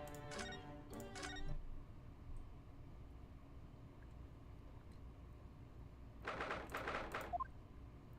we go. It's almost 2 weeks now since we left Japan. I can't believe how quickly time has gone. Watch out for a black cat, by the way. So our next port of call will be Shanghai. Who's there? Who could it be at this hour? A detective. A detective? Who? A great detective. I don't get it. What's a great detective? If you would just be so kind as to open the door. Oh, yes, sorry, of course.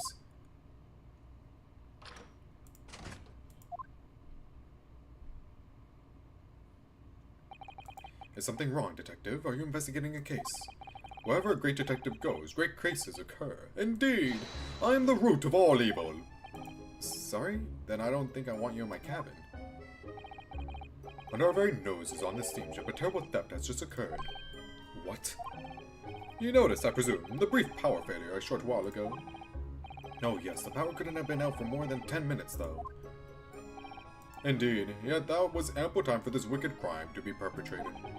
I see. Well, clearly it's a case that needs investigating. Precisely.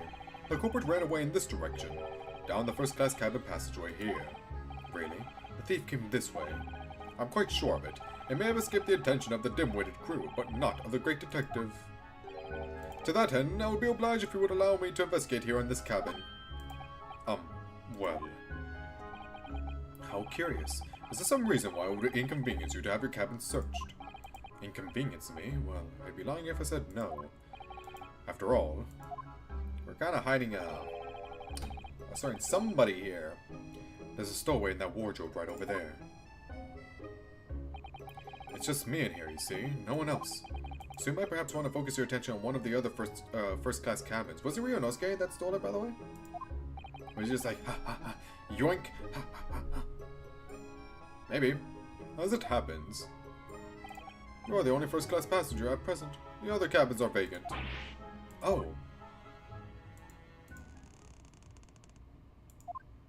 Uh-oh. Did that rather tragic rumbling of the stomach arise from within you, my good fellow? Of course. As I said, I'm the only person in here. It's not long until dinner time now, so perhaps we could do this afterwards. I do apologize, sir, but it is one of the first importance that the investigation is not delayed. Now, if you'll excuse me... Wait, where did he go? How did he suddenly move all the way over there? Yes, without a doubt. If the culprit were to be hiding in this cabin, it would have to be inside this wardrobe. I shall need to examine this wardrobe thoroughly. I presume you have no objection. I'm sorry, but I'm going to have to decline. Really, you won't find any... I hate Ryunosuke sometimes, man.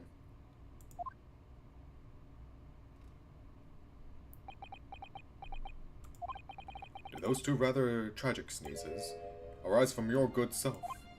Oh, of course they did. As I said, I'm the only person in here. How does he get out of this situation?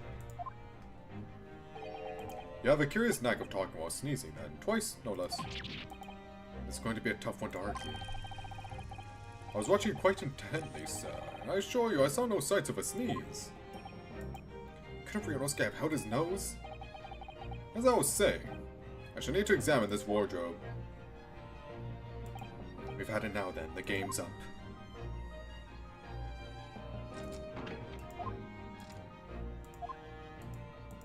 He's not in there? Is he under the bed? Nobody hiding in there, it seems. What? You seem surprised. No, not at all. Yes, I am. He was in there for sure. I shut the doors on him myself. More visitors? Who's this now?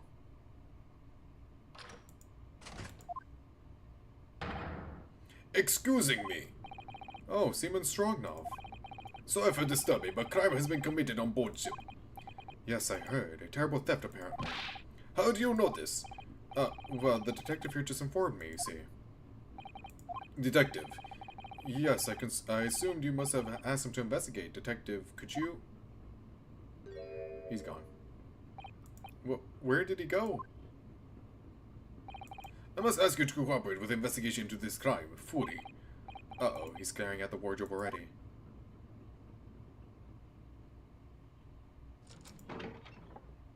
He's in the wardrobe. Well done, you found me! What are you doing? Hiding in my wardrobe? I couldn't get that sentence out at all. My good man, I was merely assessing the practicality of concealment in such a place. And I would say that, at a push, a human could survive for up to 5 minutes in that cramped space. You know, he's been in there for a fortnight. Is he not human? Who are you? Shh. This is the moment of truth. The great detective is about to unveil the sordid details of this wretched crime. You mean to say... Yes, there can be no doubt that the culprit of this terrible theft did indeed conceal himself within this wardrobe. What? But that's impossible. He couldn't have done. Because my best friend was in there the entire time. Or at least, I thought he was. How can you be sure of this? Elementary, my dear fellow. The criminal left behind the most revealing evidence. How else could you explain these 3 bones? What the? He's right. Look at those gnawed bones in there. And 3 of them. Ah, the criminal has escaped this time, but I will find him and crush him. Can I ask you something, detective?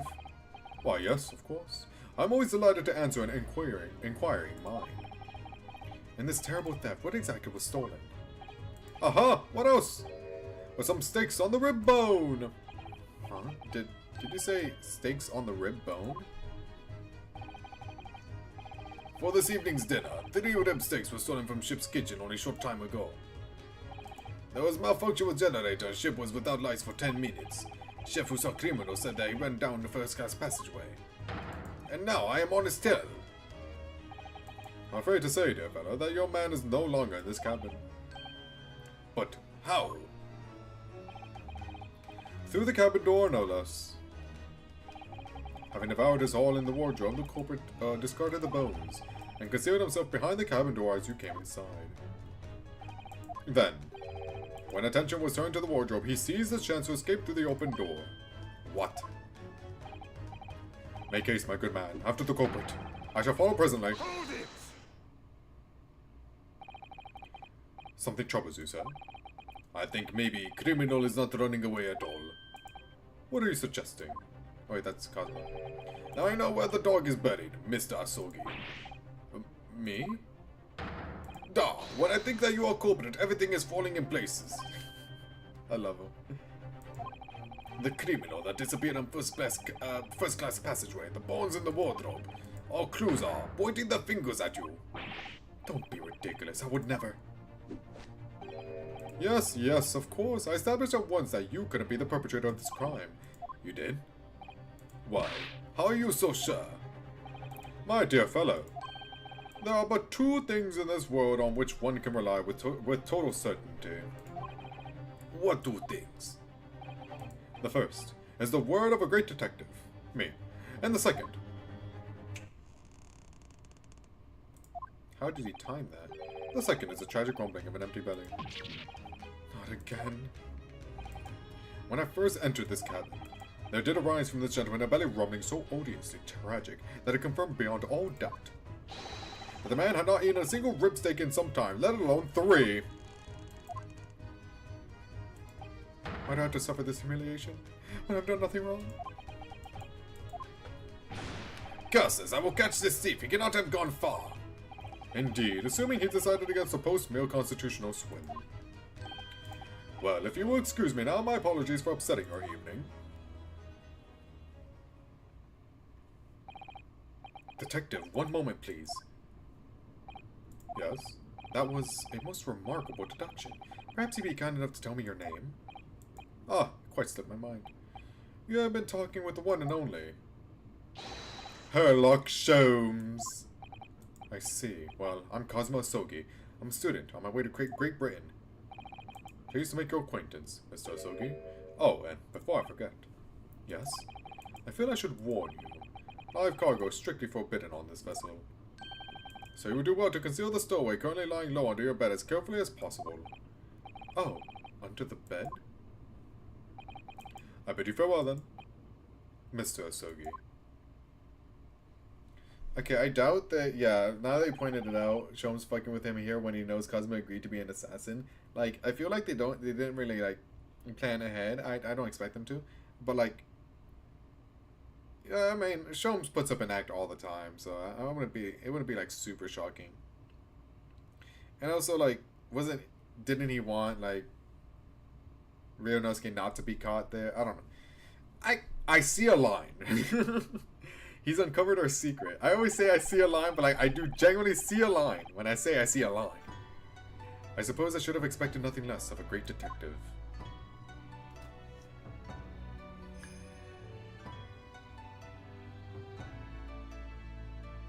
At this point, Sholmes does not know about the assassin part yet. Oh. Well, that explains that.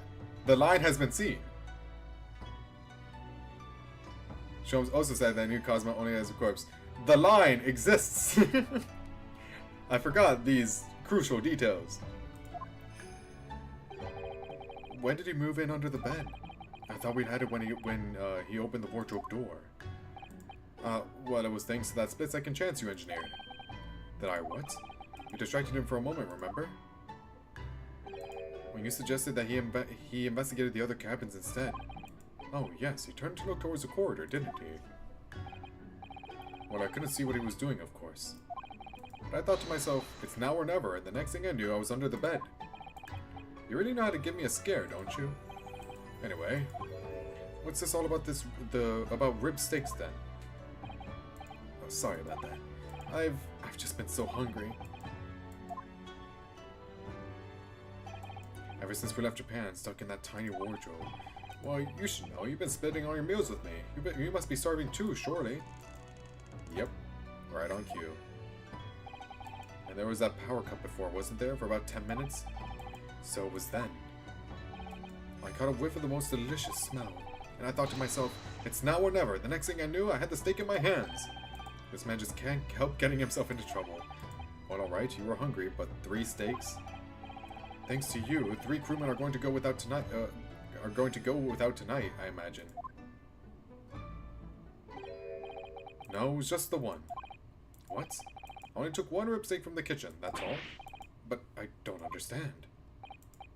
I'm not that selfish. If I'd stolen 3 steaks, I'd at least have tossed one your way. I'm not your pet dog. Well, in that case, who stole the other 2? Probably him. Probably. Yeah, probably Sholmes, yeah. Do you think... Could there be a ghost on board? Okay, no, he's just stupid. Got it. A meat-loving ghost? There can only have been a single bone in the wardrobe when Ryunosuke moved to hide under the bed. Which means that the other 2 bones can only have been put there by one very flesh and blood person. Mr. Sholmes.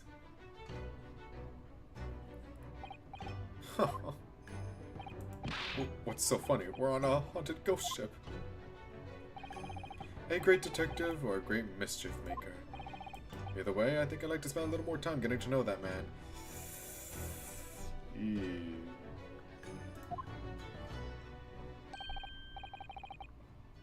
The great Herlock Sholmes. You're very bad at pronouncing shit, are you? Don't worry, I get it.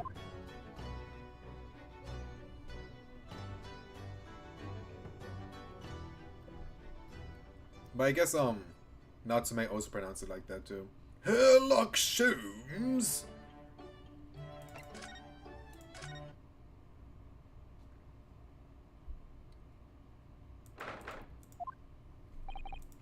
Here we are again. Every time we visit here, the atmosphere in this place seems to get more and more overbearing. Just think, we could be at home with Mr. Sholmes and Iris having a nice cozy breakfast. But we have a duty to report the outcome of the case, especially since we're guests here in Britain. So I'm afraid this visit couldn't have been avoided. So I guess this is, after 1-3? I suppose not. But is there even anyone here? You could hear a pin drop in this place. It's too solemn for its own good. It is very quiet, isn't it? The only sound is the ticking of the great clock as it keeps perfect time. Yep. I think after 1-4. Oh, okay. What was that, I wonder? The usual comforting sound of the clock seems to have been joined by a less comforting shuffling sound today. What is this? You're right. Something's disturbing the rhythmical ticking. It sounds rather like an unfit middle-aged man running from pillar to post, clumsily. What are you calling unfit? Huh? Oh. Ah, God. I told you guys Gregson was alive. Oh, Inspector Gregson, what are you doing here? What am I? Oh, God. Is it flaming obvious? Ah, well, well, well. 58 seconds remaining, Inspector. Well, have a talk later, sunshine. Well, you're gonna go kill someone? Or you're gonna plan to kill someone, Gregson? From his orders? Good morning, Lord Strongheart. Wow, he's really looking fiercely at his pocket watch today. And good morning to you. Business so early in the day. Oh, yes, well, I mean, it's about the other day. We are to deliver our report, Lord Strongheart, as our dealings with Mr. Knotsmere are now over. Man, it's either we finish all of them, or we cut it really close. Because we're only on the third one, right? We'll see. Ah, yes, little Japanese man. I've already cast my eyes over his Von Zeke's report. It is after 1-4.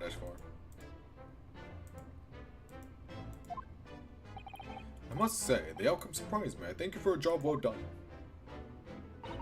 You are too kind, my lord. It's not here, it's not there, it's not over there either! I hope you don't mind me asking, but what exactly is the inspector doing? It's after 2-2? Is it? Because this is the third episode, so I thought it would be like from the first game.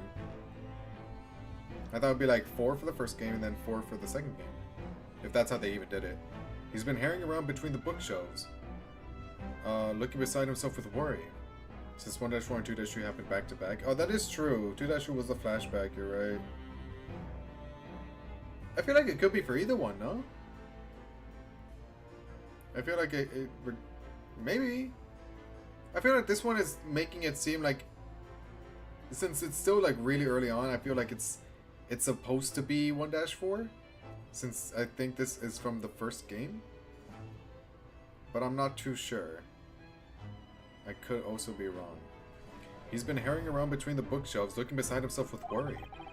He's looking for a particular work, The Lion's Pride. Oh! Yeah, it's 1-4 for sure. Now there's an all too familiar title. I heard it was a popular tale, so I played a copy from the rental library. However, it wasn't able to maintain my interest, so I soon cast it aside. I happened to notice a vacant spot on one of my shelves at the time, so I duly stowed the book there. Unfortunately, I no longer remember where that was. Nope, not there either. Come on, where are you lions hiding? The book is due back today, so I've asked Gregson to locate it for me with his investigative prowess. Inside 5 minutes. I must say, I've never seen anyone working so hard to find something. He's like a man possessed. Oh, yes, that's because his month's salary is staked upon the outcome. Are you insane? At whose instigation? Let me guess. This stony-faced lord. And the 5-minute time limit? What's the significance of that? There is none. Just my vulgar mischievous spirit showing itself, I'm afraid. Oh, by your own admission. I can't. My feet. Oh. 5 seconds. 4, 3, 2, 1. Time's up, Inspector. Which means that next month we will work unpaid and have no days off. What the fuck? Surely there's laws against this. No, but then again, he doesn't follow those laws because whatever he says goes. No days off.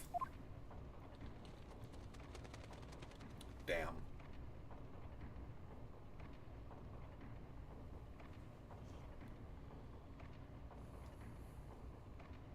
So where's that book though? There really are just so many books here, it's overwhelming. For some, perhaps, I've purchased every book, new or old, on the subject of law from all over the globe. When I had believed in a few short decades ago, a place like this couldn't have existed. What do you mean, Inspector? When I was a lad, no one ever dreamed of buying books.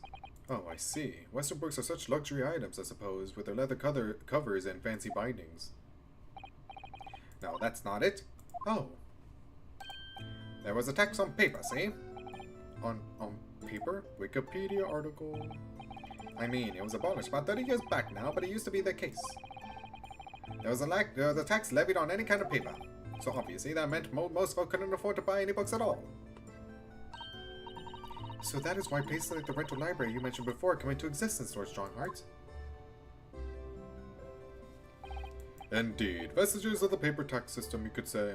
The general public consider books as items for hire.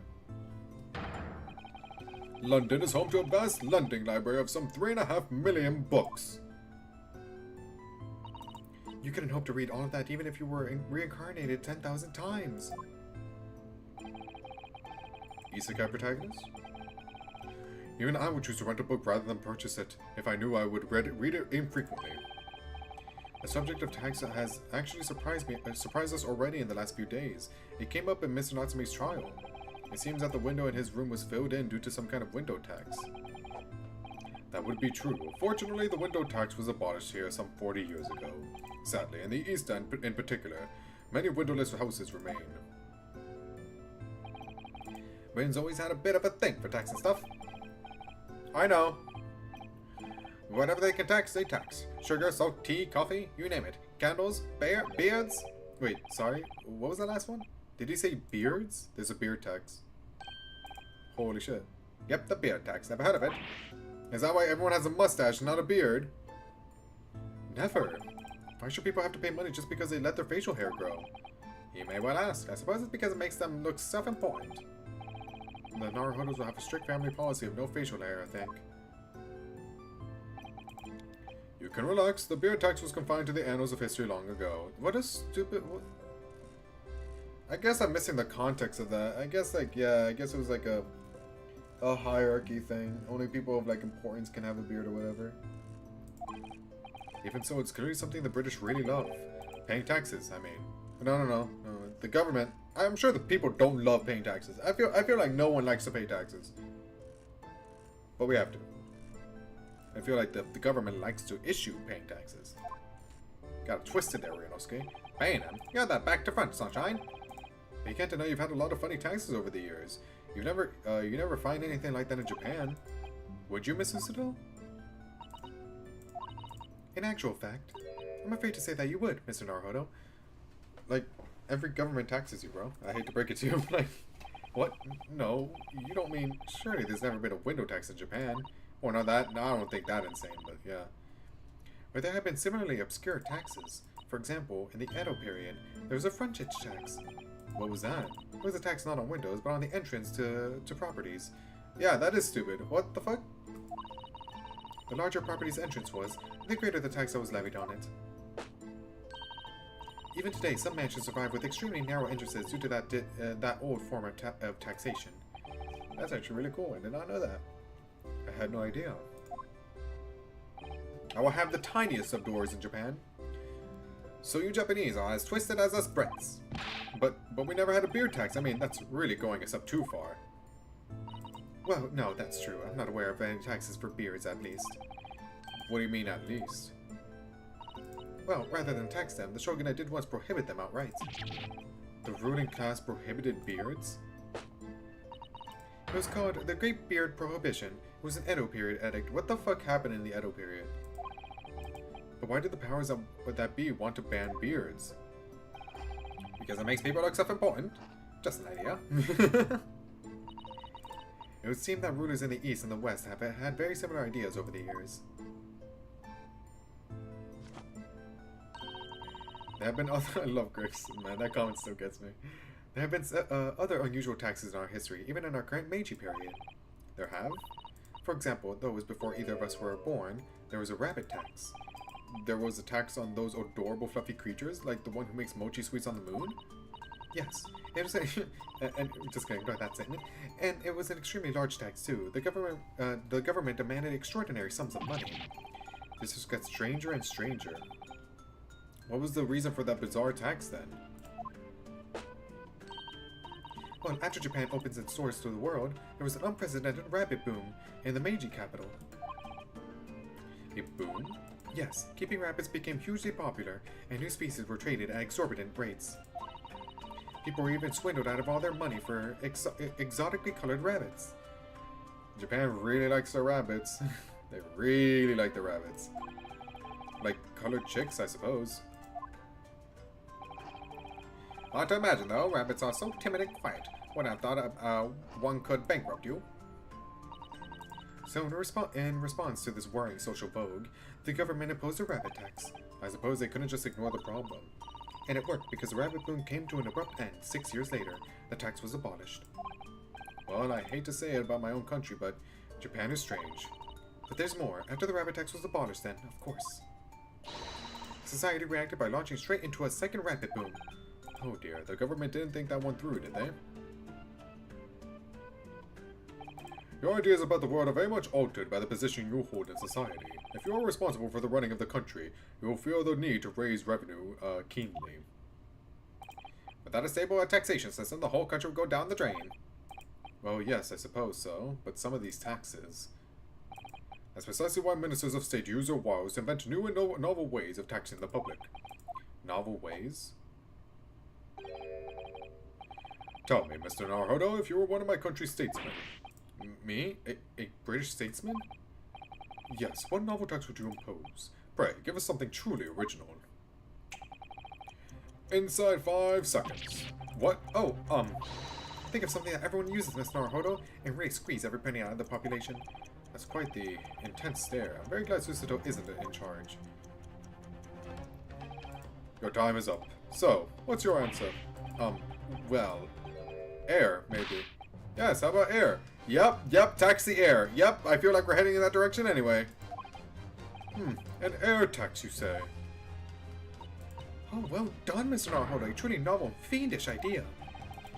Well, everyone has to breathe, so while the population is inhaling air, not hair, my government is inhaling money. Blimey, you're tired at heart, eh? A somewhat radical solution to a country's revenue problems, but sadly not an original one. No, you mean to say... Surely not. You mean a tax on air has been imposed in the past? It was last century. The finance minister of our neighbor France proposed it. France, are you batshit insane? What? If I ever go for a visit, I'm holding my breath. Who let these people be in charge? Oh, they must have been desperate for money, bro. Unsurprisingly, it was strongly opposed by the public and soon scrapped. But yeah, it's France. They're known for the revolutionaries, man. The minister didn't last long either, obviously. Oh dear, although clearly that would have been an untenable situation. The public at large are a force to be reckoned with. Don't I know it? How about you, Inspector? What new tax would you impose? Yeah, I don't think we finished all this today. I think I have to skip through. I'll just read it like off screen, but like I think I do have to skip through this. I'll just go as far as I can. Let me see. My first thought is a tax on objections. Sorry? Been hearing far too many of them recently in court. There's a particular lawyer I have in mind as it happens. So I think an objection tax could be very handy. Good to see you don't allow your personal feuds to influence your work in public office. I reckon 5 pence for every objection raised would be about right. A most amusing proposal, Gregson. A most unamusing proposal, my lord. Oh, is that it? Oh, okay. Number 3 done. That went on longer than I thought it would. Never mind. Not done. Well, then I think it's your turn now. Sorry, my turn for what? Find the Lion's Pride. Why, what else? To look at my missing copy of the Lion's Pride. Oh, it's on one of the shelves in this room. Of that I am certain. Now, I shall give you 10 minutes. And let's take your student stipend on it, Fail to find the book, and you forfeit next month's payment. Objection! 5 pence, please. Your time starts now. Oh, one more thing. I believe you just said the word objection. Kindly leave your 5 pence over there before you begin combing the shelves. This sex is going to be the death of me. Well then. We in Russia also had a beard prohibition. Did America have... Because at this rate, it feels like a normal thing that has happened across the globe. Holy shit. I guess it did, like, back then, it just really made people look more important than they really were. So, better not to have it. That makes sense. Episode 4. Good morning, Iris. Good morning, Mr. Sholmes. Oh, morning, Susie. I'll get breakfast on the table for us all. Mr. Sholmes, morning. Come now, why the long face? Oh, sorry. The thing is, I just had a rather strange envelope posted under my door this morning, with some rather strange things inside. What strange things? Ooh, what is it, Bruno? Do I catch the scent of mystery in the air? Nothing so exciting, I'm afraid, Iris. It was just 5 orange pips. I can't imagine what it could possibly... What? Oh, orange pips, Mr. Naruhodo? And for 5 of them? What's the matter with you? That's a bit of an overreaction, isn't it? An overreaction, Mr. Naruhodo. You don't understand. It's a warning, a notice of imminent danger to your life. What? To my life? What's the meaning of all this, Mr. Sholmes? My dear fellow, why do you make such an inquiry of me? Because the name of the sender was written on the envelope, and it was yours. What? 5 orange pips is a reference to a Sherlock Holmes story? Oh. So many references. You're right, Bruno. It says, sent by Sholmes, envoy of hell. What? So my little ploy has been exposed, well, so be it. Dude, you didn't hide it, like, at all. Cast your mind back, if you will, Mr. Naruhodo, to the time of our dining last night. Oh, yes, Mr. Sato cooked Japanese food for us. I want Japanese food right now. Indeed, in particular, you may recall the final Norimaki sushi roll that was about... You're kidding me. It was my Norimaki sushi roll, Naruhodo. You must die for it. The death penalty. To the gallows with you. That is before you swooped in with your clacking chopsticks and filched it from under my nose. Oh, I assume because you've left it that you didn't want it. I left it, my dear fellow, because I plan to enjoy it as my very last mouthful. Surely you would have noted my intent by the subtle dilation of my pupil. Perhaps a clearer sign would be helpful next time. Just an idea. In summary, the post you received earlier is a notice of a pending revenge. You should be quaking in your boots. Really? Because I went straight out into the garden and planted them. I'm hopeful we may grow some exotic fruit. There's no point sending a notice of impending revenge if the person you send it to doesn't know what it is. What's this? Well, I know, of course, because I've read this book. The Adventures of Sherlock Holmes. On sale now in all major London bookshops and receiving rave reviews. Okay. Sheet Bitio. I don't know what that... I don't know. Oh yes, of course, it's finally been published, hasn't it? I hear it's selling very well. It is. 12 short stories in 1 volume. I've earned a lifetime of spending money already. And has further bolstered my name. In fact, only the other day, a Bohemian Oh, shit! Oh, reference! A Bohemian king sought to engage my services. Really? That's extraordinary. Of course, the gentleman persisted with some pretense about being a fishmonger for the duration. But only a fool presumed to be able to deceive my eyes with such a charade. So how did you know that he was the king then? Why, there is no mystery, my dear fellow. A distinct smell of fish accompanied the man's lowly apparel. And though he tried to hide it, the left side of his mustache quivered in a quite manifest manner. Mr. Sholmes, that's simply brilliant. Having nearly resolved the case for the man, I was sent a quantity of fresh cod as a mark of his appreciation. I think perhaps you shouldn't discount the possibility that he actually was a fishmonger. Is that... Can anyone else smell burning? Oh yes, you're right, and look, smoke. I think maybe... Fire! Fire! There's a fire, everyone! Really? A fire? Dude, Ryunosuke, how did that not click is beyond me. We must all leave at once. Everyone out of the building. No, wait, I have to go back to my room first. Are you deranged? If you're not asphyxiated by the smoke, the flames will burn you to death. But my Daruma doll. No, he must save his Daruma doll. You don't understand, Sholmes. I can't let my Daruma burn. It means too much. You drat. Sorry, but I'm going to make a dash for it upstairs. Or is it even a fire? Oh, Bruno, you're so funny. Or is it like chemical stuff? This is no time for jokes, Iris. Go, quickly, get out of here. But there is no fire. Is it the chemical stuff? Oh, there is a fire right there. Is there, Hurley? Huh? What the? But you smelled smoke and then... What the... What a delight to see that boy enacted in the flesh. I wouldn't have dared to dream I should be so lucky. Miss Susato? Ah! Ah! Ah! Ah! Ah! Ah! I guess I also got bamboozled. Sorry, Inosuke. Indeed, it was a ploy. A devilment engineered by my puckish spirit. It was all a trick, but why? Because you stole his Naramaki role, bro. That's fucked up. It is a simple experiment of the mind, Mr. Naruhodo, when his life is threatened. A fellow is compelled instinctively to protect that property to which he attaches matching importance. And after your own life, Runa, the most important thing to you seems to be your Daruma doll.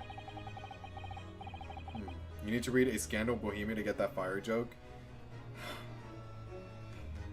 I need to do homework for this game. I'll return with my knowledge of the Sherlock Holmes story one day. Let's not dwell on that, shall we, Iris? So, you knew all along, Miss Susato, that it was a trick? Yes, of course. The very ploys described in this book. Ah, they even mention it. The Adventures of Sherlock Holmes. On sale now in all major London bookshops and receiving rave reviews. Not again. I've used that device quite satisfactorily in the past to solve a case. Oh yes, it was a great success, wasn't it? But then it became something of a habit, didn't it? You started yelling fire at every crime scene. In the end, people started paying no attention to you at all. The boy who cried wolf. Yes, that's true. There was a time when I was known as the Sholmes who cried wolf. I swear to God, I did not know that was coming up. I think there's a lesson to be learnt in there somewhere. But sadly, my little ploy failed to yield results this time. Iris was utterly unmoved. What do you mean? Well, I was anticipating that Iris would immediately expose her secret hiding place. The location of the nest egg she must have cached somewhere in this room. Nest egg? You think Iris has some secret savings? Why, naturally. The book is selling like hotcakes after all. It is a simple deduction indeed to conclude that the profits must be concealed here within these walls. Oh, Mr. Sholmes, are you in need of money? He always is. Always. At all times. I bet I know what it is. Isn't that new microscope that's gone on sale, isn't it, Hurley? What else? I have such a strong desire to own one, yet my purse is £1 too light. And as no offer of a loan has been forthcoming, I have been forced to resort to an alternative stratagem. Sorry, Hurley, but I'm not falling for that. Not coming from the Sholmes who cried wolf. Oh, how vexing. You really shouldn't be trying to steal a 10-year-old's savings, you know. Yeah, but she's rich. Well, it's just a microscope. It probably cost a lot back then, though. Like, a lot. My book is full of little tricks like that, you see. The armory of the great detective. Except that in this case, both the orange pips and the fake fire fell a little flat, didn't they? Oh, I have plenty more tricks up my sleeve. Take, for example, the case of the Boscombe Valley Mystery. I'm already filled with dread just from the title. It is a tale of extraordinary skill on the part of the great detective, the skill of tracking. Tracking? When I arrived at the scene of the crime in the eponymous valley, there were footprints everywhere. But my eyes were immediately drawn to one set in particular. Oh, Mr. Sholmes, your detective instincts are truly remarkable.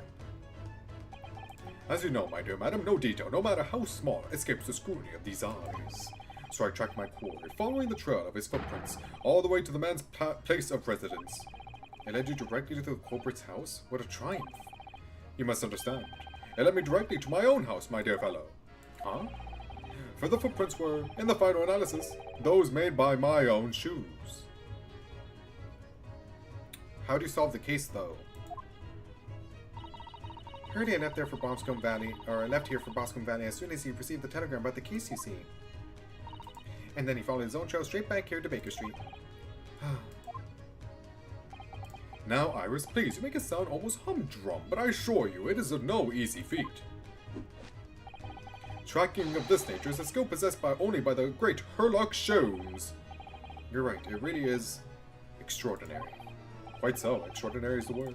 And let it be the last on the subject. Anyway, needless to say, I subsequently went on to solve the case with various other deductions. Yes, it's the various other deductions I'm interested in. Ah, well, you shall have to read the book then. I'm sure Iris had penned it with her usual flourish. Oh, absolutely. I put an ingenious spin on the great detective's exploits. It must have been very ingenious to make this man sound even remotely credible as a detective. Hey, he saved your ass in 2-5, bro. That's all I'm saying. Wait, is that? Does it smell like something's burning again? We've had enough devilment for one day, Mr. Sholmes. Put your puckish spirit to bed. I assure you, this has nothing to do with me or my spirit. What? Oh no, the smoke is getting thicker. You mean it's not a trick this time? There really is a...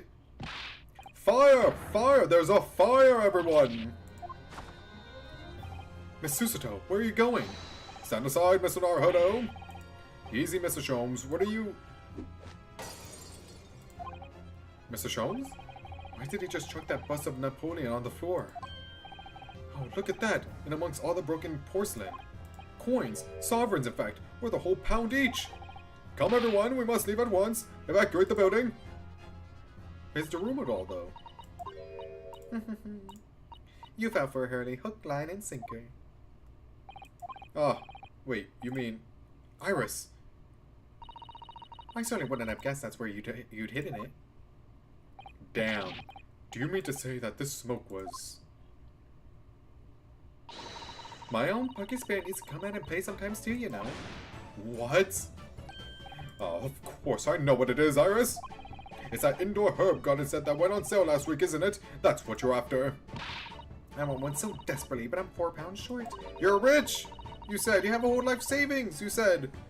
And even though you told me you didn't have any money to spare before, I knew you had a secret nest egg somewhere in this room. Oh, you've outwitted me again! You really shouldn't let yourself be outwitted by a 10-year-old child, you know. She has a degree in medical science. So, like, not just a 10-year-old, bro. So, thank you for the loan, Hurley. Oh, but wait. What's the matter? Where's Susie? She's disappeared. Oh yes, that's right. She ran off. Up the stairs before. Oh my God, I couldn't get it out, didn't she? What'd she take? The shovel. What are you all still doing in here? We have to evacuate. It won't be long before the fire is. Sorry. Ah. Sorry, Susie. Children would get up to mischief once in a while, you know, but it's all perfectly harmless. Harmless, maybe, but oh so devious. Episode 4 done. We're halfway. Yeah, I don't think we make it. If anything, we can probably... Oh my God, he baits me all the time. I think we can, like, finish, like, maybe episode 7, but episode 8, no way, right? Oh, well, at least nobody was hurt. Apart from Napoleon and my secret hoard. Now, tell us, Miss Susato, what is it that you went so fleet-footedly to fetch? Sorry? Oh, no, nothing. This is just... No, this is nothing. Susie, that's your notebook detailing all of Bruno's trials, isn't it? It's bulging at the seams. Oh. Yeah, that makes sense that she cares for that the most. What? Ah, a testament to the various people you've helped over the past months. Miss Susato, Well, I am your judicial assistant, after all. I'll do anything to ensure the safety of these records, even risk my life if necessary. I love Susato. I mean, it's very important to me. It's like a diary of everything we've achieved together. I'm getting all teary-eyed now. Oh. Yes, in stark contrast to a certain someone who would have fetched his Daruma doll, I must say. He really likes his Daruma doll, man. Leave him alone. Okay, so I think I might. Okay, out of the upcoming 4 episodes that we have left, 5 through 8, what's the least important? What is the least important? Because I do want to do this one. I feel like the last one would be nice. We'll do 5. We'll keep going in order. I don't know, like, between 6 through 8, like, what's the least important, though. Well, I don't think any of them are important, but I would like to do episode 8. I'm back. Oh, hello, Mr. Naruhodo. Did you have a good outing? Hi, Bruno. What's the matter? Your eyes are as big as dinner plates. Iris, I wasn't expecting to see you here. I just made some tea, Mr. Naruhodo. Would you like a cup? A cup or two, yes. Definite tea. Ha ha ha ha ha ha ha! I'm so funny, guys. Holy shit, I'm so funny.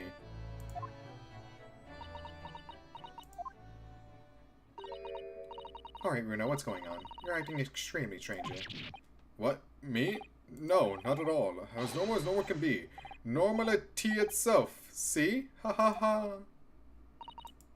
ha. Not again, Mr. Naruhodo. Sorry? Not what again? What do you mean, Susie? Whenever he goes out on his own lately, he always seems to come back with a peculiar new purchase. Peculiar? Peculiar? What's peculiar about the things I bought? You seem to think that anything British is a courier who simply must have. You keep buying items of a bric-a-brac, what the fuck, what is this? Even though you don't know what they are. Well, there are rather a lot of bric-a-brac shops and pawnbrokeries and the like around here. I don't know what that is. It's when I've been to Lord Strongheart's to give my weekly report. I'm always so nervous beforehand. On the way home, I just find myself in those shops and, yes, alright, I can't deny it, I bought something. You're right, you can't deny it, because your eyes are wider than ever. You really ought to put up a warning sign about them. They're bigger than some potholes around here. Damn. They do get wide, though, in their defense. It's hard to resist things in the bric-a-brac shop. It's also cheap. Mr. Sholmes has given me lots of useful advice about how to pick out the real bargains. You must remember, Bruno, that Hurley likes to have fun with you. Take his advice with a big pinch of salt. Well, that's true. That thing you told me was a pot stand. That was a pot stand. Wasn't a pot stand at all. But I never guessed it was a collapsible top hat.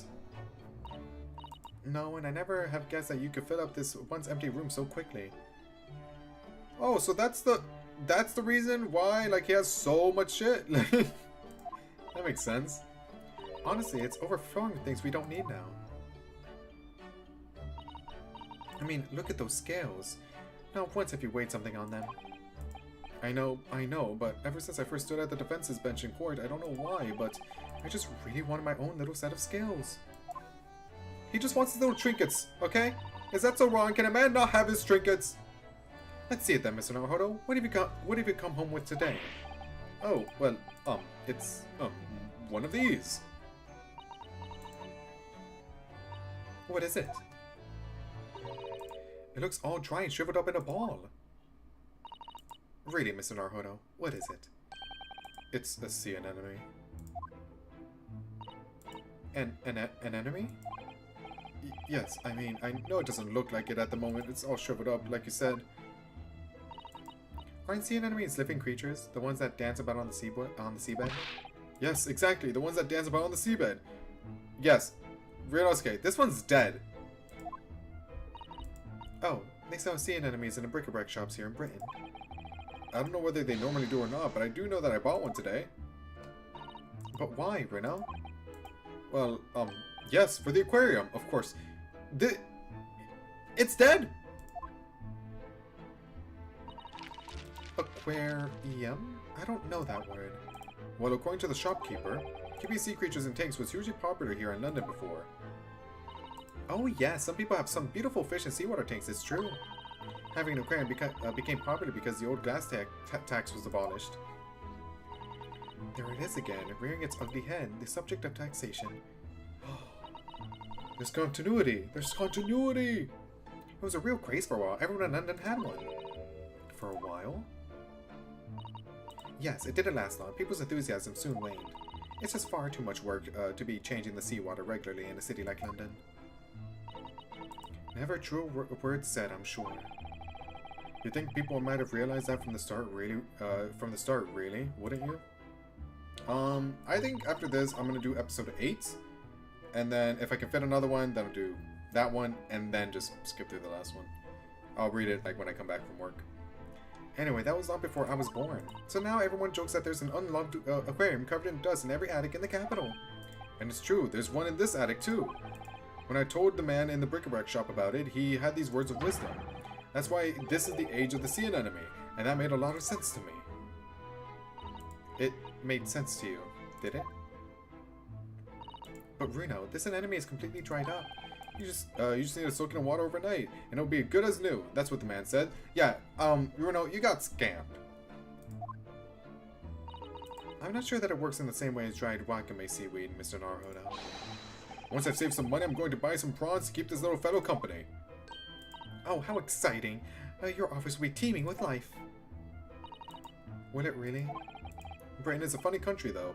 I mean, is sea enemy craze? Well, they say people in glass houses about comments like that here. Or, Mr. Naruhodo. Don't forget that there was a very curious rabbit craze in our own country not so very long ago. I like the continuity.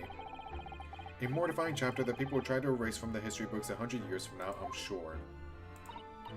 You know, there was another craze as well before the aquarium one. Have you heard of Wardian cases? Wardy... what? No, I've definitely never heard of them.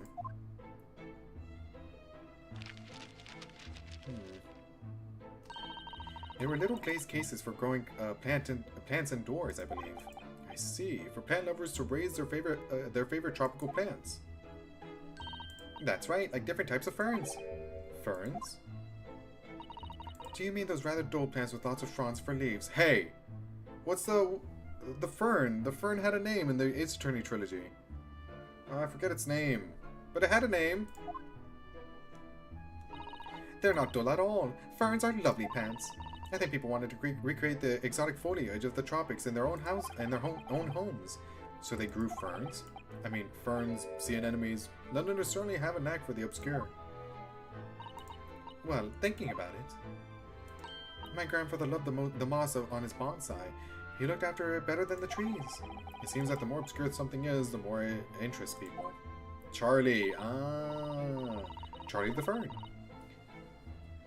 Maybe. Anyway, the Wardian case craze didn't last very long. Now most of the little glass cases are just gathering dust, I think. But I haven't seen one in your room, Iris. Very observant of you, Susie. Yes, that's right. Mine's certainly not gathering dust. I grow tropical herbs in it. Well, Mr. Naruhodo? I really must ask you to stop all this frivolous buying of strange things. Yes, alright, sorry. It's just that, well, think about Mr. Sholmes' room. He has all sorts of peculiar trinkets lying around. Well, yes, that's true. And they seem to be growing in number. Recently, I've noticed a blowpipe, a few barrel crystals set in a twisted piece of gold, a gold-rimmed pince nez. What's a pince nez? I spotted a small gramophone record in there the other day, so I slipped it onto the gramophone. But it was just a whispering voice saying "Nobody" and nothing more. What could it possibly be about? Those are all mementos of cases that Hurley solved over the years. Exactly, that's what I want to create in here, just that sort of atmosphere. A room full of meaningful trinkets, each with their own unique history, you mean? Yes, that. That sounds like copium. I think you're just becoming a hoarder, Ryunosuke, an impulsive buyer as well. You have a problem. Seek help. But, Mr. Naruhodo, none of the things you bought for the room have any connection with any of our cases. Don't they?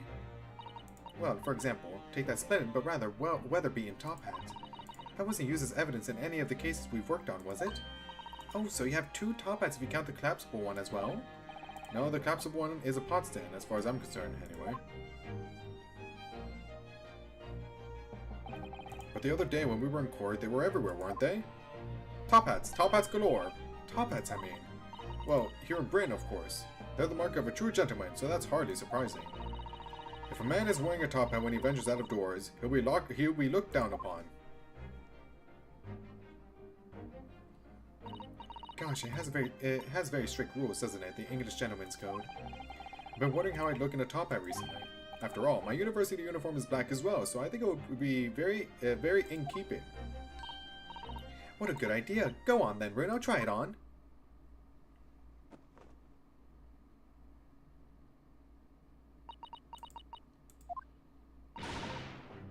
It doesn't look good, does it? The lesson here, I suppose, is that the juxtaposition of student and gentleman is just so strange and wrong. Well, I'd rather it didn't suit me anyway. I mean, these hats are ridiculous. I'd be willing to bet every foreigner who sees one of these for the first time it thinks exactly the same thing. Why is that man wearing a chimney on his head? People in glass houses, remember, Runa? What do you mean? Well, what about Japanese chomage top knots? Those haircuts are the height of ridiculousness. She's got a point, man. Ugh, true. At least you can take a hat off. Once you have a chomage, it's chon your head for good. Clever. I'd be willing to bet every foreigner who sees a chomage for the first time thinks exactly the same thing. I did, that's for sure. Why is that man wearing a cannon on his head? That's not what I thought, actually. I suppose that's what it means to have different cultures, isn't it? Exactly. Stop making fun of the top hats. On the subject of hats. Dude, this one just keeps going. Holy shit, I'm just gonna do episode 8 and then I might have to skip both 6 and 7. The one Mr. Sholmes always wears is really very strange, don't you think? I beg your pardon, Mr. Naruhodo? What a thing to say! The hat is the very essence of Mr. Sholmes. Yes, without his deerstalker, the great detective would be unrecognizable. It's called a deerstalker? That's a surprisingly swanky name. It's the hat of a hunter, just like the flat cap. I made up my mind long ago to visit the Regent Street and buy one for myself. I'm not sure it's going to fit over your hair. Just give her. She can try. Stop talking down on her. You're just jealous that you don't pull off the hat. Well, I think it's perfect for a great detective who stalks his criminal quarry. What do you think is strange about it anyway? Well, you've seen it. It has 2 brims, one at the front and one at the back. It fucks, alright? It's cool. You just don't get it. You have no drip. All you do is wear that fuck-ass uniform all the time. You don't know. Why do you need 2 brims on a hat? Surely one at the front is enough, no? One moment, please. If you ask me, it's just Mr. Sholmes' madcap personality coming through. I made it so that he doesn't have to think about which way around to put it on or something like that. Mr. Sholmes does not have a madcap personality. He always has a clear head. Deerstalkers were made for hunters who had to hide in trinkets when they were stalking their prey. The brim at the back was designed to stop the stalks of plants scratching the backs of their necks. Oh, so that's the reason. Thank you, Iris, for educating us. Mr. Sholmes doesn't spend a lot of time in thickets, though, does he? It's a look, man. You are such a stickler. Well, no, that's true. I'm telling you, it's just his impetuous personality. That's my theory, and I'm sticking to it firmly. Here you all are. Oh, good afternoon, Mr. Sholmes. I've not long since made some tea, Mr. Sholmes. Would you like a cup? I see you've come at a good time, Mrs. Sato. Thank you. Now, I have something I should like you all to see. I've designed myself a brand new Great Detective's hat. What the? There's a brim at the front and at the back and at both sides. 4 brims in total. Your observation is quite correct, my dear madam. I'm a busy man, you see. But with this hat, whichever way I put it on, I shall always have it pointing the correct way. Oh. Okay, fine. I guess Ryunosuke's right. With my previous hat, I could, in an impetuous moment, wear erroneously with the brims on either side. That's impressively clumsy, I would say. And I must regretfully say I think your madcap theory was correct, after all. But really, Mr. Sholmes, with brims on all 4 sides like that, wouldn't it just be better to wear a top hat instead? Oh yes, and however you put it on, you have a brim all around. What? So true, so true! How could I have been so blinkered to this fact until now? Well, fortunately, I happen to have 2 top hats here. If you just lift the pot off it, you're welcome to try that one there. Indeed I shall, my good fellow. Much obliged. Dude, holy shit, this one's long as hell. Oh dear, Hurley, it looks terrible. More terrible than I could possibly have imagined. Can you let the man live, please? Oh, that's not good. Maybe it's because of your long face. Paired with the tall hat, it just doesn't work. But I think it's very nice, Mrs. Sholmes, even if it will have the whole world in bits of laughter. Oh, I should never have meddled with it. Give me a deerstalker forevermore. And give me my regulation university hat forevermore. I still hope that you'll graduate one day, Mr. Naruhodo. Don't give up. I got a tad busy with the whole lawyer shenanigans. But yeah, I'm going straight to episode 8. Yeah, I can definitely get episode 8 in, but no, I don't think the other 2, man. I think I have to skip 6 and 7. Yeah, let's do it.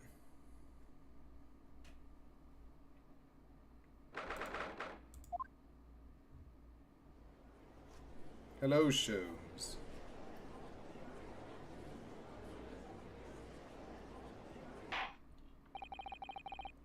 This court is now in session for the trial of Mr. Herlock Sholmes.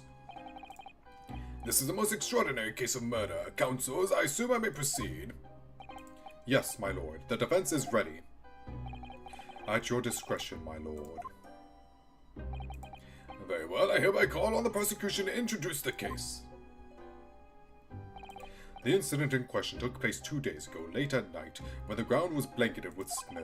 The location of the incident was the residence of the accused, Mr. Herlock Sholmes. Indeed. The now famous address of number 221B Baker Street, was it? The address may have enjoyed fame once, my lord, but will henceforth endure infamy for this grim crime. Yes, sir, well put. The victim, a certain Madame Rosie, was found asphyxiated on the accused sofa.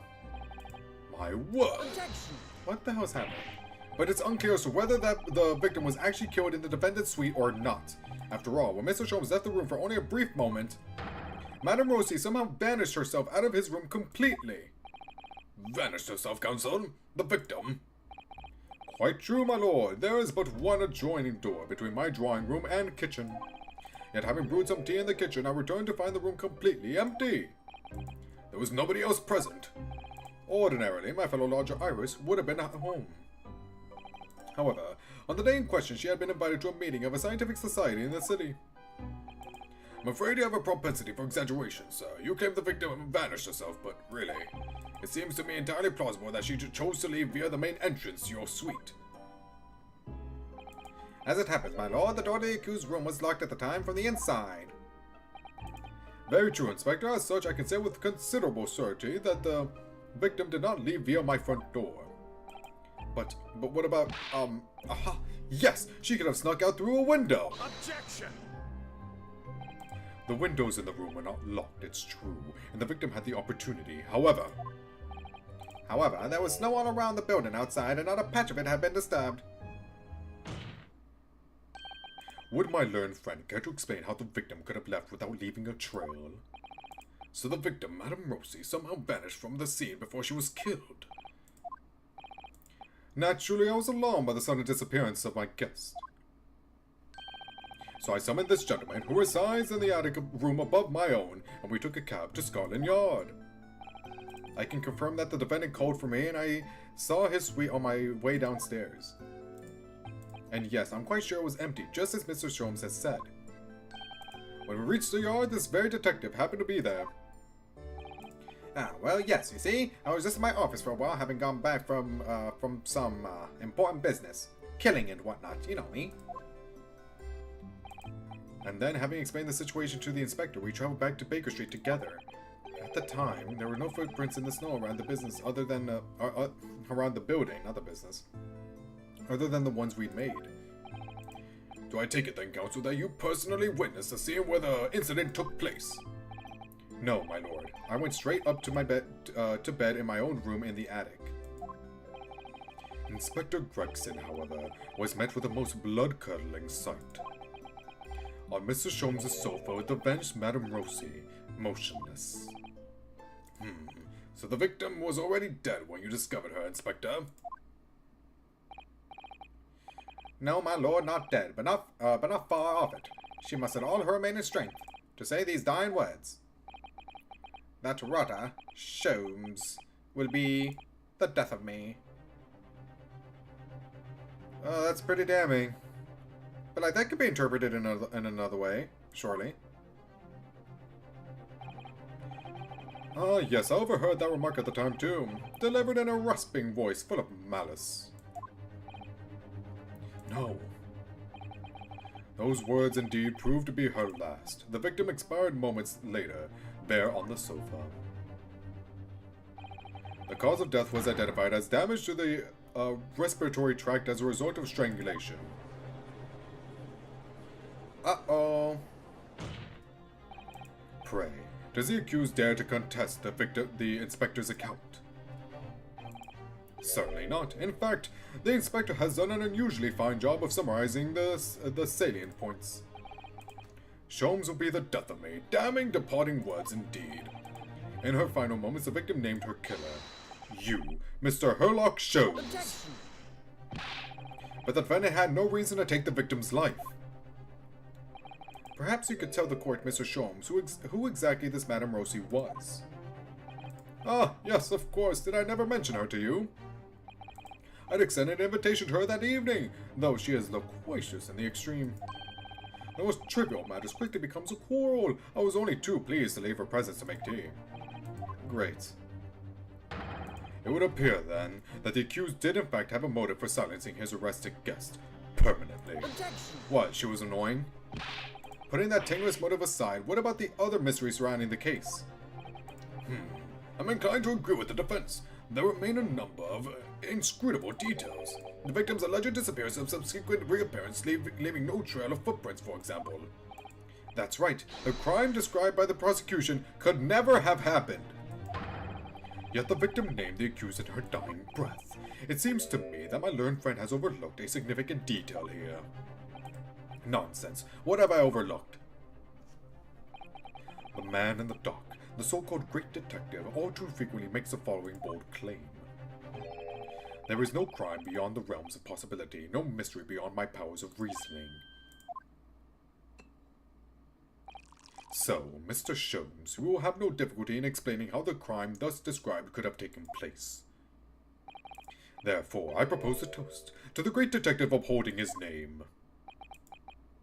But of course, were I to put my mind to the matter, the crime would immediately appear to all present to be entirely feasible. Please, Mr. Sholmes, whose side are you on?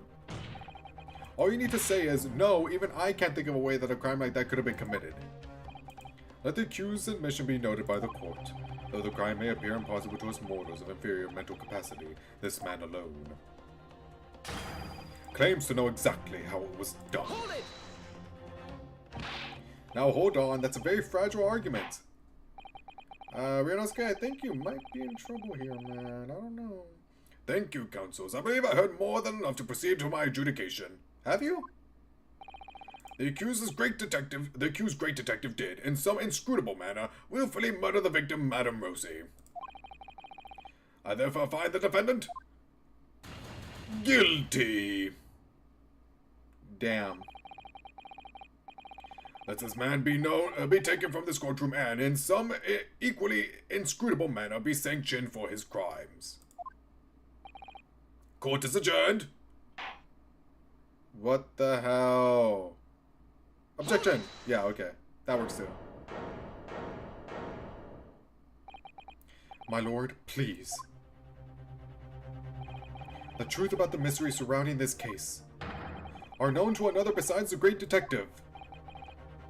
What's this? Upon my word, Miss Naruhodo, you are coming along wonderfully.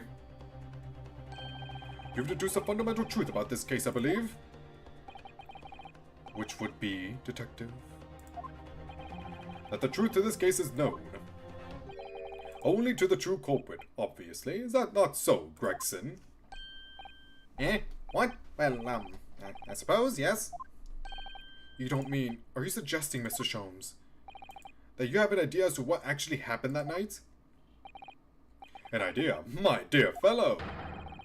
I could explain the entire incident from start to finish with not a single detail omitted. Objection! It seems the detective has failed to grasp the situation. Pray, Mr. Reber, which of us has truly failed to grasp the situation, I wonder? Then answer me this.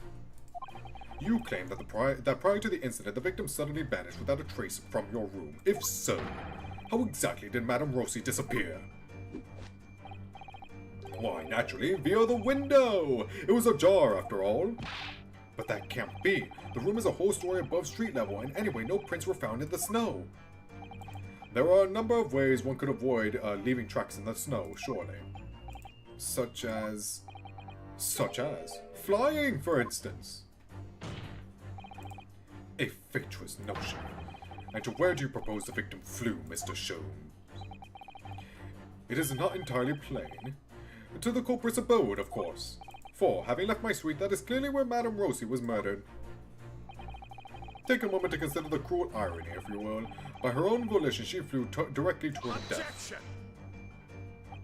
Do you forget, detective, the victim's corpse was discovered on your own sofa? No doubt because her killer carried her back there.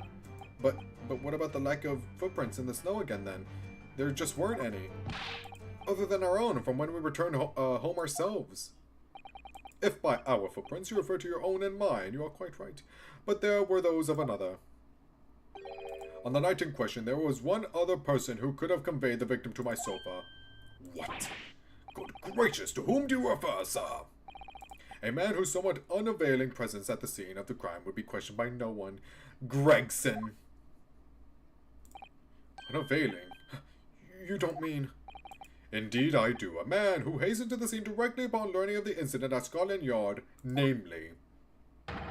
You, Inspector Gregson. Eh? When you arrived at my address on Baker Street, you were carrying the half-dead Madame Rosie with you. You waited for a suitable opportunity and then laid the victim on my sofa. Did what? Objection! I mean, he's already working for Reaper, so this isn't, like, crazy to think about. But we were with the inspector when he arrived. How could he possibly have been carrying the victim? We would have noticed. My dear fellow, a most obvious answer presents itself, does it not? The inspector is rarely, if ever, without his overcoat. The victim was simply conveyed in one of its many pockets. What? What? I fail to see what makes this detective great, but I can say one thing with great certainty. A human body cannot fit into the pocket of an overcoat. I believe you may have all fallen foul of a rather significant misapprehension. Is this not a human? What? Madame Rosie was not a human. Oh my god, what is this? What is episode 8, bro? I beg your pardon? Mr. Sholmes. Yes, Mr. Naruhodo? Something troubles you, perhaps? Whatever gives you that idea. Exactly what sort of creature was Madame Rosie? Is it not apparent already? A parakeet, of course. Huh? A most self-conceited specimen, in fact. A parakeet. Hence the repeating the words thing. She was an incessant talker, I must say. Her manner was quite intolerable at times. Wont to turn every conversation to a quarrel. I thought to strangle the creature on more than one occasion. You had a quarrel with a parakeet. But of course, why else would she have chosen to fly from my window so uncordially that evening? To the abode of the inspector here, beside me no less. To Inspector Gregson's abode, but why? Because that was the parakeet's home, naturally. What are you? The inspector was called. Oh, and the parakeet repeated Gregson's word. Oh, I see. The inspector was called away from town for some days, so it was arranged that I would look after the bird. But it would appear that she was overcome with a sudden yearning for her keeper, thus prompting her flight from my comfortable suite to the inspector's office at Scotland Yard.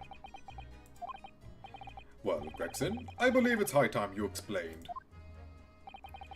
Give us your account of what happened that night, sparing no details, of course.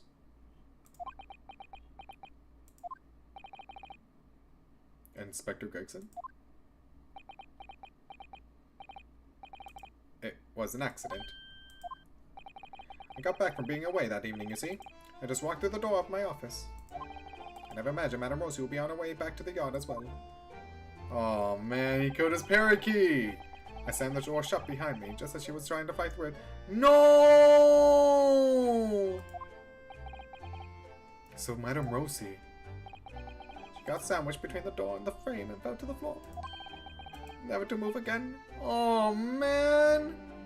What the hell? That's so sad! Well, I never... I had to do something, and just when I was trying to think of a plan, you fellas arrived talking about some incident at Baker Street. Oh, I had to hide Madame Rosie in a hurry, so I stuffed her in my coat pocket and got into the cab with the pair of you. That's so. I'd cry if that were my pet. I'd cry immediately. Absolutely.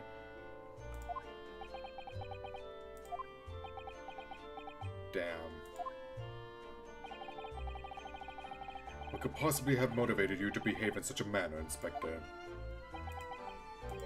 Lord Strongheart, sir. What? Lord Strongheart? Please tell me I didn't hear that right.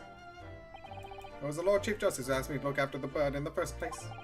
She'd been living with the pitches at the Supreme Court until then.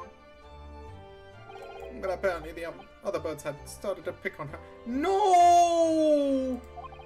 So for the past 6 months or so, I've been caring for her in my office at the yard. I see. If anything happened to that bird, just imagine. No pay, no time off for the rest of my career. You mark my words, that's what's gonna happen. That's why well... Why did episode 8 have to lead this way? I didn't want the animal to die. With the victim's dying words, Inspector. The court heard earlier that Madame Rosie spoke the name of her assailant on her deathbed.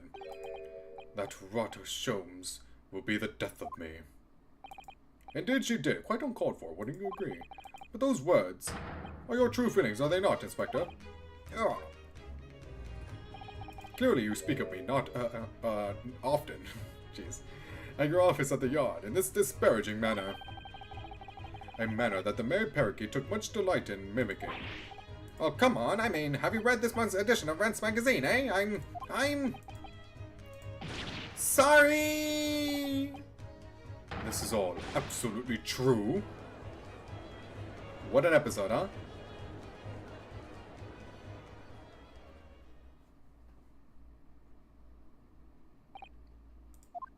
What? Something wrong, Lord Von Zeeks? No, nothing. Was it all a dream? I almost drifted off for a moment there. It's hard not to drift off when you've been kept waiting 3 hours already. I wonder if we'll manage to meet with oh, it was all oh, he was just daydreaming. Oh, it's not real. Oh, the parakeet's not dead. Oh, hell yeah. I wonder if we'll manage to meet with Lord Strongheart at all today. We may have to deliver the report on the Winterbank case that he asked for on another day. Tell me, Inspector, what became of that bird? Ah, Madame Rosie, you mean? She had a narrow escape, but she's still alive. Let's go! I delivered her back here not long ago, actually, on Lord Strongheart's orders. He's hoping the pages will accept her now. It was something of a shock to hear that she'd been crushed in the doorway of your office. Oh, okay, so wait, no, it did happen. He was just reminiscing. Especially as we were all under the misapprehension that Madame Rosie was a person. Sorry about that. It was Lord Strongheart's demand that... Oh, good, you're here. I apologize for my tardiness. I'm exactly 3 hours, 24 minutes, and 57 seconds late. Oh no, my lord! No, no, please don't trouble yourself! Nothing gives us greater pleasure than standing here doing nothing for hours on end. Heartening. So, let's hear it then. Your report? The Winterbank trial is concluded, but this is far from over. It seems that dark Far Eastern lawyer and I have some shared destiny. We will meet again. Of that, I have no doubt. Did you see that, Lord Von Zeeks? Did you? Madame Rosie went flying off among the pigeons there. Oh, I didn't see! Oh, I'll look through it when editing. Oh, man. Happy as Larry she was. Really, Inspector? You must be relieved. I'd say that was a very nice ending. Even though I have 2 more episodes. But hey, 6 out of 8 is not bad. So now I can just fast forward through 6 and 7. Look. I'll just... If anything, maybe I'll save it for whenever I do the Apollo trilogy. Yeah, I think that's it. I think I'll skip through it now, and I'll just save it for the Apollo trilogy. But I want the achievement. No! Damn it! No! I want it done. Let me see how long they have for, though. I wonder where Wagahai is. Where's Wagahai? Also, I wonder if his 3 cats, the ones that he had in the courtroom during the credits, have names other than just the one that is Wagahai. I mean, Wagahai was with us though, so those 3, yeah. I don't think any of those were calico cats like him, right? There was a white one, there was a black one, and then the third one, I don't know.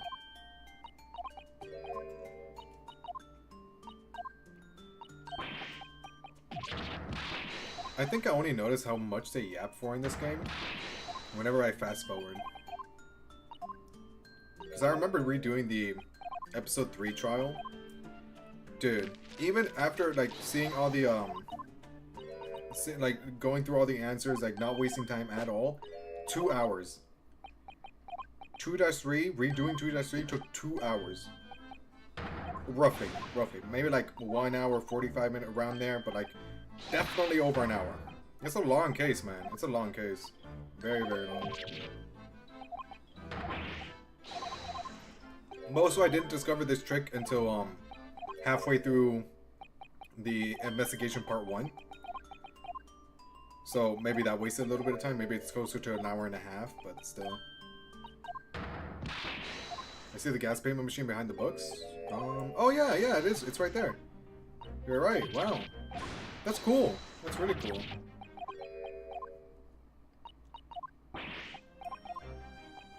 I like how much thought they put into the environment. It's very nice. That's something I really like about this game. The environments are very, very pretty. It's definitely like the prettiest I've seen from Ace Attorney. Maybe it's the art style. I think that also helps with it. I don't know. I just really like it.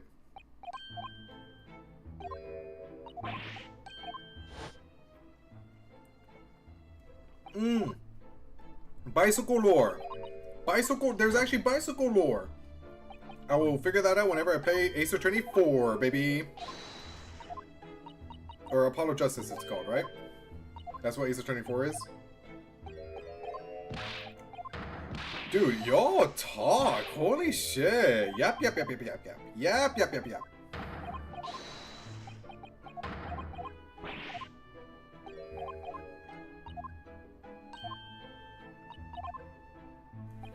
Come on. It is? Okay, and then Dual Destinies is 5, and then Spirit of Justice is 6. Did I get it right? Did I finally memorize it after a year?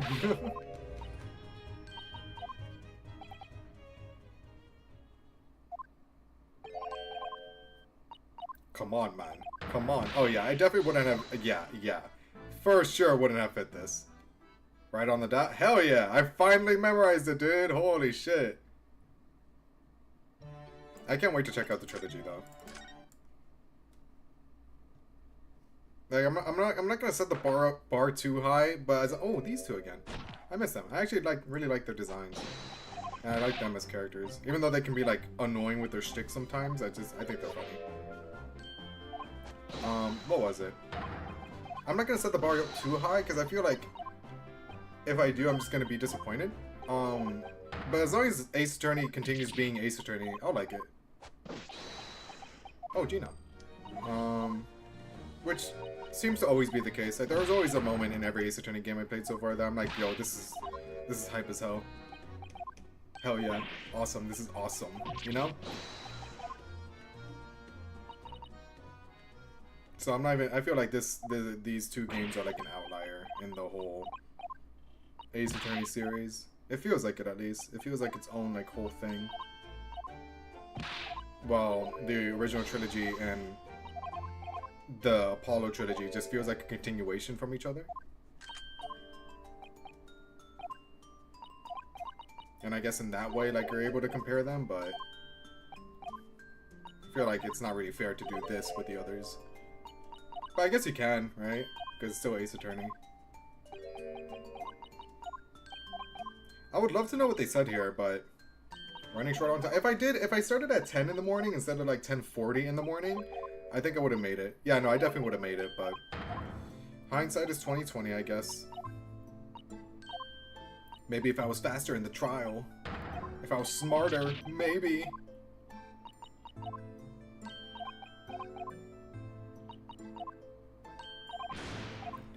Come on. And as soon as this ends, we're gonna get the achievement pop too, right? Then I can update my profile. Holy shit. This does feel like I don't deserve it though, since I didn't read through 6 and 7, but whatever, man. Whatever.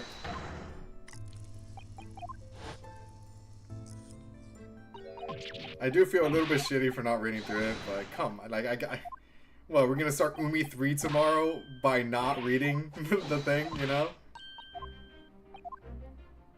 Like, I'm gonna read it. Just not right now. But I am asking for Apollo Justice thumbnails, so hopefully we'll be able to read it soon.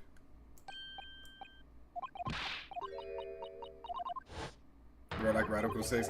All roads lead back to ZTD. Where's Delta? Is Delta the snowman over here? And? No. I got baited again.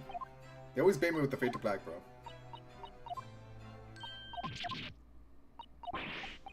Come on. I think I'm not gonna start the Apollo Justice stream whenever that happens with this. I think I'm gonna end it with this. The first stream at least. Yeah, I feel like that's better. Since it's like should I keep it installed then? I guess I'll keep this game installed, yeah. And now, dude, another. Stop baiting me with the Fade to Black. Holy shit.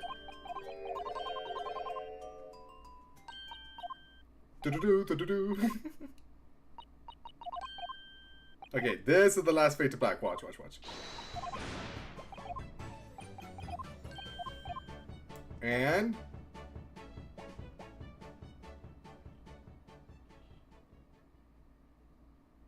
And let's go!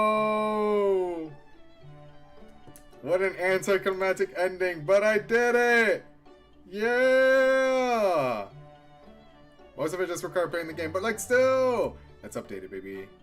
Let's update it. Put that shit here. Put that shit here. Yeah. Hold on. Can I? Oh, whatever. Yeah, just put. Yeah, great Ace Attorney. Great. Wait. I can't see. It's not here? Ghost Trick, Grand Blue, Goatee Gear, Gunfire. No? Is it in T? The Great Ace? Oh, the Great Ace Attorney. There we go. Is it all the way down here? Where is it? Oh, Great Ace. Oh, right there. There we go. And we can get this out. The Great. Yeah. Yeah. Yeah. Oh, hell yeah. Wait. Save. Yeah. Yeah. Yeah. Yeah. Great Ace Attorney. Woo. Let me see how many hours I clocked in this game. Let me exit. I did 100. Holy shit, man. Well, no, well, this is a bit skewed because I did leave it on accidentally because I went to work one time.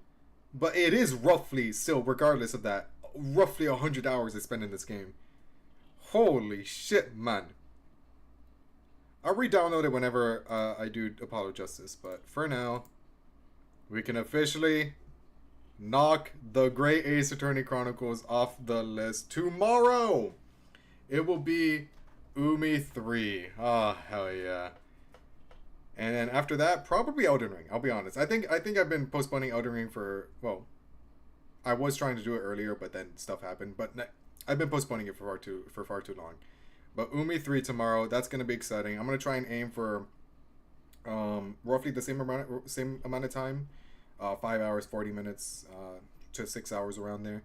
But yeah, with that, we are done. If you're watching the VOD, hit the like button, subscribe if you're new, and I'll catch you guys tomorrow. Oh my god, man. That was worth it. What a good game Ace Attorney 2 was. Holy shit.